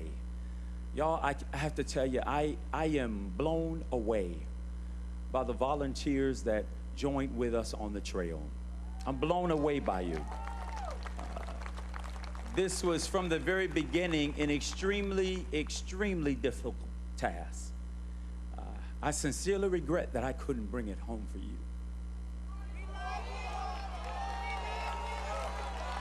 But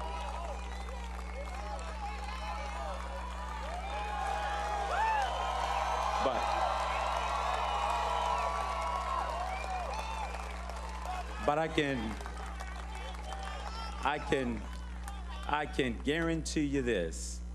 I'm not going anywhere. We're going to fight.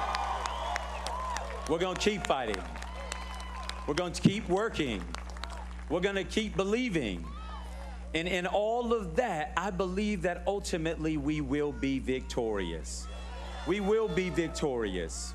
So I want you to know on behalf of our families that we're so appreciative and thankful for you. And we want you to know that we're going to continue to lift our great state in prayer. We're going to lift our great nation in prayer. And we believe at the end of the day that we, not us, but we will still have the victory. God bless you. God keep you. And God bless the state of Florida and this great country that we get to call home. Take care, everybody. Thank you. Thank you.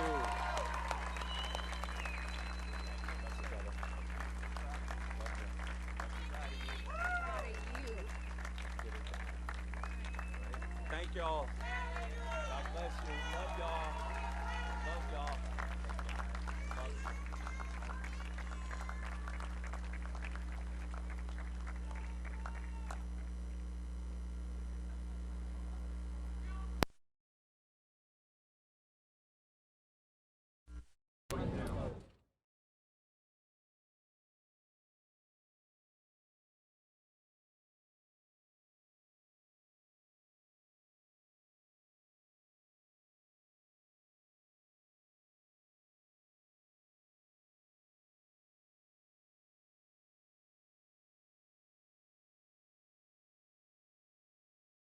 I'm providing for my family, and their kids get to look up at mom, look up at dad, and see the hope. This was an election about hope and about the future, and the people of Texas rendered a verdict that we want a future with more jobs and more security and more freedom.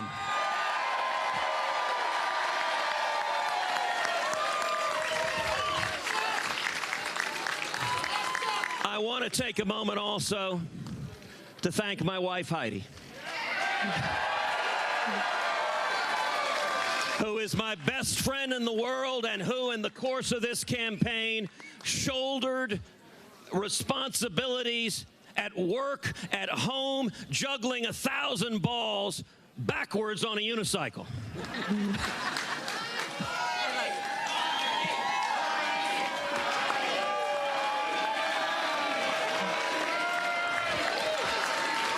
And I want to thank our girls. I want to thank Caroline and Catherine. It is hard. Having dad on the road all the time, having mom on the road all the time, it is hard, and these girls pay a price. And girls, Mommy and I love you with all of our hearts. And I could not possibly be prouder of the two of you. I also want to thank my mom and my dad, both of whom poured their hearts into this.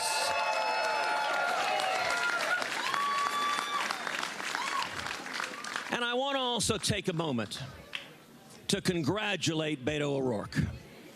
He poured his heart into this campaign. He worked tirelessly. Listen, it's important. He worked tirelessly. He's a dad. And he took times away from his kids. And I want to also say, millions across this state were inspired by his campaign. They didn't prevail, and I am grateful the people of Texas chose a different path. But let me say to all of those who worked on his campaign, all of those who were inspired, that I am your senator as well. My responsibility is to represent every Texan.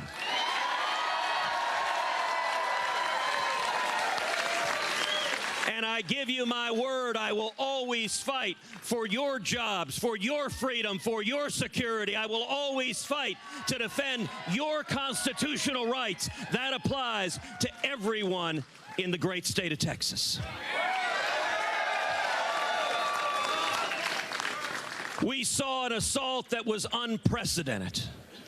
We saw a $100 million race with Hollywood coming in against the state, with the national media coming in against the state.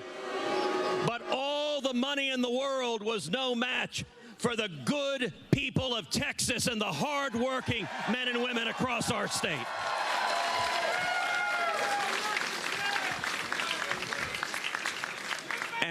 And I am so incredibly proud each and every day to stand up and to fight for you, to defend you. We are standing united. We have been delivering results.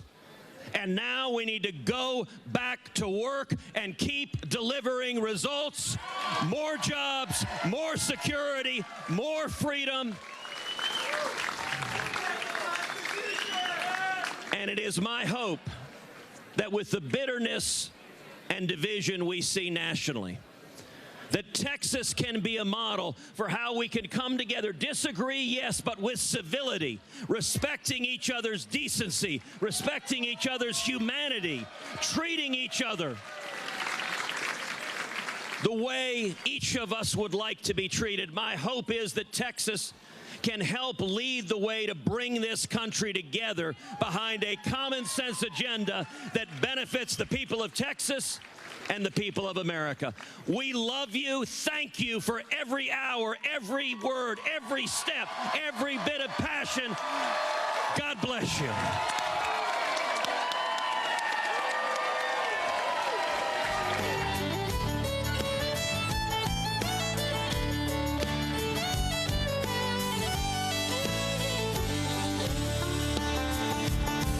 If you haven't climbed up to Enchanted Rock, drink a cold shiner down in Luckenbach, taking your baby to the river walk,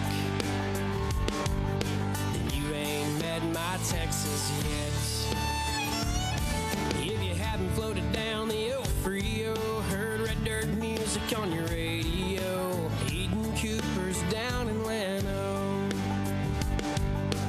you ain't met my Texas yet. You haven't been to the Houston Rodeo, sang Carry On at a Pat Green show. If you ain't seen an Abilene sunset, you ain't met my Texas yet.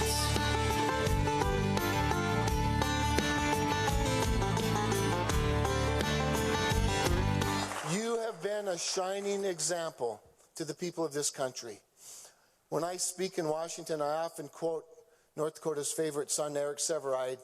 When he was a famous newsman, he once said that North Dakota is the rectangular blank spot on the nation's consciousness. I'm here to tell you, North Dakota is the rectangular stage under the nation's spotlight, because you've proven what can be done with hard work and ingenuity and innovation. And tonight,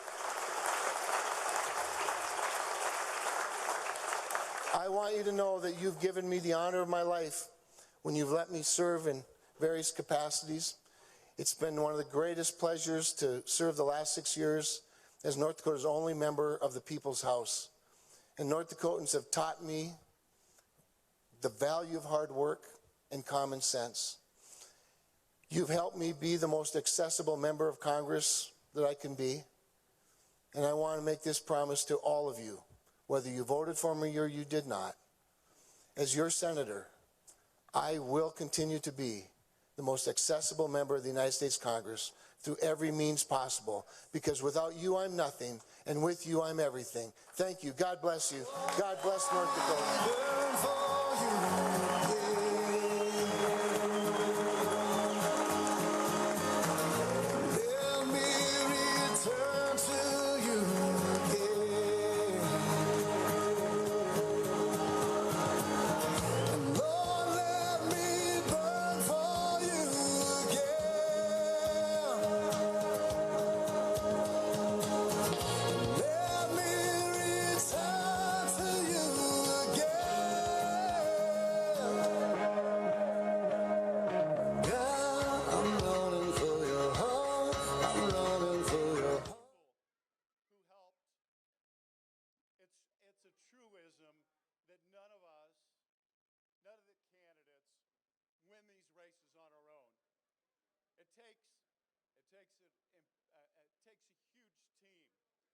All of you have been part of that team, and I want to say thank you to you.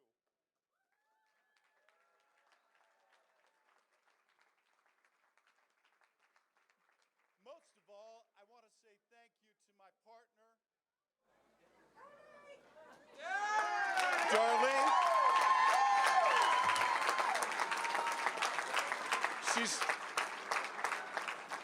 She's my closest friend, my most reliable counselor, and I know that all of you like her better than you like me.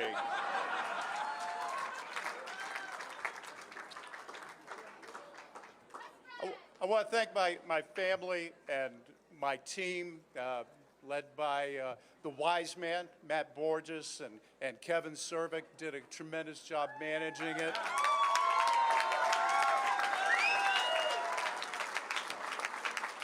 Also, Amy Natosi and Carlo Laparo have just been invaluable.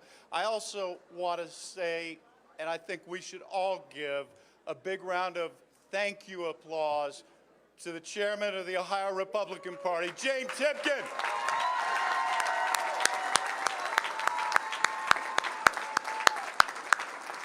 So, my friends, let us remain true to our principles. Let us never waver from our duty, and let us govern with passion and compassion in the days ahead. Thank you very much.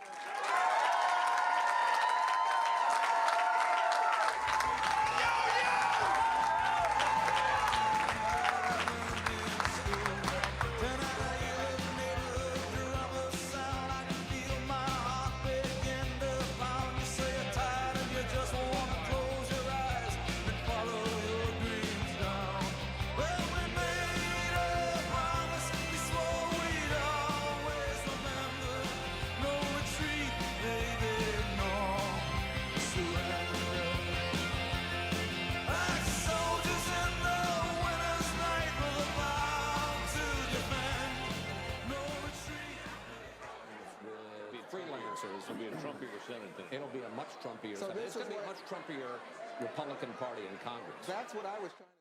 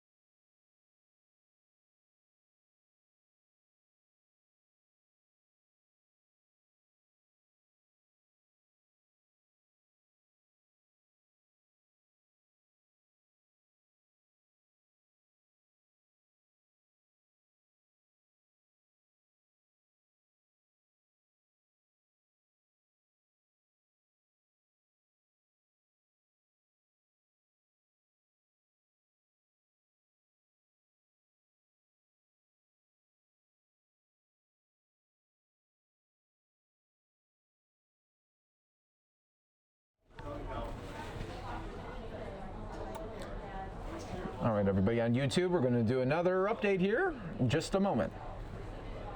Got some news coming in. These things are slowly trickling in, but they are coming in finally tonight as all of these precincts now pretty much, some of them 100% reporting. Right. And even you get to the 98, it's close enough for a lot of them to concede. Then it stalls a little bit.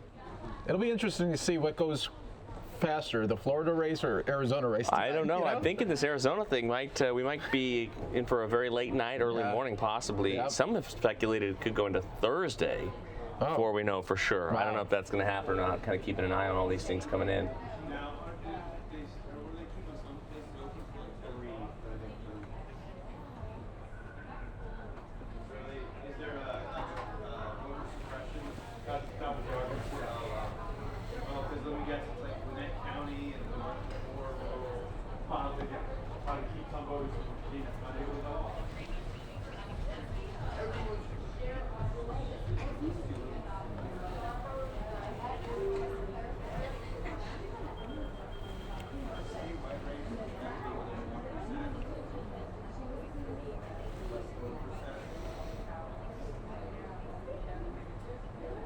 Wow. 12,000 votes, 12,026. Angela Green. Kirsten, they used those 29,000. You see they put up the voting places today that she took her name, withdrew her name off. The ballots that were at the polls, they voted to be on there. Well, the early problem was 70% people got voted, so.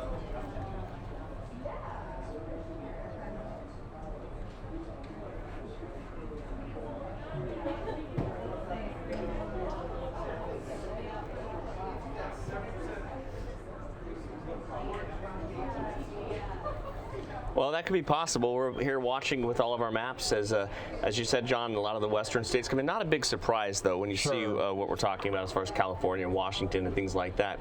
But aside from the other races that we're watching, we're talking about the Florida governor, and we've been keeping an eye on that one. Mike, you got the news on that one. Yeah, so we have the news on there. It's going to go to Ron DeSantis, the one. This was a close one all day today, but just moments ago, Andrew Gillum, the Democrat there, did a concession speech there. So that is the news for the governor race. But then we also have some updates for the Senate race out in Missouri, where Republicans were able to pick off Claire McCaskill. Yeah, she was hoping for a third term in the Senate, and that is not to be. In fact, the final numbers coming in, and the challenger here, Hawley, with 53% over Claire McCaskill at 43%. So she is giving concession speech as well at some point this evening. Yep. Still waiting, though, on the Florida Senate race. Yeah. That's a tough one there between Rick Scott and Bill Nelson. That one really still neck and neck at this point. Who would have thought Florida, that we'd be waiting on Florida? I didn't see that one coming. And Arizona. Well, Florida, maybe not a big surprise. There you go. So.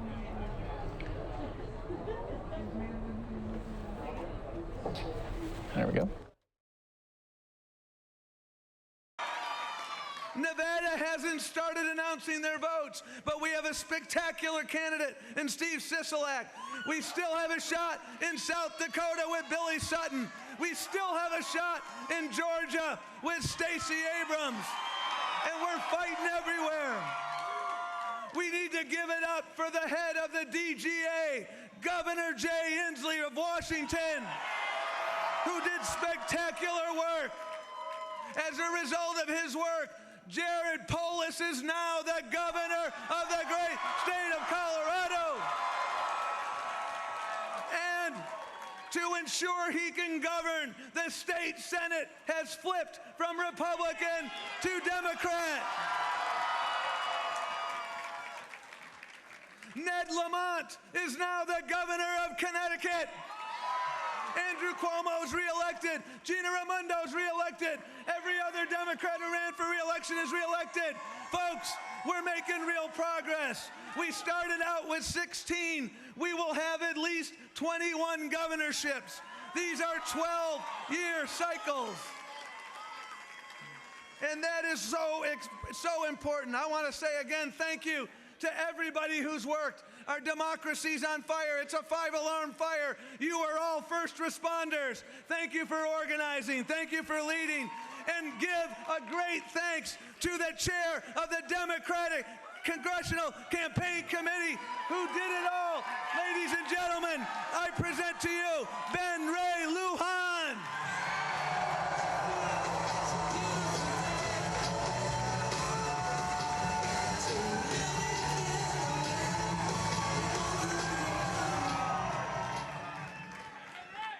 How you feeling, everybody? I'll tell you what, the American spirit is shining bright. It shines bright because you, the people, united by common values, reaffirm the truths passed down by our founders. It shines bright because even after these last 2 years, we're able to shake off the traps of cynicism and chart a new path to the future. And now, block by block, vote by vote, Americans have taken the first step towards renewing our American promise. This election is an affirmation of the values cherished by millions of families in every state and in every zip code. It's a vindication for a vision brought to life more than 2 centuries ago. A government of the people, by the people. To everyone who's participated in this election, thank you for raising your voice. Whether this was the first time you filled out a ballot or whether you've never missed an election, you make our democracy come to life. And no matter who you voted for, now's the time to come together and revive the work of protecting our union. Because tonight is just the start. The American people have made clear that Washington and Congress must now deliver on a platform that puts the people first. So now's where the work begins, to restore checks and balances, be able to hold true to our country's founders' ideals. The time has come to turn a page on politics fueled by bigotry and hate, designed to pit neighbor against neighbor. America deserves better than that. Americans deserve better than that. And tonight you showed us the way. You showed us how to come together, friend and foe, and demand we unite our country, tap into the greater good within, and I'm confident that we will get it done. So here we are, folks, candidates from all over America that ran people-fueled grassroots campaigns from all backgrounds, every walk of life, veterans, CIA officers, small business owners, healthcare advocates, and local leaders. We saw Latinos, Asian American Pacific Islanders, and African Americans. We saw more of our brothers and sisters from the LGBTQ community step forward, run for office, and win their elections tonight. We also saw an unprecedented number of women raise their voice, run for office,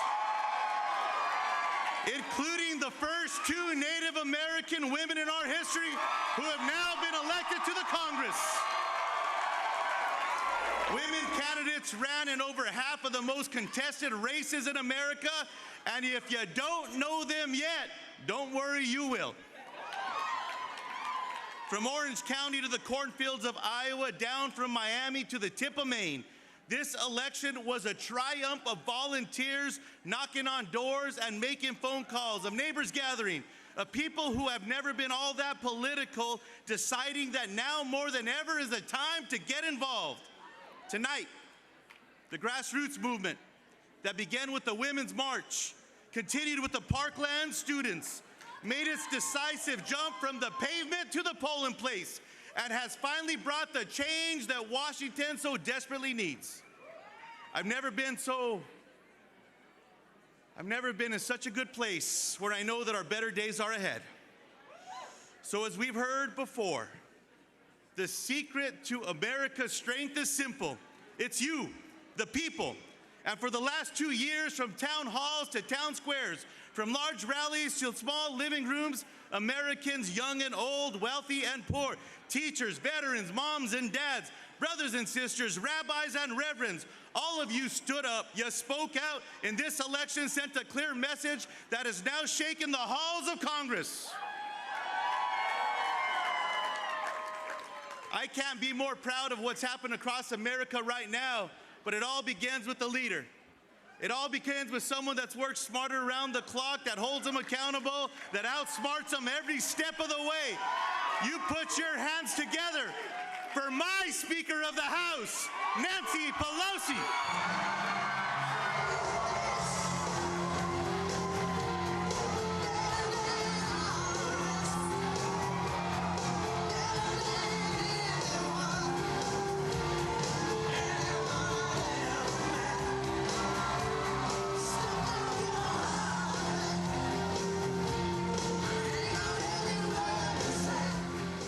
How are you feeling? Good. I'm going to ask my colleagues to join us here.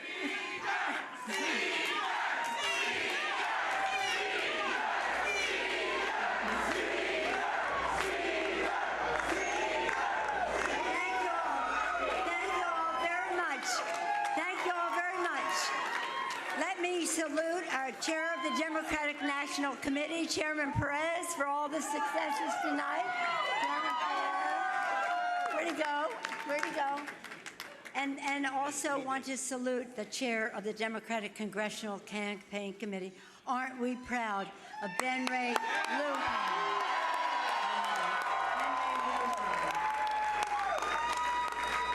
And I want to acknowledge my two grandsons, Thomas and Paul, as they wave to their other cousins, and Bella in California, who's still campaigning up until the last minute in California, because it's all about the children. I want to, before I thank all of you more fully, thank my colleagues and acknowledge their leadership and their presence here. Our distinguished whip from Maryland, Steny Hoyer.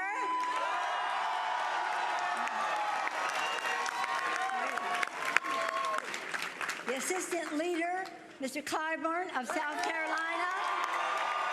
Also, let's assume they're all distinguished. Bobby Scott of Virginia. Anna Eshoo of California. D.K. Butterfield of North Carolina. Barbara Lee of California. Henry Cuellar of Texas. Karen Bass of California. Don Beyer of Virginia.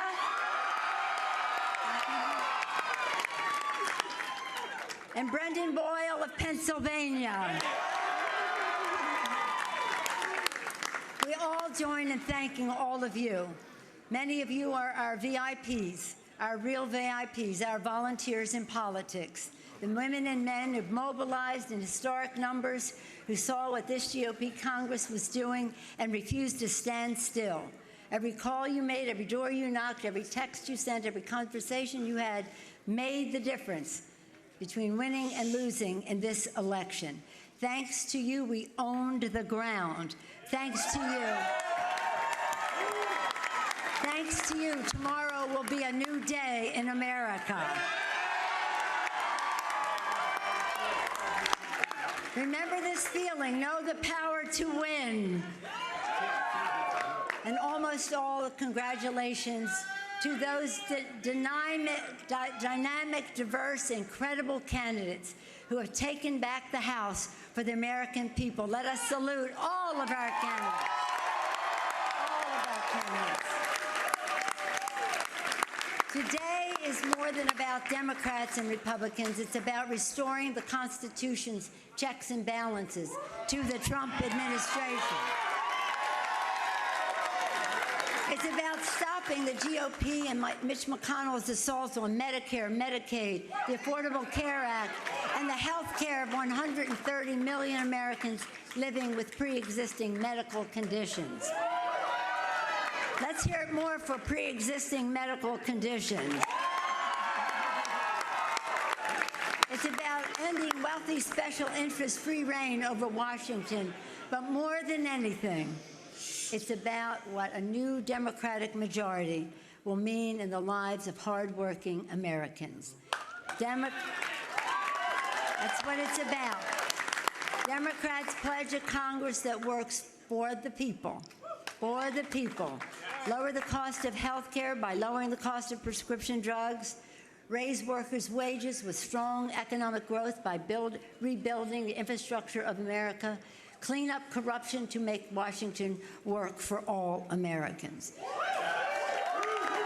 We will take real, very, very strong legislative action to legislate to negotiate down the price control of prescription drugs that is burdening seniors and families across America. We will deliver a transformational investment in America's infrastructure to create more good-paying jobs, rebuilding our roads, bridges, schools, water systems, broadband networks, and schools and housing and beyond. We will drain the swamp of dark interest money in our elections, because when we do, Americans have greater confidence in everything their Congress works on, from health care to taxes to guns to clean air and clean water for our children, when they know that the people's interest will prevail, not the dark special interest. In stark contrast to the GOP Congress, the Democratic Congress will be led with transparency and openness,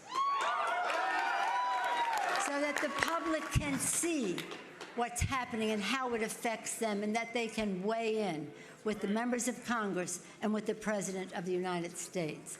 We will have accountability, and we will strive for bipartisanship with fairness on all sides. We will have a responsibility to find our common ground where we can, stand our ground where we can't, but we must try. We have a bipartisan marketplace of ideas that makes our democracy strong. A Democratic Congress will work for solutions that bring us together, because we have all had enough of division.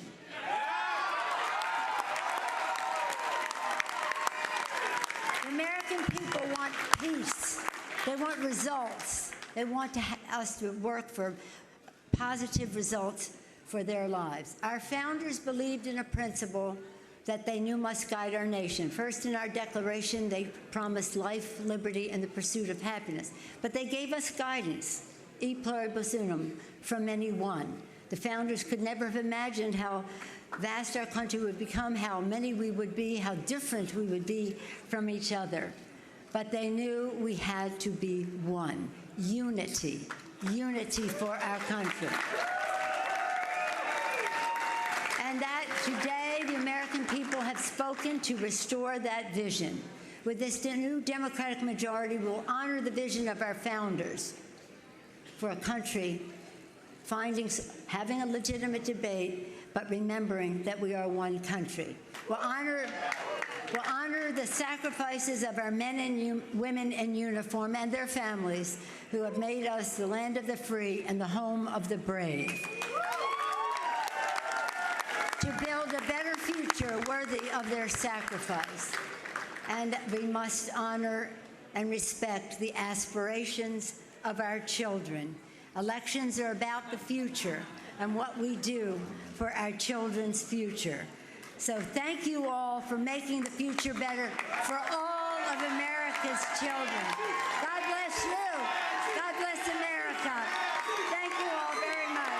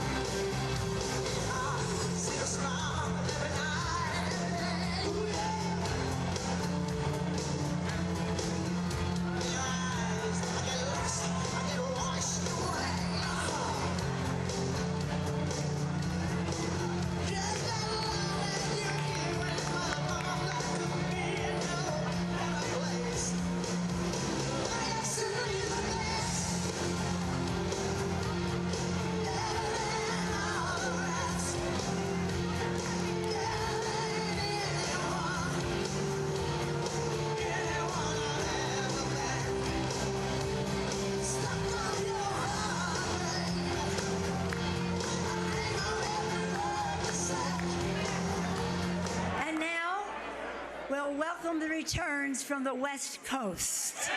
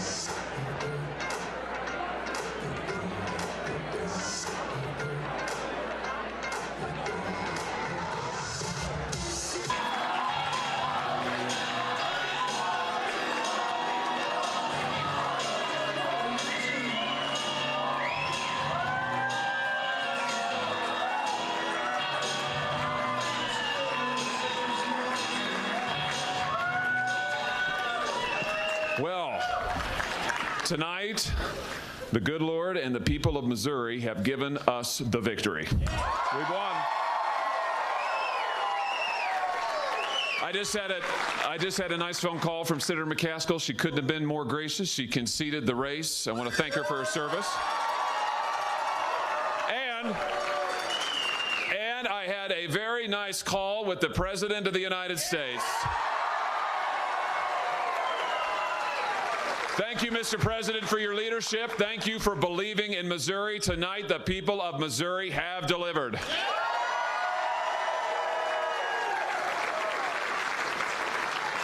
What the people of Missouri said tonight is that they want a senator who actually stands with the people of Missouri, who represents our values, who represents our voice, and will fight for us in Washington, D.C., and I will.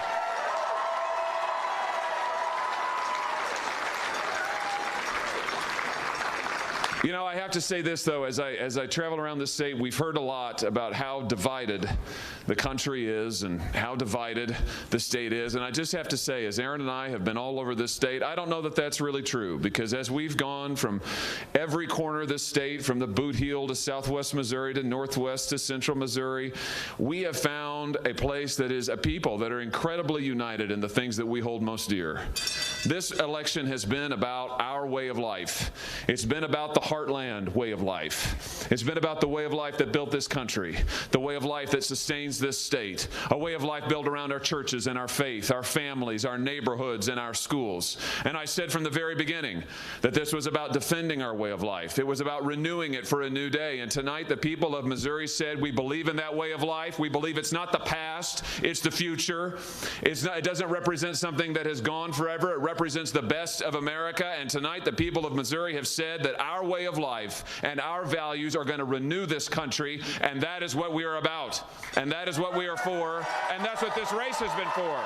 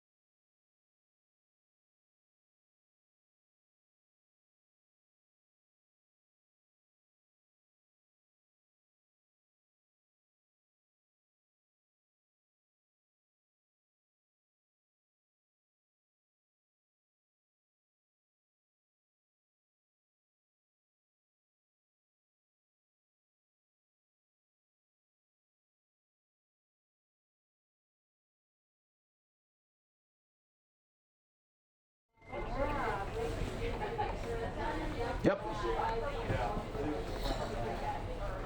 So when you do this, can everyone see us now? Yeah. Okay. Yep. And hear us? Yep. So.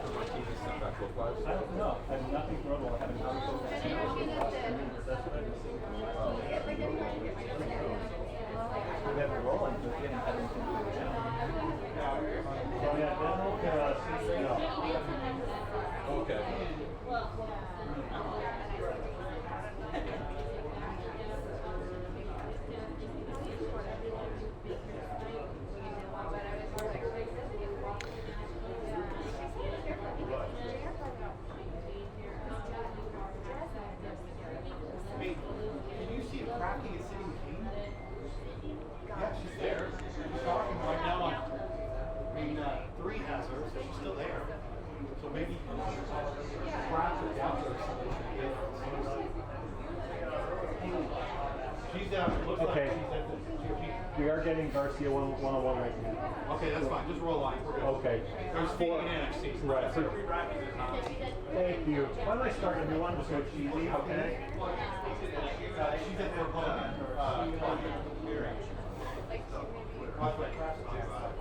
Because we also gave a list of what they Yeah, that's right. Split right there, yes. Exactly, and you know, that's kind of what we thought the night might play out like. The Democrats taking control of both houses was going to be a long shot, that is for sure. But again, at this point, Democrats take control of the House, and there are a lot of national races. Arizona, of course, smack dab in the middle of that national interest, but we've been watching a lot of others as well tonight. Yeah, including the governor race out in Georgia. If you know this one, the Democrat Stacey Abrams, if you remember, she was getting the big push by Oprah Winfrey and the former president, Barack Obama. But then we're learning right now with the latest numbers. What do we got, Mark, there for Kemp? She is trailing behind Brian Kemp. Kemp has 53% of the vote right now. Abrams is getting 46% of the vote. They've got about 81% of the precincts reporting at this point. Still not sure which counties or areas are still waiting to report in, so that could change things tonight. But again, at this point, Kemp looks like he's got a pretty good lead on Stacey Abrams, who was hoping to become the first African-American governor in the United States. So we'll have to wait and see how that one comes back. That is, there's not officially calling that race at this point at all. No, not yet, not yet. And we're continuing to wait for updates on Florida and, of course, right here in Arizona. Who knows? Arizona might be the new Florida. It's looking like that tonight, Mike. We're sitting here waiting for these numbers to come in. They haven't changed much over the past few hours, so we're all kind of just waiting to see what happens as more and more of those ballots get counted tonight. No, yes, absolutely. And the winner, the big winner out in Missouri right now is Josh Hawley. He just won look at it, he looks so young. Yeah, upsetting Claire McCaskill, who was hoping for her third term in the Senate, and he looks like he's just right out of college, and he is going to the United States Senate tonight after winning that race there in Missouri tonight. There we go. So we'll continue to keep an eye on all the Senate races as they continue to come to a close here. Yes, back to you guys. You might want to find out if that's going to be part of his supply for the morning show. If that's what you want. Okay.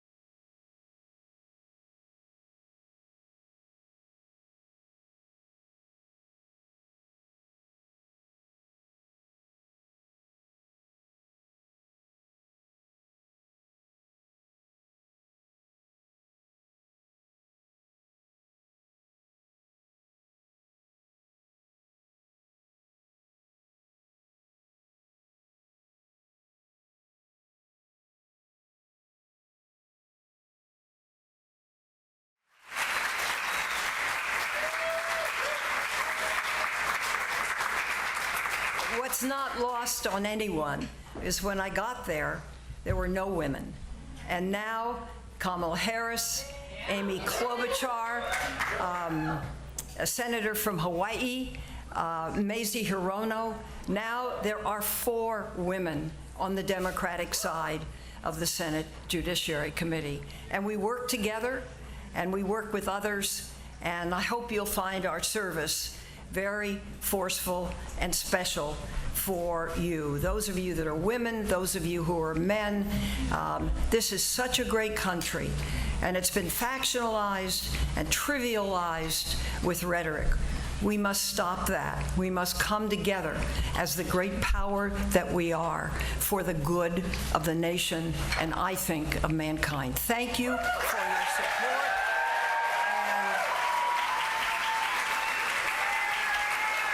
And let's hope the vote goes well tonight. Thank you very much.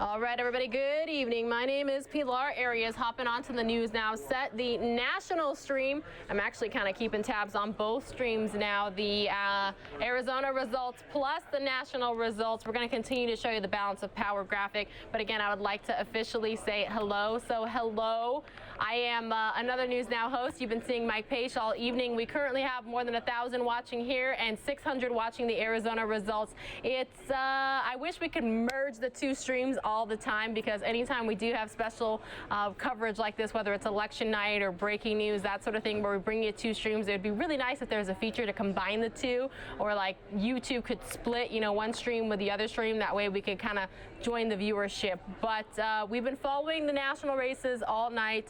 Any surprises, any upsets, anything that you weren't expecting to see?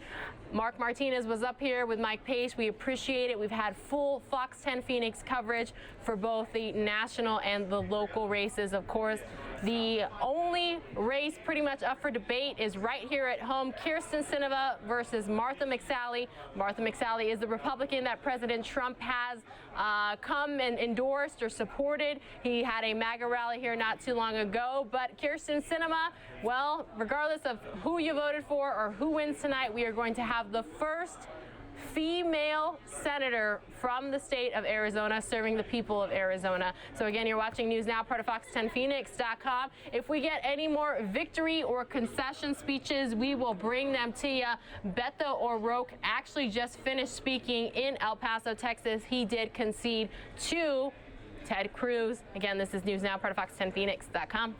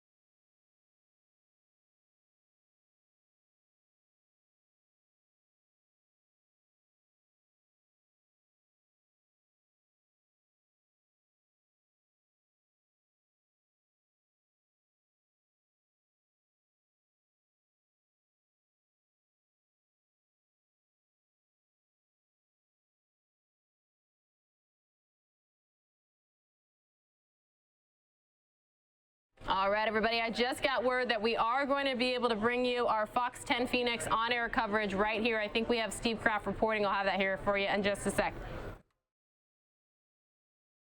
As the Secretary of State by the AP. Are we going to pull those numbers up real quick? This is interesting. He beat the Katie Hobbs, social worker, who'd run some nonprofits. He's the businessman from California. AP's calling this. This is so interesting with all these votes still hanging out there. Yeah. How do you do that? I don't know. That's all true. Right. You know, I got to tell you, I got a text from a sister across the country. She goes, "Why are we not getting more news from Arizona?" And I don't know what to tell her. We're still counting the votes. Tell her you're working. We're still counting the votes. Leave me alone. I'm working. Here. I'm doing We're election night. Them. All right, let's take a look at some of the state results. Mark Brnovich is, you know, he's cruising right now. 6 percentage points over January Contreras in the Arizona Attorney General's race. More numbers as we take you to break.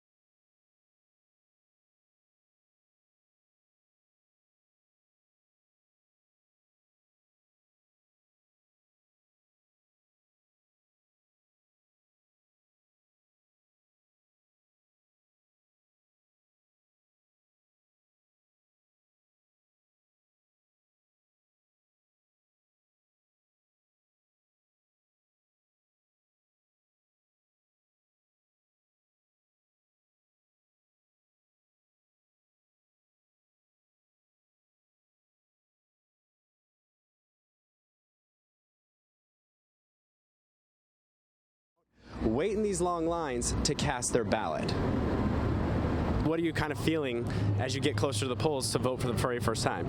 I'm kind of excited. Like, I feel like I'm actually making a difference, and I know that's what everybody's talking about right now, and I think it's really important for college kids to go out and vote, because I feel like last election, not enough of the young people voted, and it didn't go well.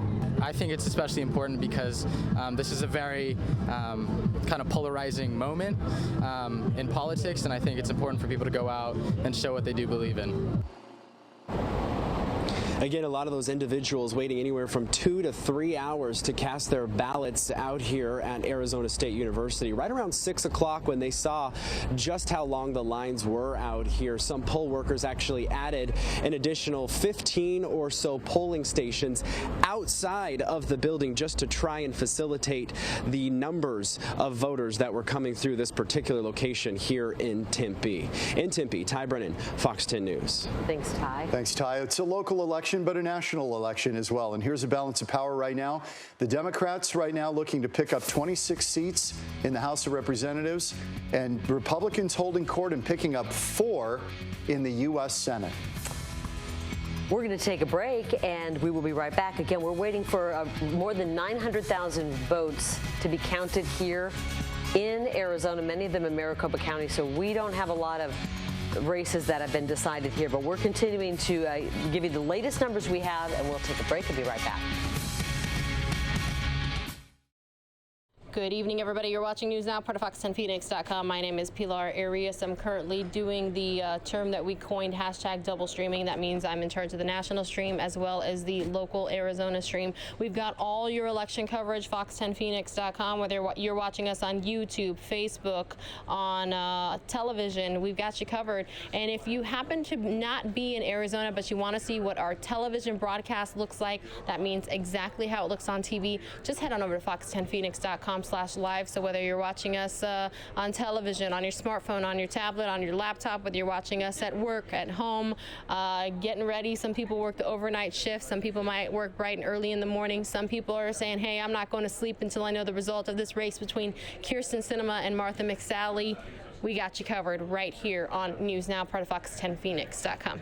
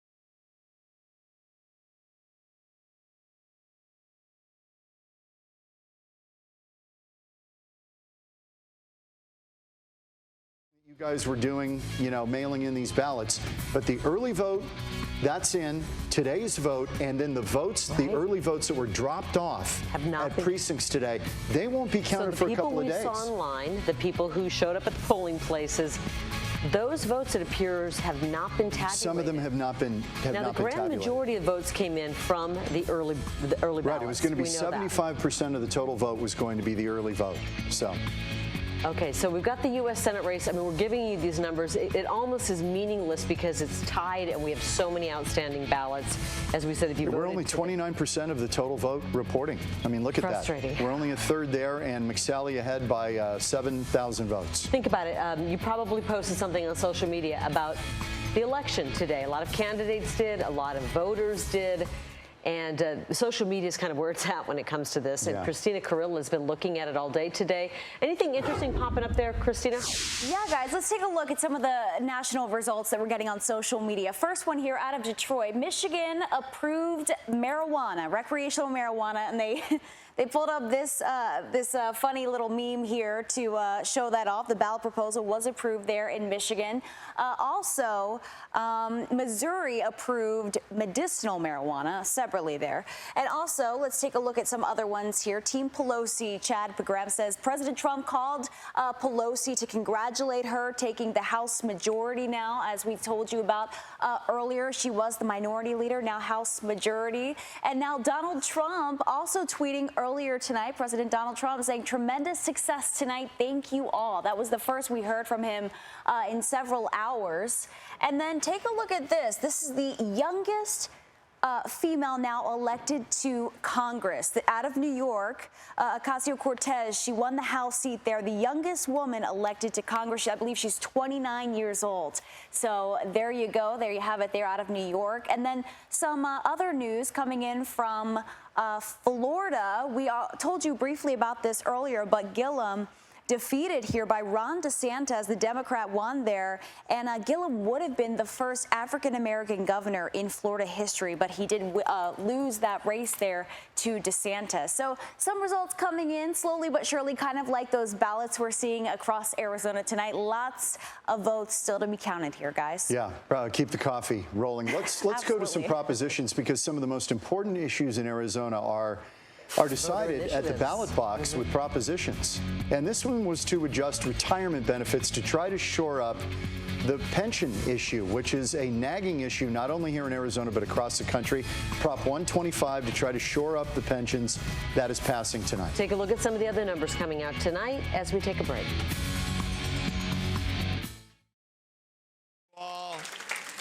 Hope I included everybody in that. You know, any effort has to have a great team. Every effort has to have people that believe in you. And I hope that each and every one of you believes in the mission that we made this campaign about. And if there's anything that we did, I consider myself very proud that we highlighted the incredible struggle that the people of this state have had for years under the people that are running this state. We identified the needs of these people, the fact that they can't afford housing, they can't afford gasoline, they can't afford the basics of life. And let me tell you, this Republican Party will be back in this state.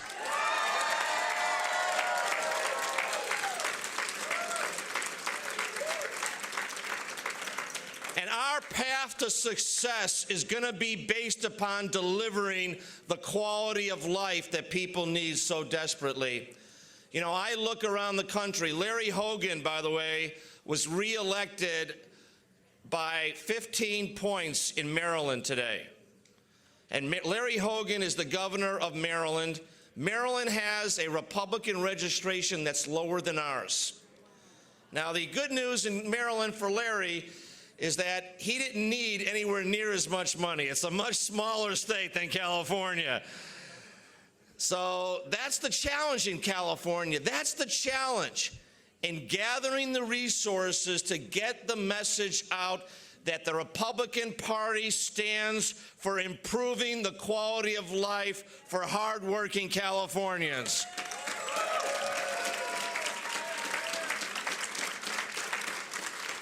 And let me tell you what this party also has to stand for. It has to stand for changing our political system. We have to, the one thing that I'm really proud of is that we took the high road in this campaign.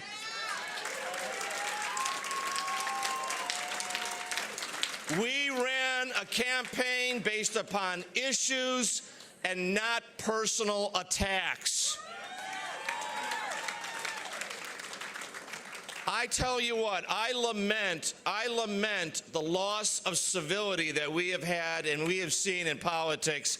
And if I have anything to say about it, we're going to bring honor and civility back into our politics.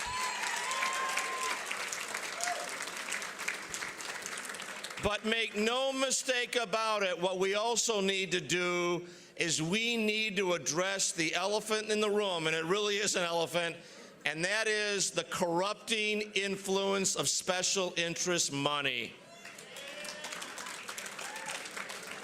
The big businesses and the big labor unions and the lobbyist class in Sacramento has had their way. They have run this state down. And I hope the lieutenant governor has a success, but you know what? He's not going to have that much success unless he deals with the influence peddlers and the people that would bend policy for their own profit.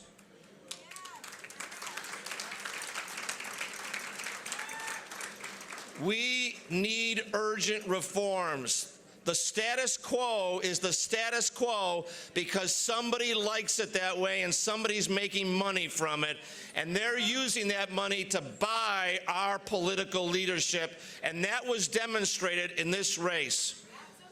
The wall-to-wall TV ads that Gavin Newsom ran were paid for by somebody, and those people want something from him, and unfortunately, maybe they'll get it. But you know, the people are going to wise up to this.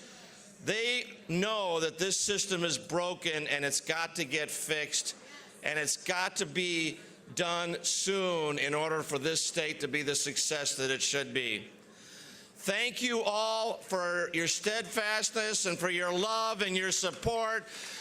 And I'm not going anywhere. I love this state, and I'm going to stay involved. Thank you so much for all of your good thoughts. Appreciate it. Thank you very much. And are able to get this stuff called in. I'm all for security, don't get me wrong, but there's got to be a way where we can get results quickly. We don't have 920,000 votes that have not been counted at this late hour. We're 20 minutes to 11 o'clock. Yeah, polls have been closed now for going on 4 hours. So, it just seems a little bit archaic that we're kind of going about it this way when we do have secure phone lines. Yeah, and I'm not sure why the change. That's something that we did not ask him here tonight, but we could ask one of the poll workers here and see if maybe she has some insight exactly why they made this change as opposed to years past where they could just phone it in to the recorder's office here. So we will definitely work to figure that out and try to see exactly why this change happened. Well, I will forward one theory, and current Secretary of State Michelle Reagan today was interviewed and said that there was a foreign government, foreign actors, I think she put it, trying to hack the Secretary of State in the last election. They didn't get in, but they tried.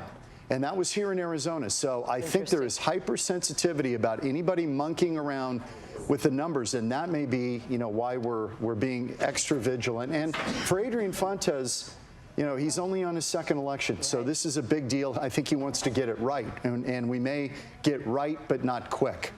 That's the trade-off right now. Yeah. Exactly. That's exactly what he even told us here tonight. He's like, who cares how long this takes?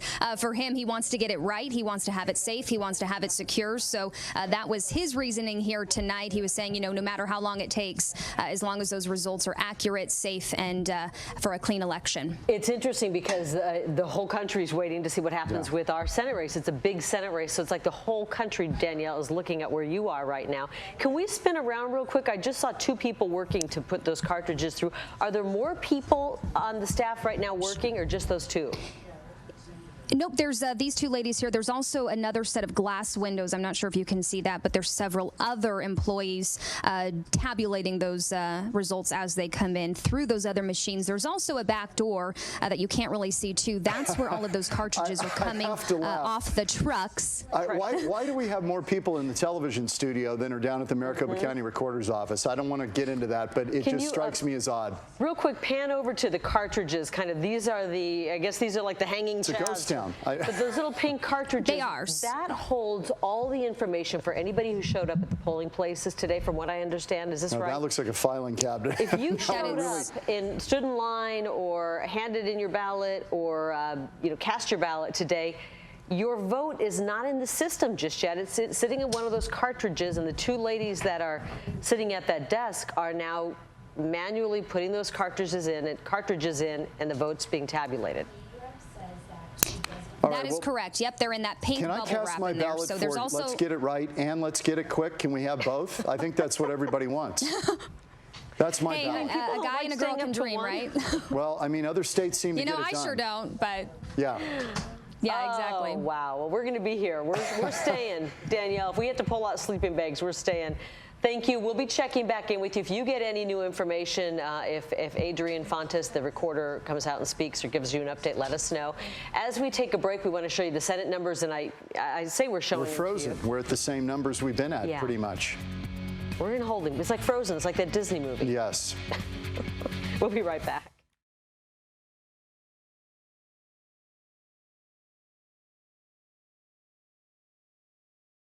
Good evening, everybody. You are still watching News Now, part of Fox10Phoenix.com. I think I have heard the word that we are going until midnight on air. That means on television, Fox 10 Phoenix.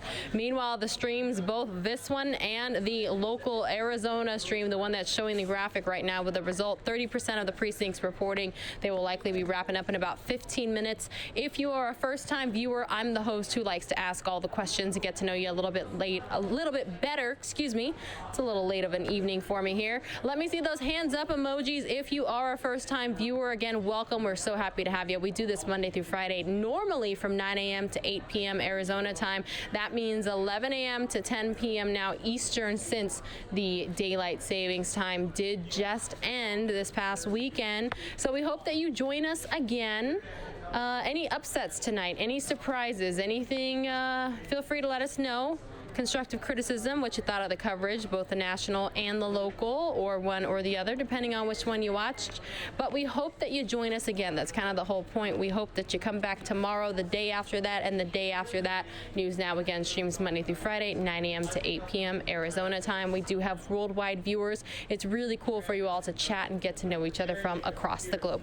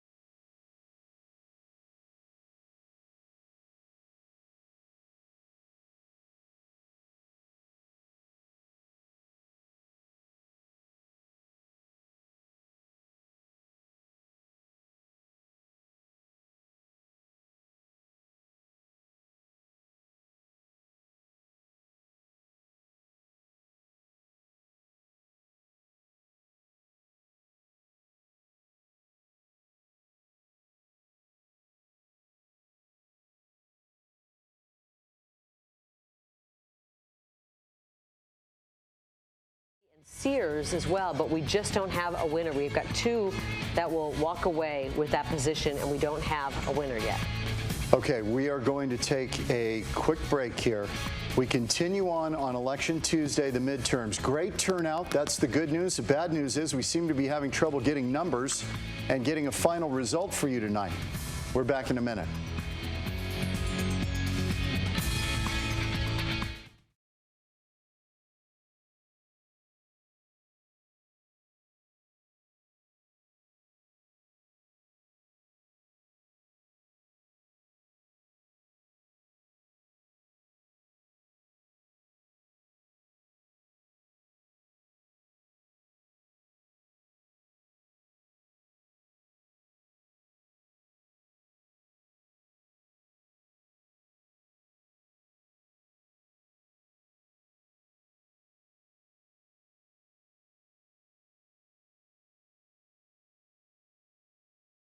All right, everybody, we have a few moments here while we are in a commercial break on air. That's on Fox 10 Phoenix. Again, my name's Pilar Arias. Thank you for joining us, whether you watched this stream with Mike Pache, Mark Martinez all evening, or you watched the other stream, the one that I was hosting all night.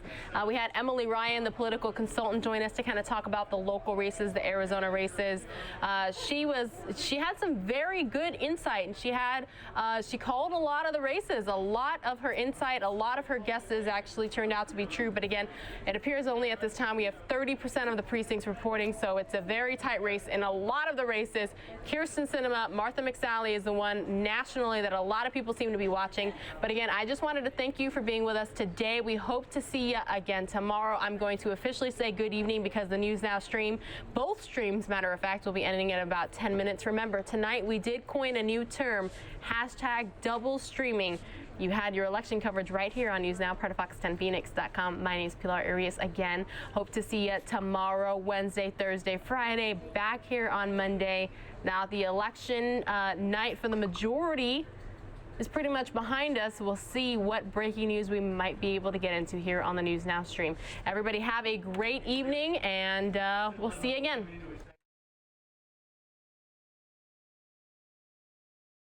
If we had results.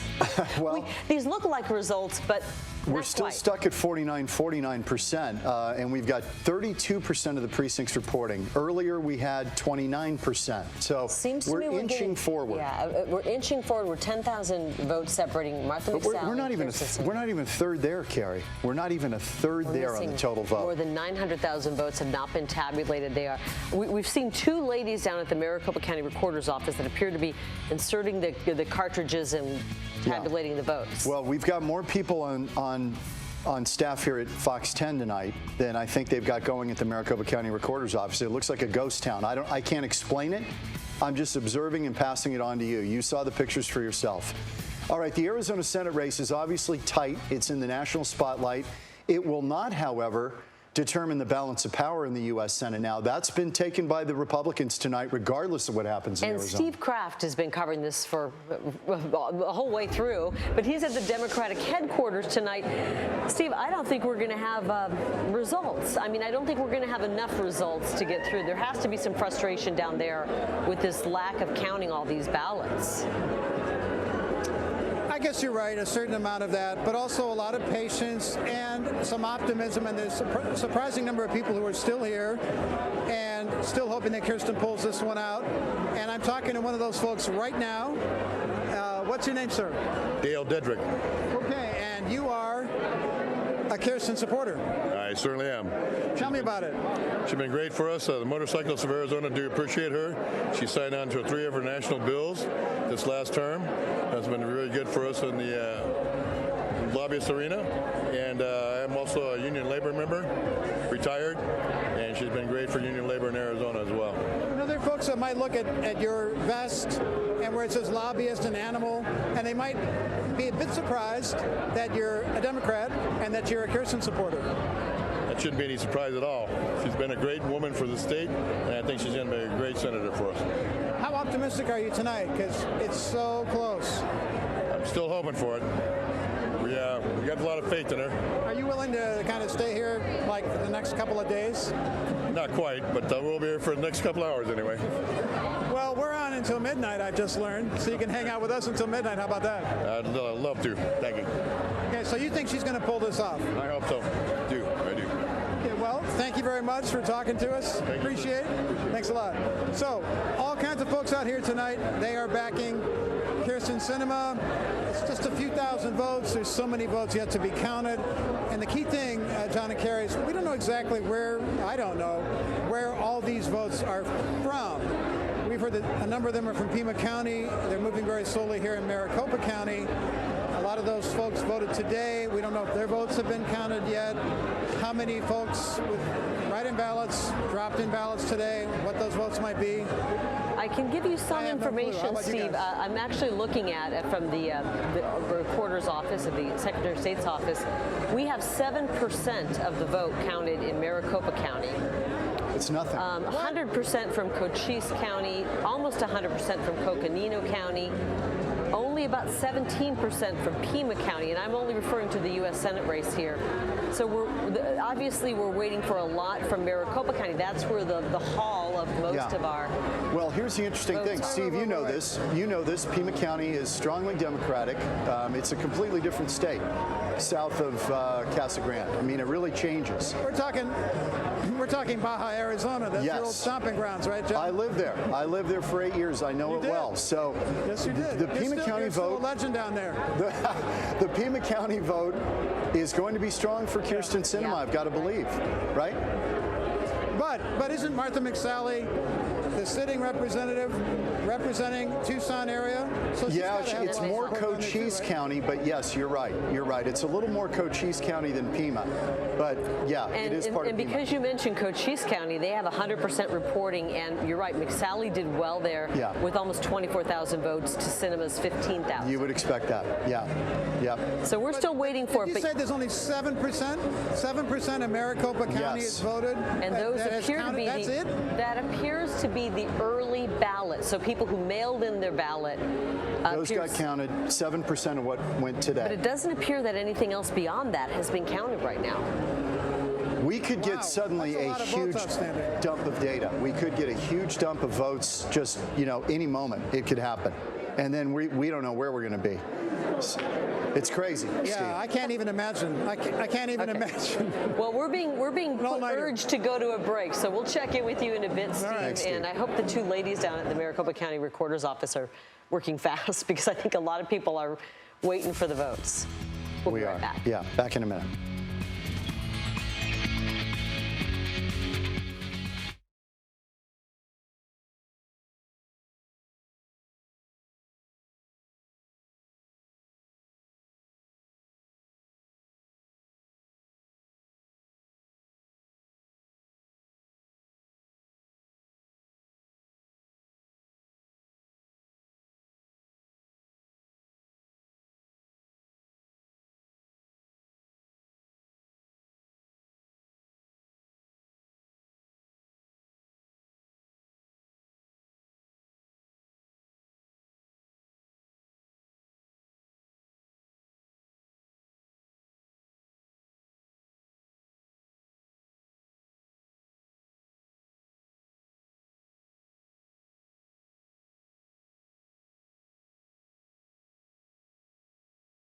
All right, everybody, News Now is holding on strong for the next few minutes here. We are trying to come up with a game plan for exactly what's going to happen. There's currently 1,017 of you watching here. My name is Pilar Arias. I officially said good evening on the air, but that does not necessarily mean that the stream is going to end.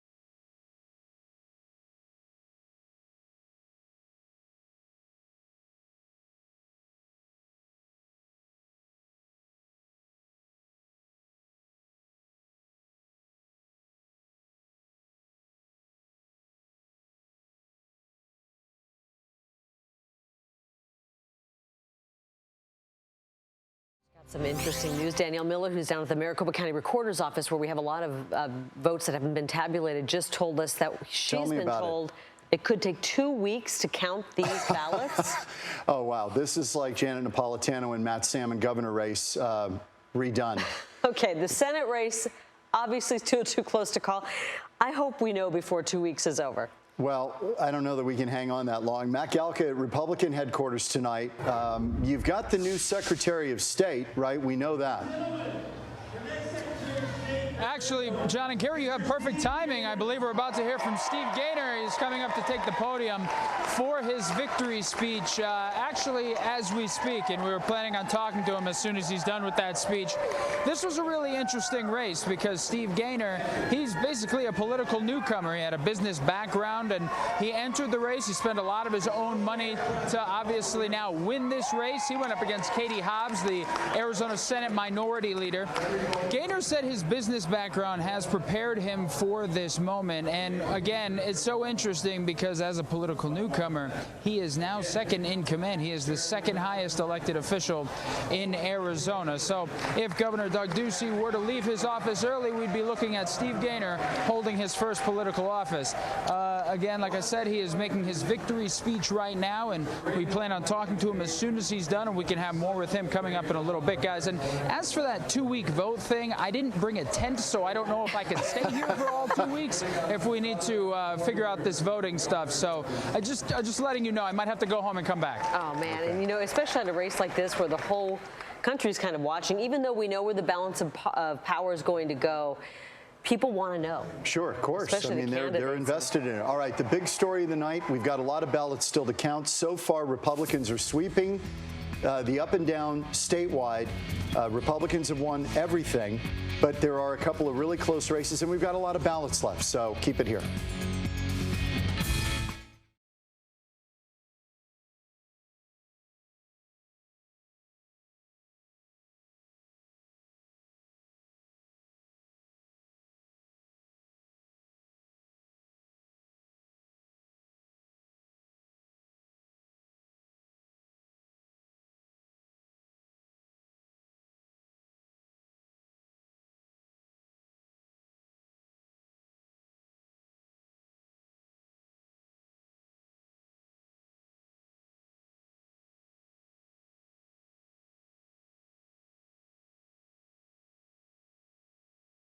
The minute he stepped out on the political stage, we saw this when Gavin first became mayor, and he became the first mayor in America to allow same-sex couples to marry.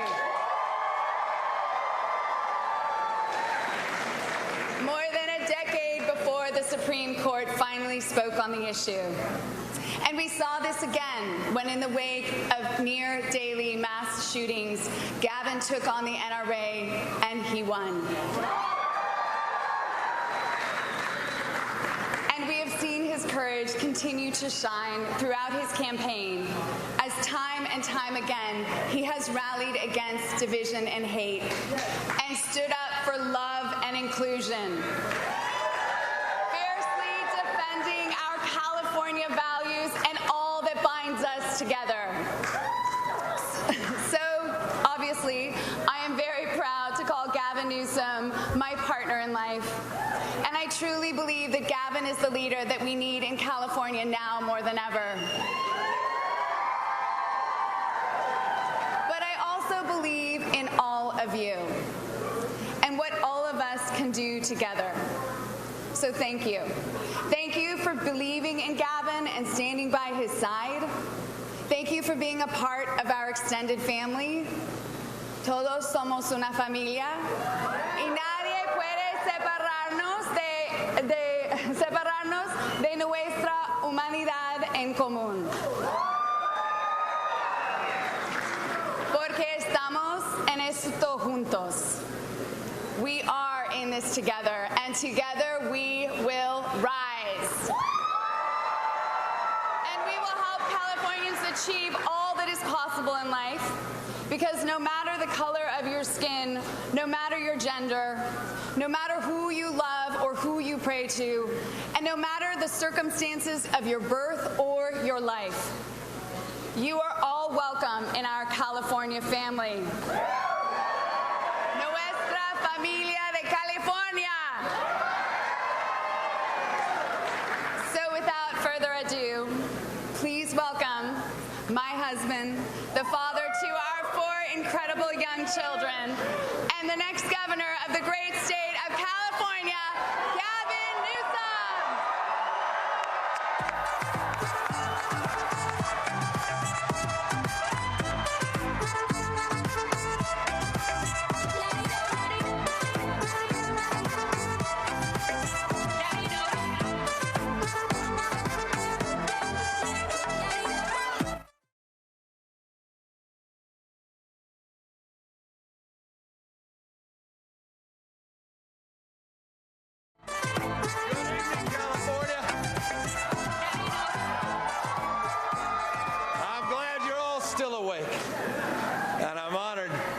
took the time to be here. And look, the votes, goes without saying, the votes are still being counted. And clearly your voices are still being heard. But a few minutes ago, I received a very generous call from John Cox. Thank you. We congratulated each other on a hard-fought race, and now I want to congratulate each and every one of you. Because you stood for courage for a change. And now I can stand before you knowing I will have the incredible privilege of serving as your next governor. But this victory is really your victory. Because of you, the future belongs to California.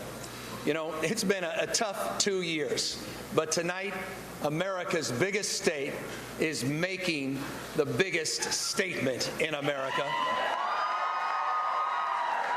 We're saying unmistakably and in unison that it's time to roll the credits on the politics of chaos and the politics of cruelty.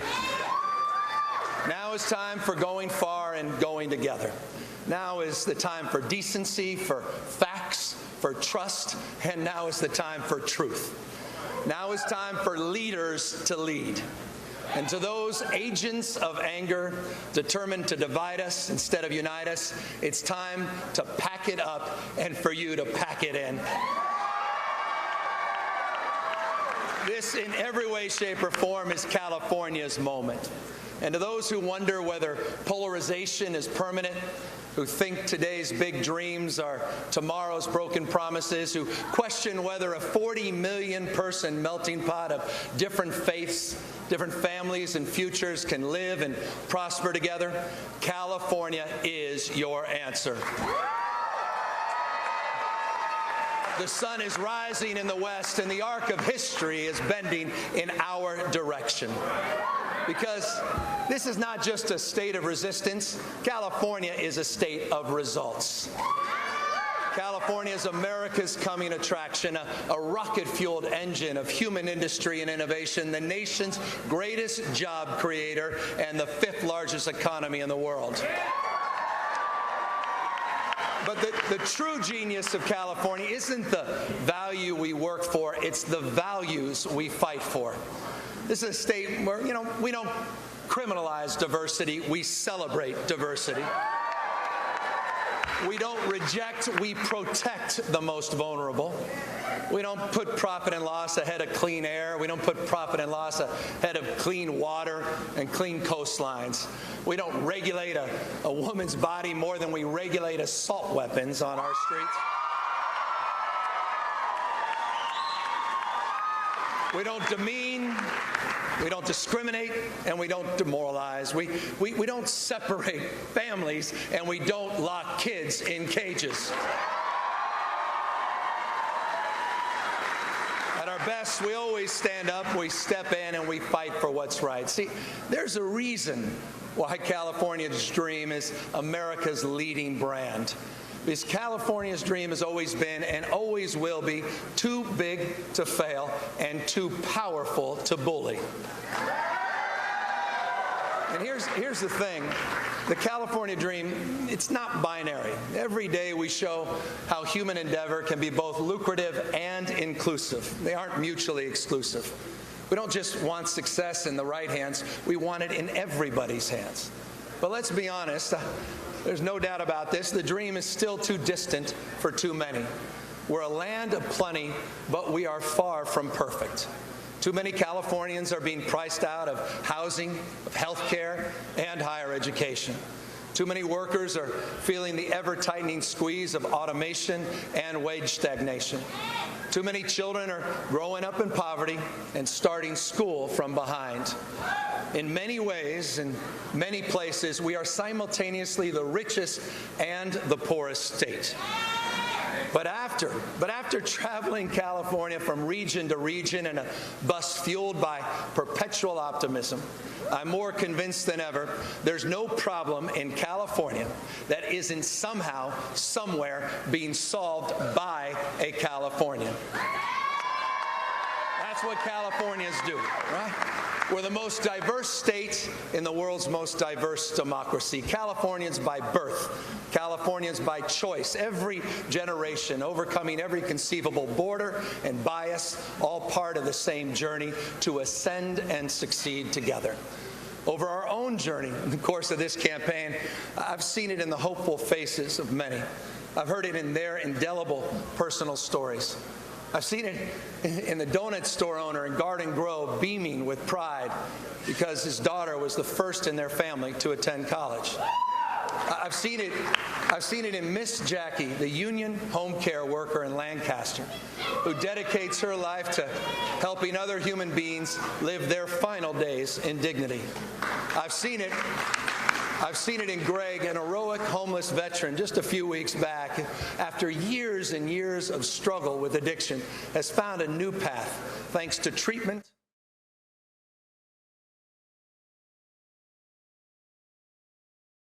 All right, everyone, that's going to do it for us here on News Now, part of Fox10Phoenix.com. My name is Pilar Arias. Huge thanks to every single member of the Fox 10 Phoenix crew that made this election coverage possible. Mike Pache and Mark Martinez were your News Nowers right here on the set I'm currently talking to you from. We hope this is not the last time we see you. We hope to see you again. Thanks for trusting us for your election 2018 coverage. We'll see you again soon.